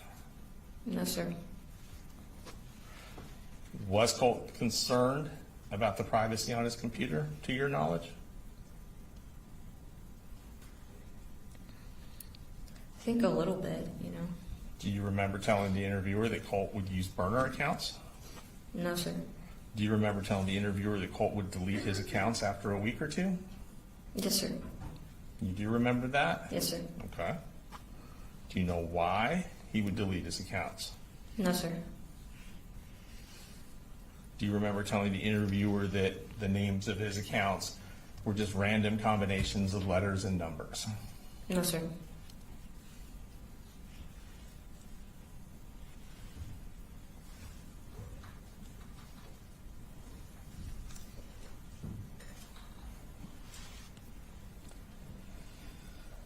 Do you remember telling the interviewer that Colt would be on websites like Tumblr, No, sir. websites like YouTube, No, sir. Twitch, No, sir. Discord, Yes, sir. Pinterest? Yes, sir.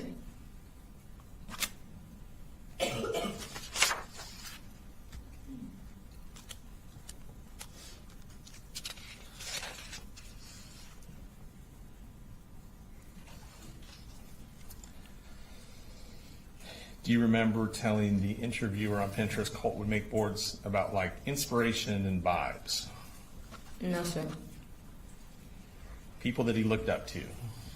Yes, sir. Aesthetics? No, sir. Do you know who some of the people would be on his Pinterest board? Not by name, no.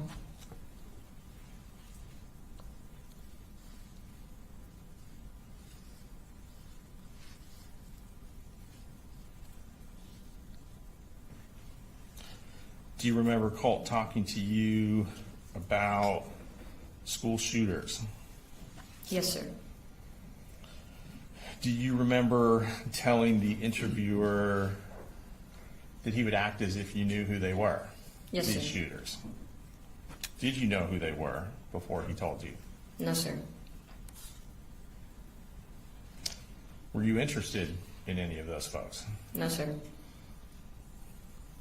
Would you act like you were when you talked to Colt? No, sir.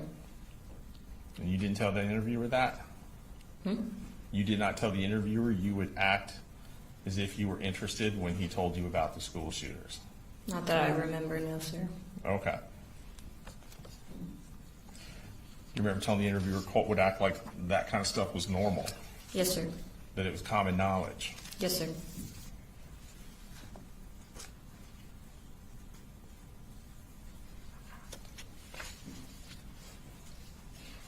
You would say that some of the stuff that he would put on the Pinterest boards, did you tell the interviewer he would also print out photos of them Yes, sir. or print out articles Yes, sir. and stuff like that and put it on the walls? Yes, sir. Would your dad ever go into Colt's room? Yes, sir. Would your dad ever go into the computer room? Yes, sir. Do you remember telling the interviewer that your dad usually never goes in there? Yes, sir.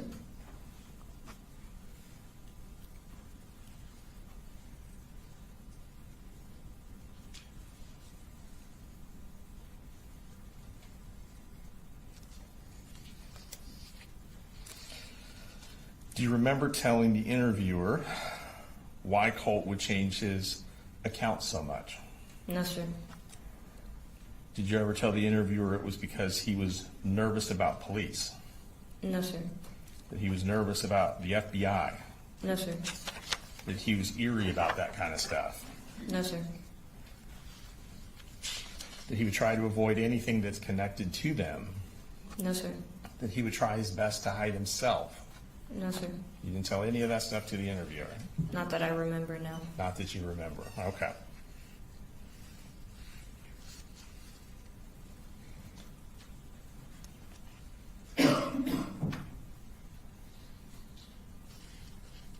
Do you remember telling the interviewer that the account names were just clusters of numbers and letters and stuff that Colt used?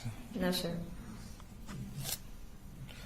That his usernames or account names were just random sequences of these different letters and numbers? No, sir. You don't remember telling them that? No, sir. Okay.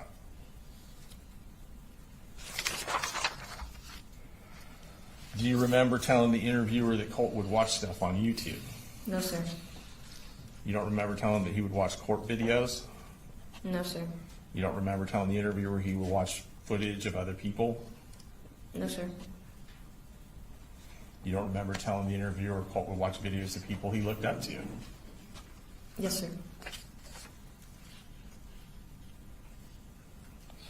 Do you remember telling the interviewer what he would watch on Twitch? No, sir. Do you remember telling the interviewer that he would talk to you, Colt would talk to you on Discord?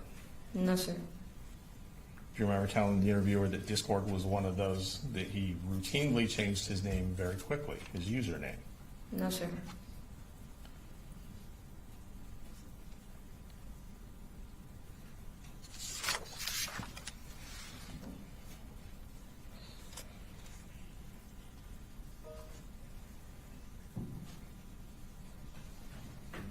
Do you remember telling the interviewer that he would look stuff up about different people on Reddit?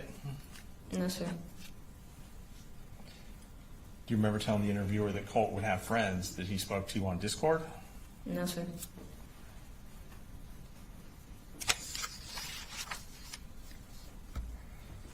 Do you remember telling the interviewer on the morning of the shooter that Colt was acting kind of different? Yes, sir.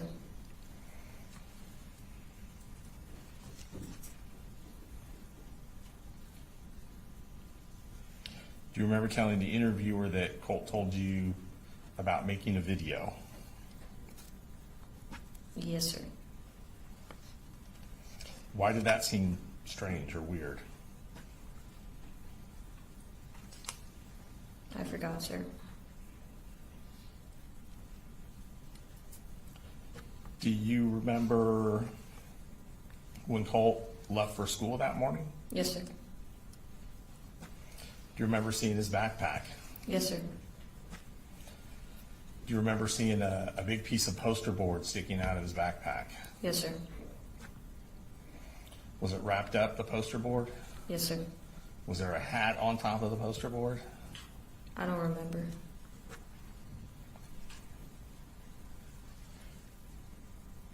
Do you remember if the poster board, and I think I just asked this, but bear with me, the poster board stuck up out of the backpack? Yes, sir. Did you think that was strange?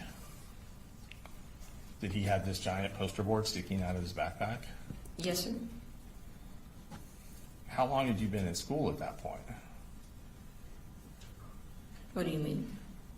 I don't understand. So, no, you're okay, that's fine. September, when did school start? I don't remember, sir. Okay, had you been in for like a couple weeks? Yes, sir. Do you remember, had Colt been going to school consistently or not consistently at that time? Not consistently. Okay. Did you ask Colt about the poster board sticking out of his backpack? Yes, sir. Do you remember if he said anything about what it was? He said that it was for a project at school. Did that seem strange to you? Not at the moment, no.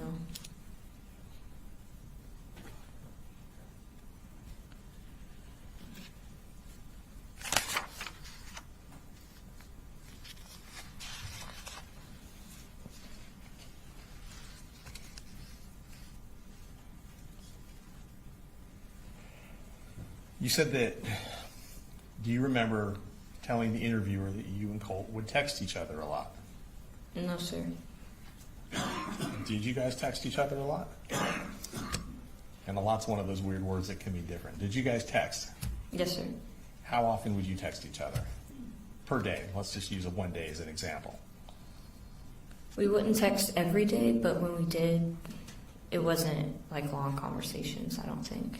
Okay. Did he ever text you any memes? Yes, sir. Do you remember any specific ones? No, sir.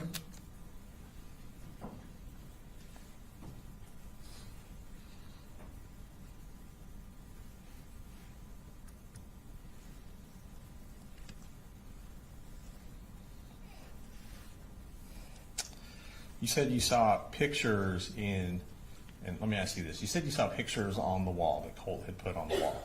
Yes, sir. What room was that in? It was the room across from the bathroom. Across from the bathroom. Okay. Did you know were they photographs of people? Yes, sir. Did you know who the photographs of the people in the photographs were? Not by name, but I knew that they had something to do with shootings. Okay. Do you remember telling the interviewer that your dad didn't know who those people were? Yes, sir. Do you remember telling the interviewer that Colt wouldn't talk around that kind of stuff around your dad? No, sir. Do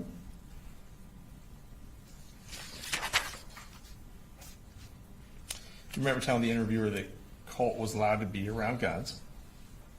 Yes, sir. You remember telling the interviewer that Colt and his dad would go to the shooting range sometimes? Yes, sir. Do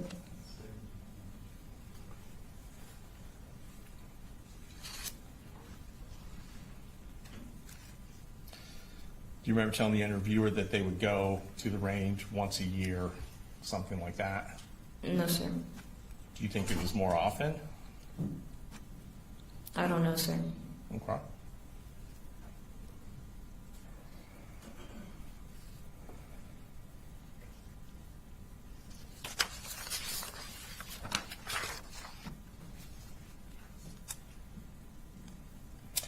And do you remember telling the interviewer that the guns were long guns that they would go to the range with?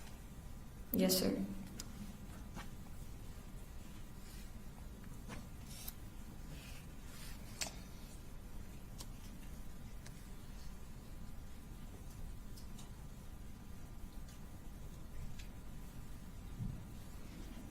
Do you remember telling the interviewer that when Colt would get into these arguments or fights with your dad, he never had the gun?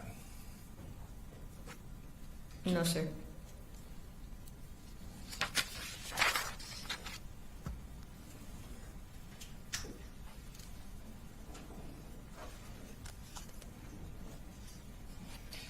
Do you remember telling the interviewer that you and your dad had had a conversation about Colt having anger issues? Yes, sir. And is that when you were talking to your dad about trying to find him a therapist? Yes, sir. Do you remember telling the interviewer that your dad was very close to having a therapist or counselor set up for Colt? No, sir.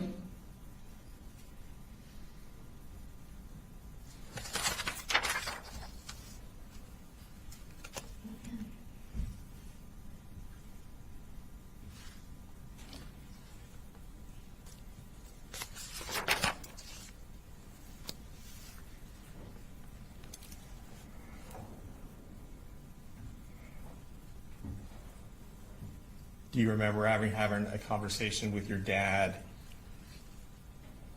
about Colt being suicidal, No, sir. about Colt being homicidal, No, sir. wanting to hurt someone else. No, sir.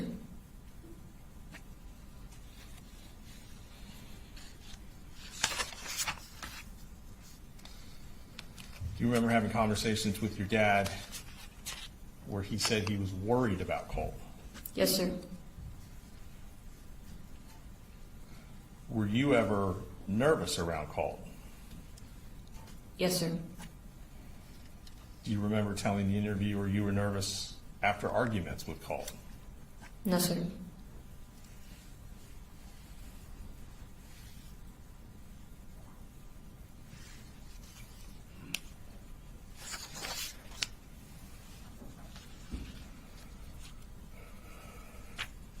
Do you remember telling the interviewer that your dad wanted to get Colt on medication? Yes, sir.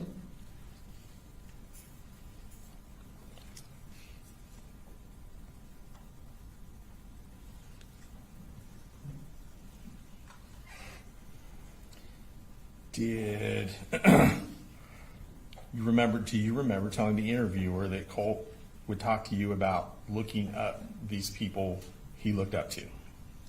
No, sir. Do you remember telling the interviewer that Colt tried to be discreet about it? No, sir.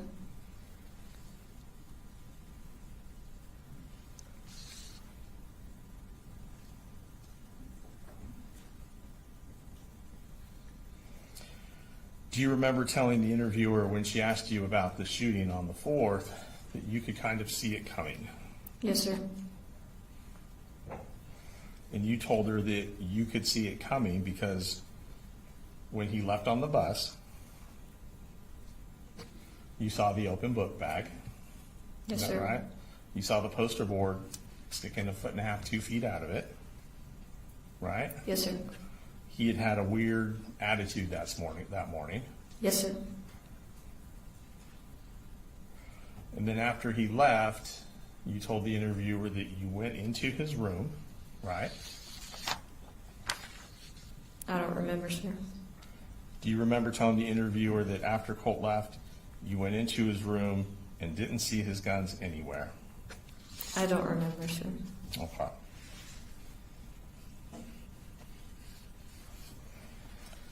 You testified earlier that you're living with foster parents now. Yes, And sir. I don't want you to tell me any information about them or where or anything like that, okay? Yes, sir. All right. You said the state asked you to compare your home life now to your home life then, right? Yes, sir. You said that your home life now is more loving. Yes, sir. You said it's more stable. Yes, sir. You said it's more family oriented. Yes, sir. You're in therapy or counseling now. Yes, sir. You said that you're not in contact at all with your old family. Yes, sir. That includes your dad, right? Yes, sir. Your mom, Yes, sir. your grandparents. Yes, sir.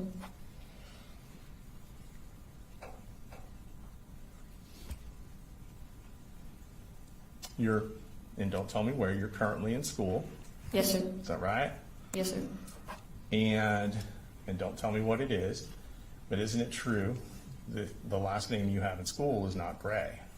And Judge, I'm gonna object to that. I don't know why that's relevant. It's going to go to bias. All right, I'll overrule the objection. Can we approach? Yes.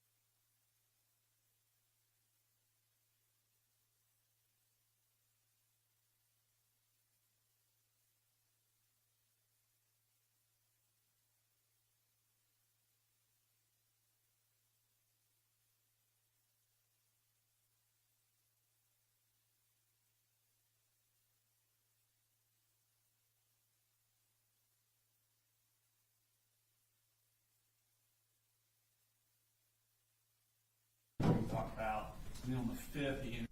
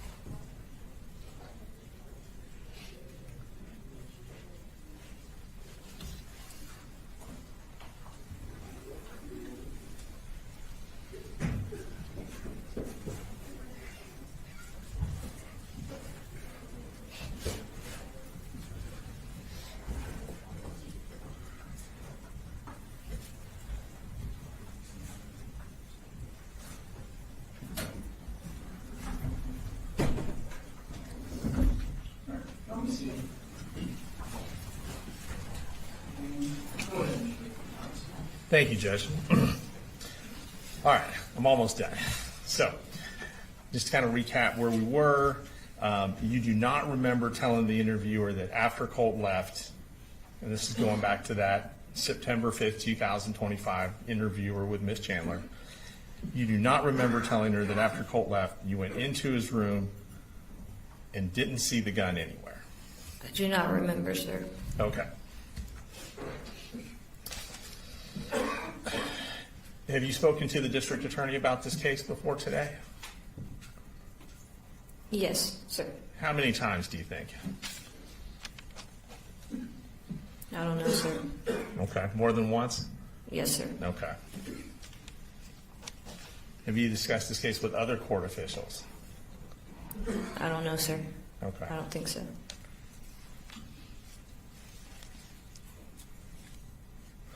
When was the first time you told someone that your dad had asked him to cover for you? I don't remember, sir. Okay.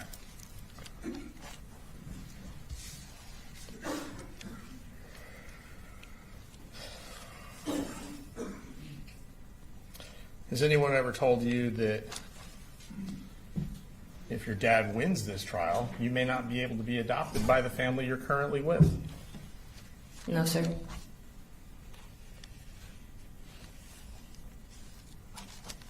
Do you hope to stay with the family you're currently with? I don't know, sir.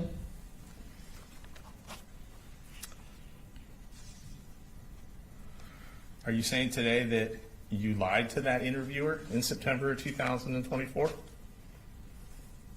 What do you mean? When you gave that interview in September 2024 to Miss Chandler, did you lie?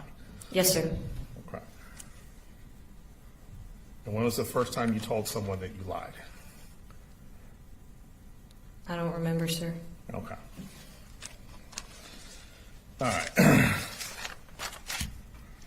So you're currently in a situation where you have a more stable family life. Yes, sir. It's more loving. Yes, sir. It's more family oriented, I think you discovered. You Yes, sir. described it. Yes, sir. Less drama, Yes, sir. less chaos, Yes, sir. and you'd like to stay with the family you're currently with. Yes, sir. And you've broken off all contact with your old family. Yes, sir. And you certainly don't want to go through life known as the sister of the school shooter, Yes, sir. or the sister who knew that he had taken his gun to school and didn't tell anyone. And I'm gonna object to that. Specifically, what's the objection? I mean, I think he's badgering the witness. I don't know that it's relevant. It's just an inappropriate question. It goes to bias. It's overruled. And staying in your current situation, that's all a lot easier if your dad's convicted at trial, isn't it? Yes, sir. Thank you. No, sir. That's what is the excuse. She can leave, as I mentioned earlier, she'll remain under subpoena until, for now. You're free to go today.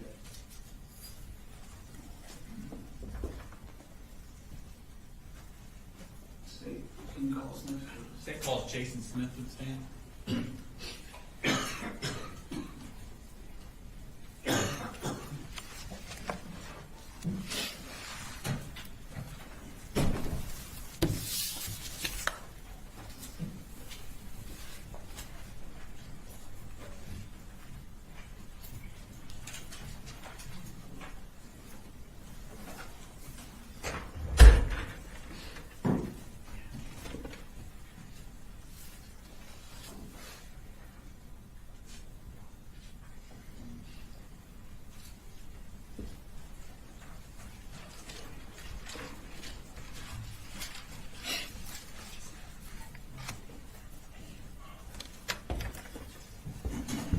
You raise your right hand, please. Swear the testimony you give matter not pending before this court will be the truth, the whole truth, nothing but the truth. Yes, I do. All right, have a seat, please. And if you could introduce yourself to the jury. My name is Jason Smith. And could you spell that last name for the court reporter? It's S-M-I-T-H. Could you tell us what you do for a living? Yes, I'm a criminal investigator with the Barrow County Sheriff's Office. And how long have you worked there? Almost 16 years now. Okay. And what are your duties? What do you do for there? So we are assigned. It can be anything from responding to the actual scene when something first occurs to being assigned a case much after patrol has gone. So we have a thing called a queue. And our cases are most typically assigned to us, but if it's a big case, we'll respond to scene. Okay. I want to take your attention to September 4th, 2024. Were you working that day? Yes, sir. Okay. And what were you doing that morning? That morning we were just coming in and doing like we normally do, just come in, review our emails, go through phone calls, begin working our cases, calling people when we received a call of an active.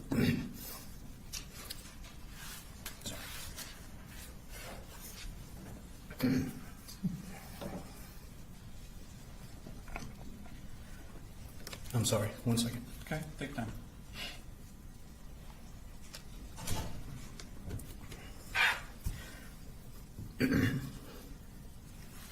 When we received a call of an active shooter, Tell me about how that call came in. What was the mechanism of that? so that actually came through on the radio. We listen to the radio throughout the day, so we can hear when calls like that come in. Certain people in the building had access to an app called TJ's. So certain people received it on their phone, but the way that we kind of found out in CID was over the radio. And what does CID stand for? CID is the Criminal Investigations Division. So that's the other investigators and you? Yes. Okay. So when you find out over the radio, what do you do? We immediately left there, ran lights and sirens to Apalachee High School, which is approximately 5 miles from the office. Okay. And what did you see when you arrived at the school? So when I arrived at the school, there was a large number of people.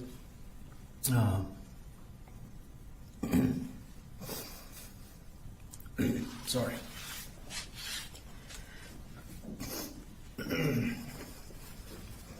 Were you one of the first to arrive? Would you?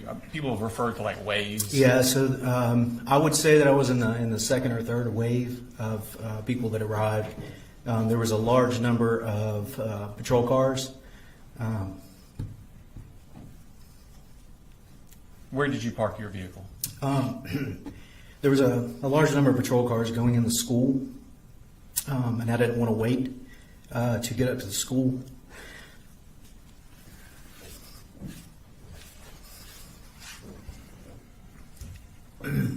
So I parked down by the softball field. Okay. And how did you enter the school? I entered the school near the attendance office. I ran through the kind of the atrium there where the flagpole is out front. I was going to show you this map, but I'll probably just pull up the main map. Yes, sir.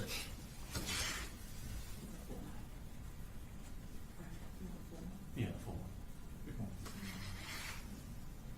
Yeah, okay. So,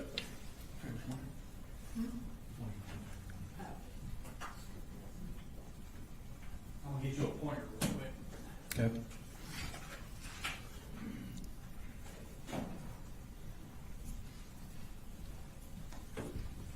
So you can use this to kind of describe what we're talking about. So where did you enter at? So I entered.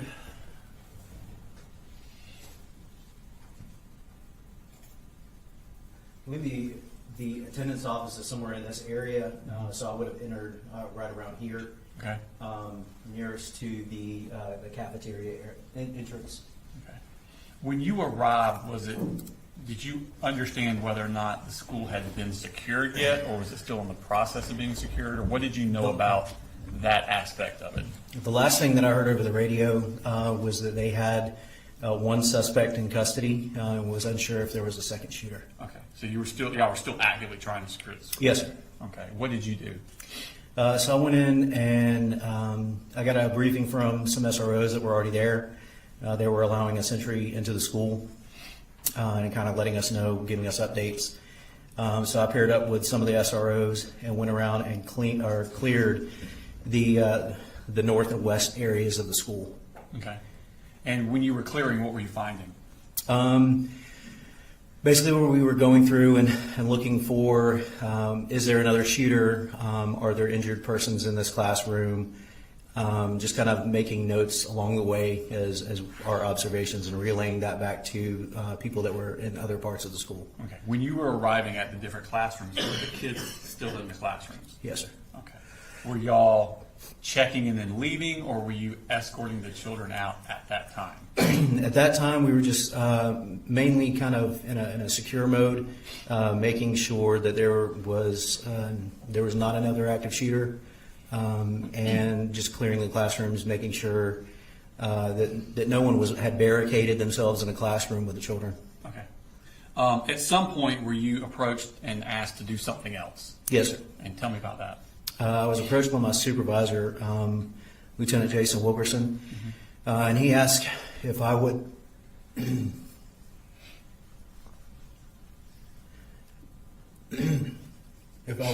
conduct an interview with the suspect that was in custody. Okay. And where was he located at on that map? The suspect was located back on what's referred to as J Hall, which is in this area right here. And I believe the classroom was 2.139, and this is the area that we conducted the interview in. Okay. How was he dressed when you saw him? I believe he had on a white shirt, a pair of khaki pants, one shoe, and he had blonde hair. Okay. And where did you do this interview with him? We did this in a nearby classroom, the classroom that was closest to him. Okay. When you spoke with him, did he give you his address? He did. Okay. Did you relay that to other people? I did. Okay. And did you notice at that time any scarring on his arm? Not at that time, no, sir. Okay. After interviewing the suspect, where did you do that, Tom? After interviewing the suspect, I went to the command center, which had been set up in the media center of Apalachee High School. Okay. And did you tell the people there what had been told to you by the suspect? Yes, sir. I spoke with the GBI, the sheriff's office, and the FBI. Okay. What did you do at that point? At that point, I left the area. I went back to the area of J Hall, which is on the back portion of the school. And I went through and I conducted a walkthrough of the crime scene with Special Agent Daniela Stewart of the GBI. Okay. And what did you do after that? After that, I went to a nearby classroom and reviewed video surveillance footage of the shooting itself. Okay. So after talking to the suspect, walking through the crime scene, and then reviewing the video footage of the crime, what did you do at that point?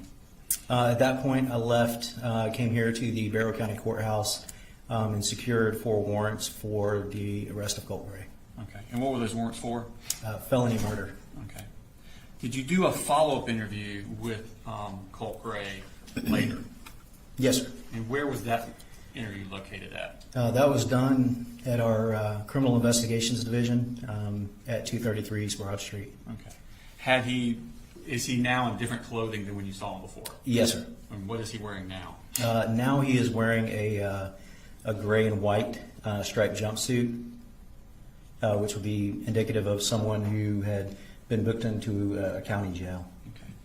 At this point, had y'all gotten hold of a cell phone that belonged to him? Yes, sir. Okay. And by y'all, I mean law enforcement? Yes, correct. Did you ask him for the passcode for that cell phone? I did. And did he provide it to you? Yes, sir, he did. Okay. And did you provide that information to other investigators? Yes, sir, I did. Okay. At this point, did you notice anything about his physical wellness? I guess the best way to put it. During this interview, I noticed that he had, I believe it was 4 horizontal lacerations that had healed on his left arm. Okay. Did he say where he got these from or where it came from? Yes. Okay.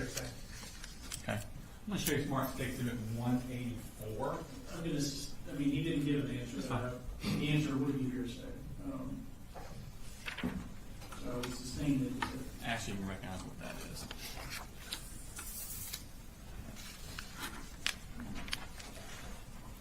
Yes, sir. That is the suspect's upper left arm. Okay. And did you take that picture? Yes, sir, I did. Did they accurately reflect the condition of his arm at that time? Yes, sir. This time I intend to take slip number 184 into evidence. No objection. All right, 184 is good. Okay. Does that pretty much sum up your September 4th, 2024? Yes, sir, it does. Okay. We'll move forward to September 5th, 2024, the next day. Did you meet with Kelsey Ward with the Georgia Bureau of Investigation? Yes, sir, I did. Okay. And did she brief you on an interview she had had with Colin Gray from the previous day? Yes, sir. Okay. Were you also briefed on an interview with Marcy Gray done by the GBI that I was. day? Okay. What did you do at that point? Did you go somewhere?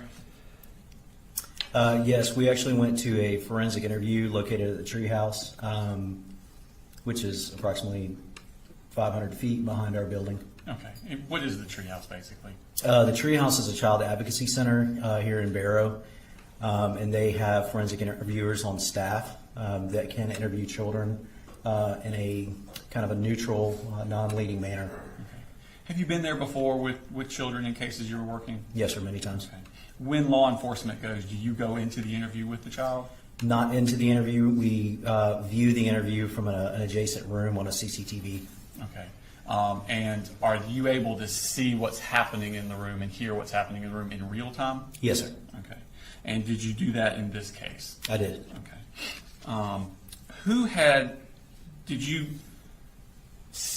Did you talk with Jenny Gray before she went in there, or did you introduce yourself to her at all, or are you just kind of in the background? No, I would have gone straight in and spoken with the staff at the treehouse. Okay. Do you know who it was that brought Jenny Gray to the treehouse? Yes, sir. And who was that?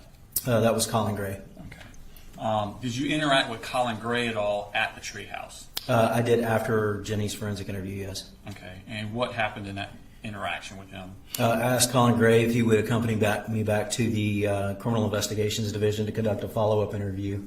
And did he agree to do that? He did. Okay. And was that voluntary? It was. Okay. Where was this interview? Where did it take place? So it took place in an interview room within the Criminal Investigations Division. It's an audio and video recorded environment and it has soundproof walls. And then there's a couple of chairs in the desk. Okay. And who was in the interview with you, with him? Myself and Colin Gray. Was there anyone else in there? Not inside that room.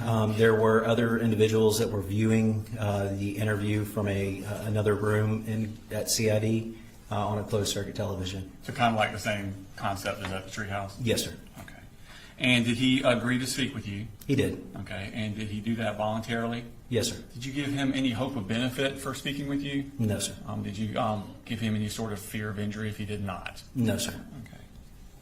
And Your Honor, at this time, I would play the interview, but like I said earlier, the interview was 2.5 hours long. And it'd probably be better if we played it through instead of playing some today and some tomorrow. So, ladies and gentlemen, we're not going to start a 2.5 hour interview right now. For continuity's sake, it may benefit you to hear it all in one piece rather than part today and part tomorrow. So we're going to go ahead and recess for the day, enjoy an early evening. Continue to refrain from doing any research about the case, looking up anything about it, stay off social media, stay away from the news. Have a good evening. Good evening. See you in the morning as usual. Thank you.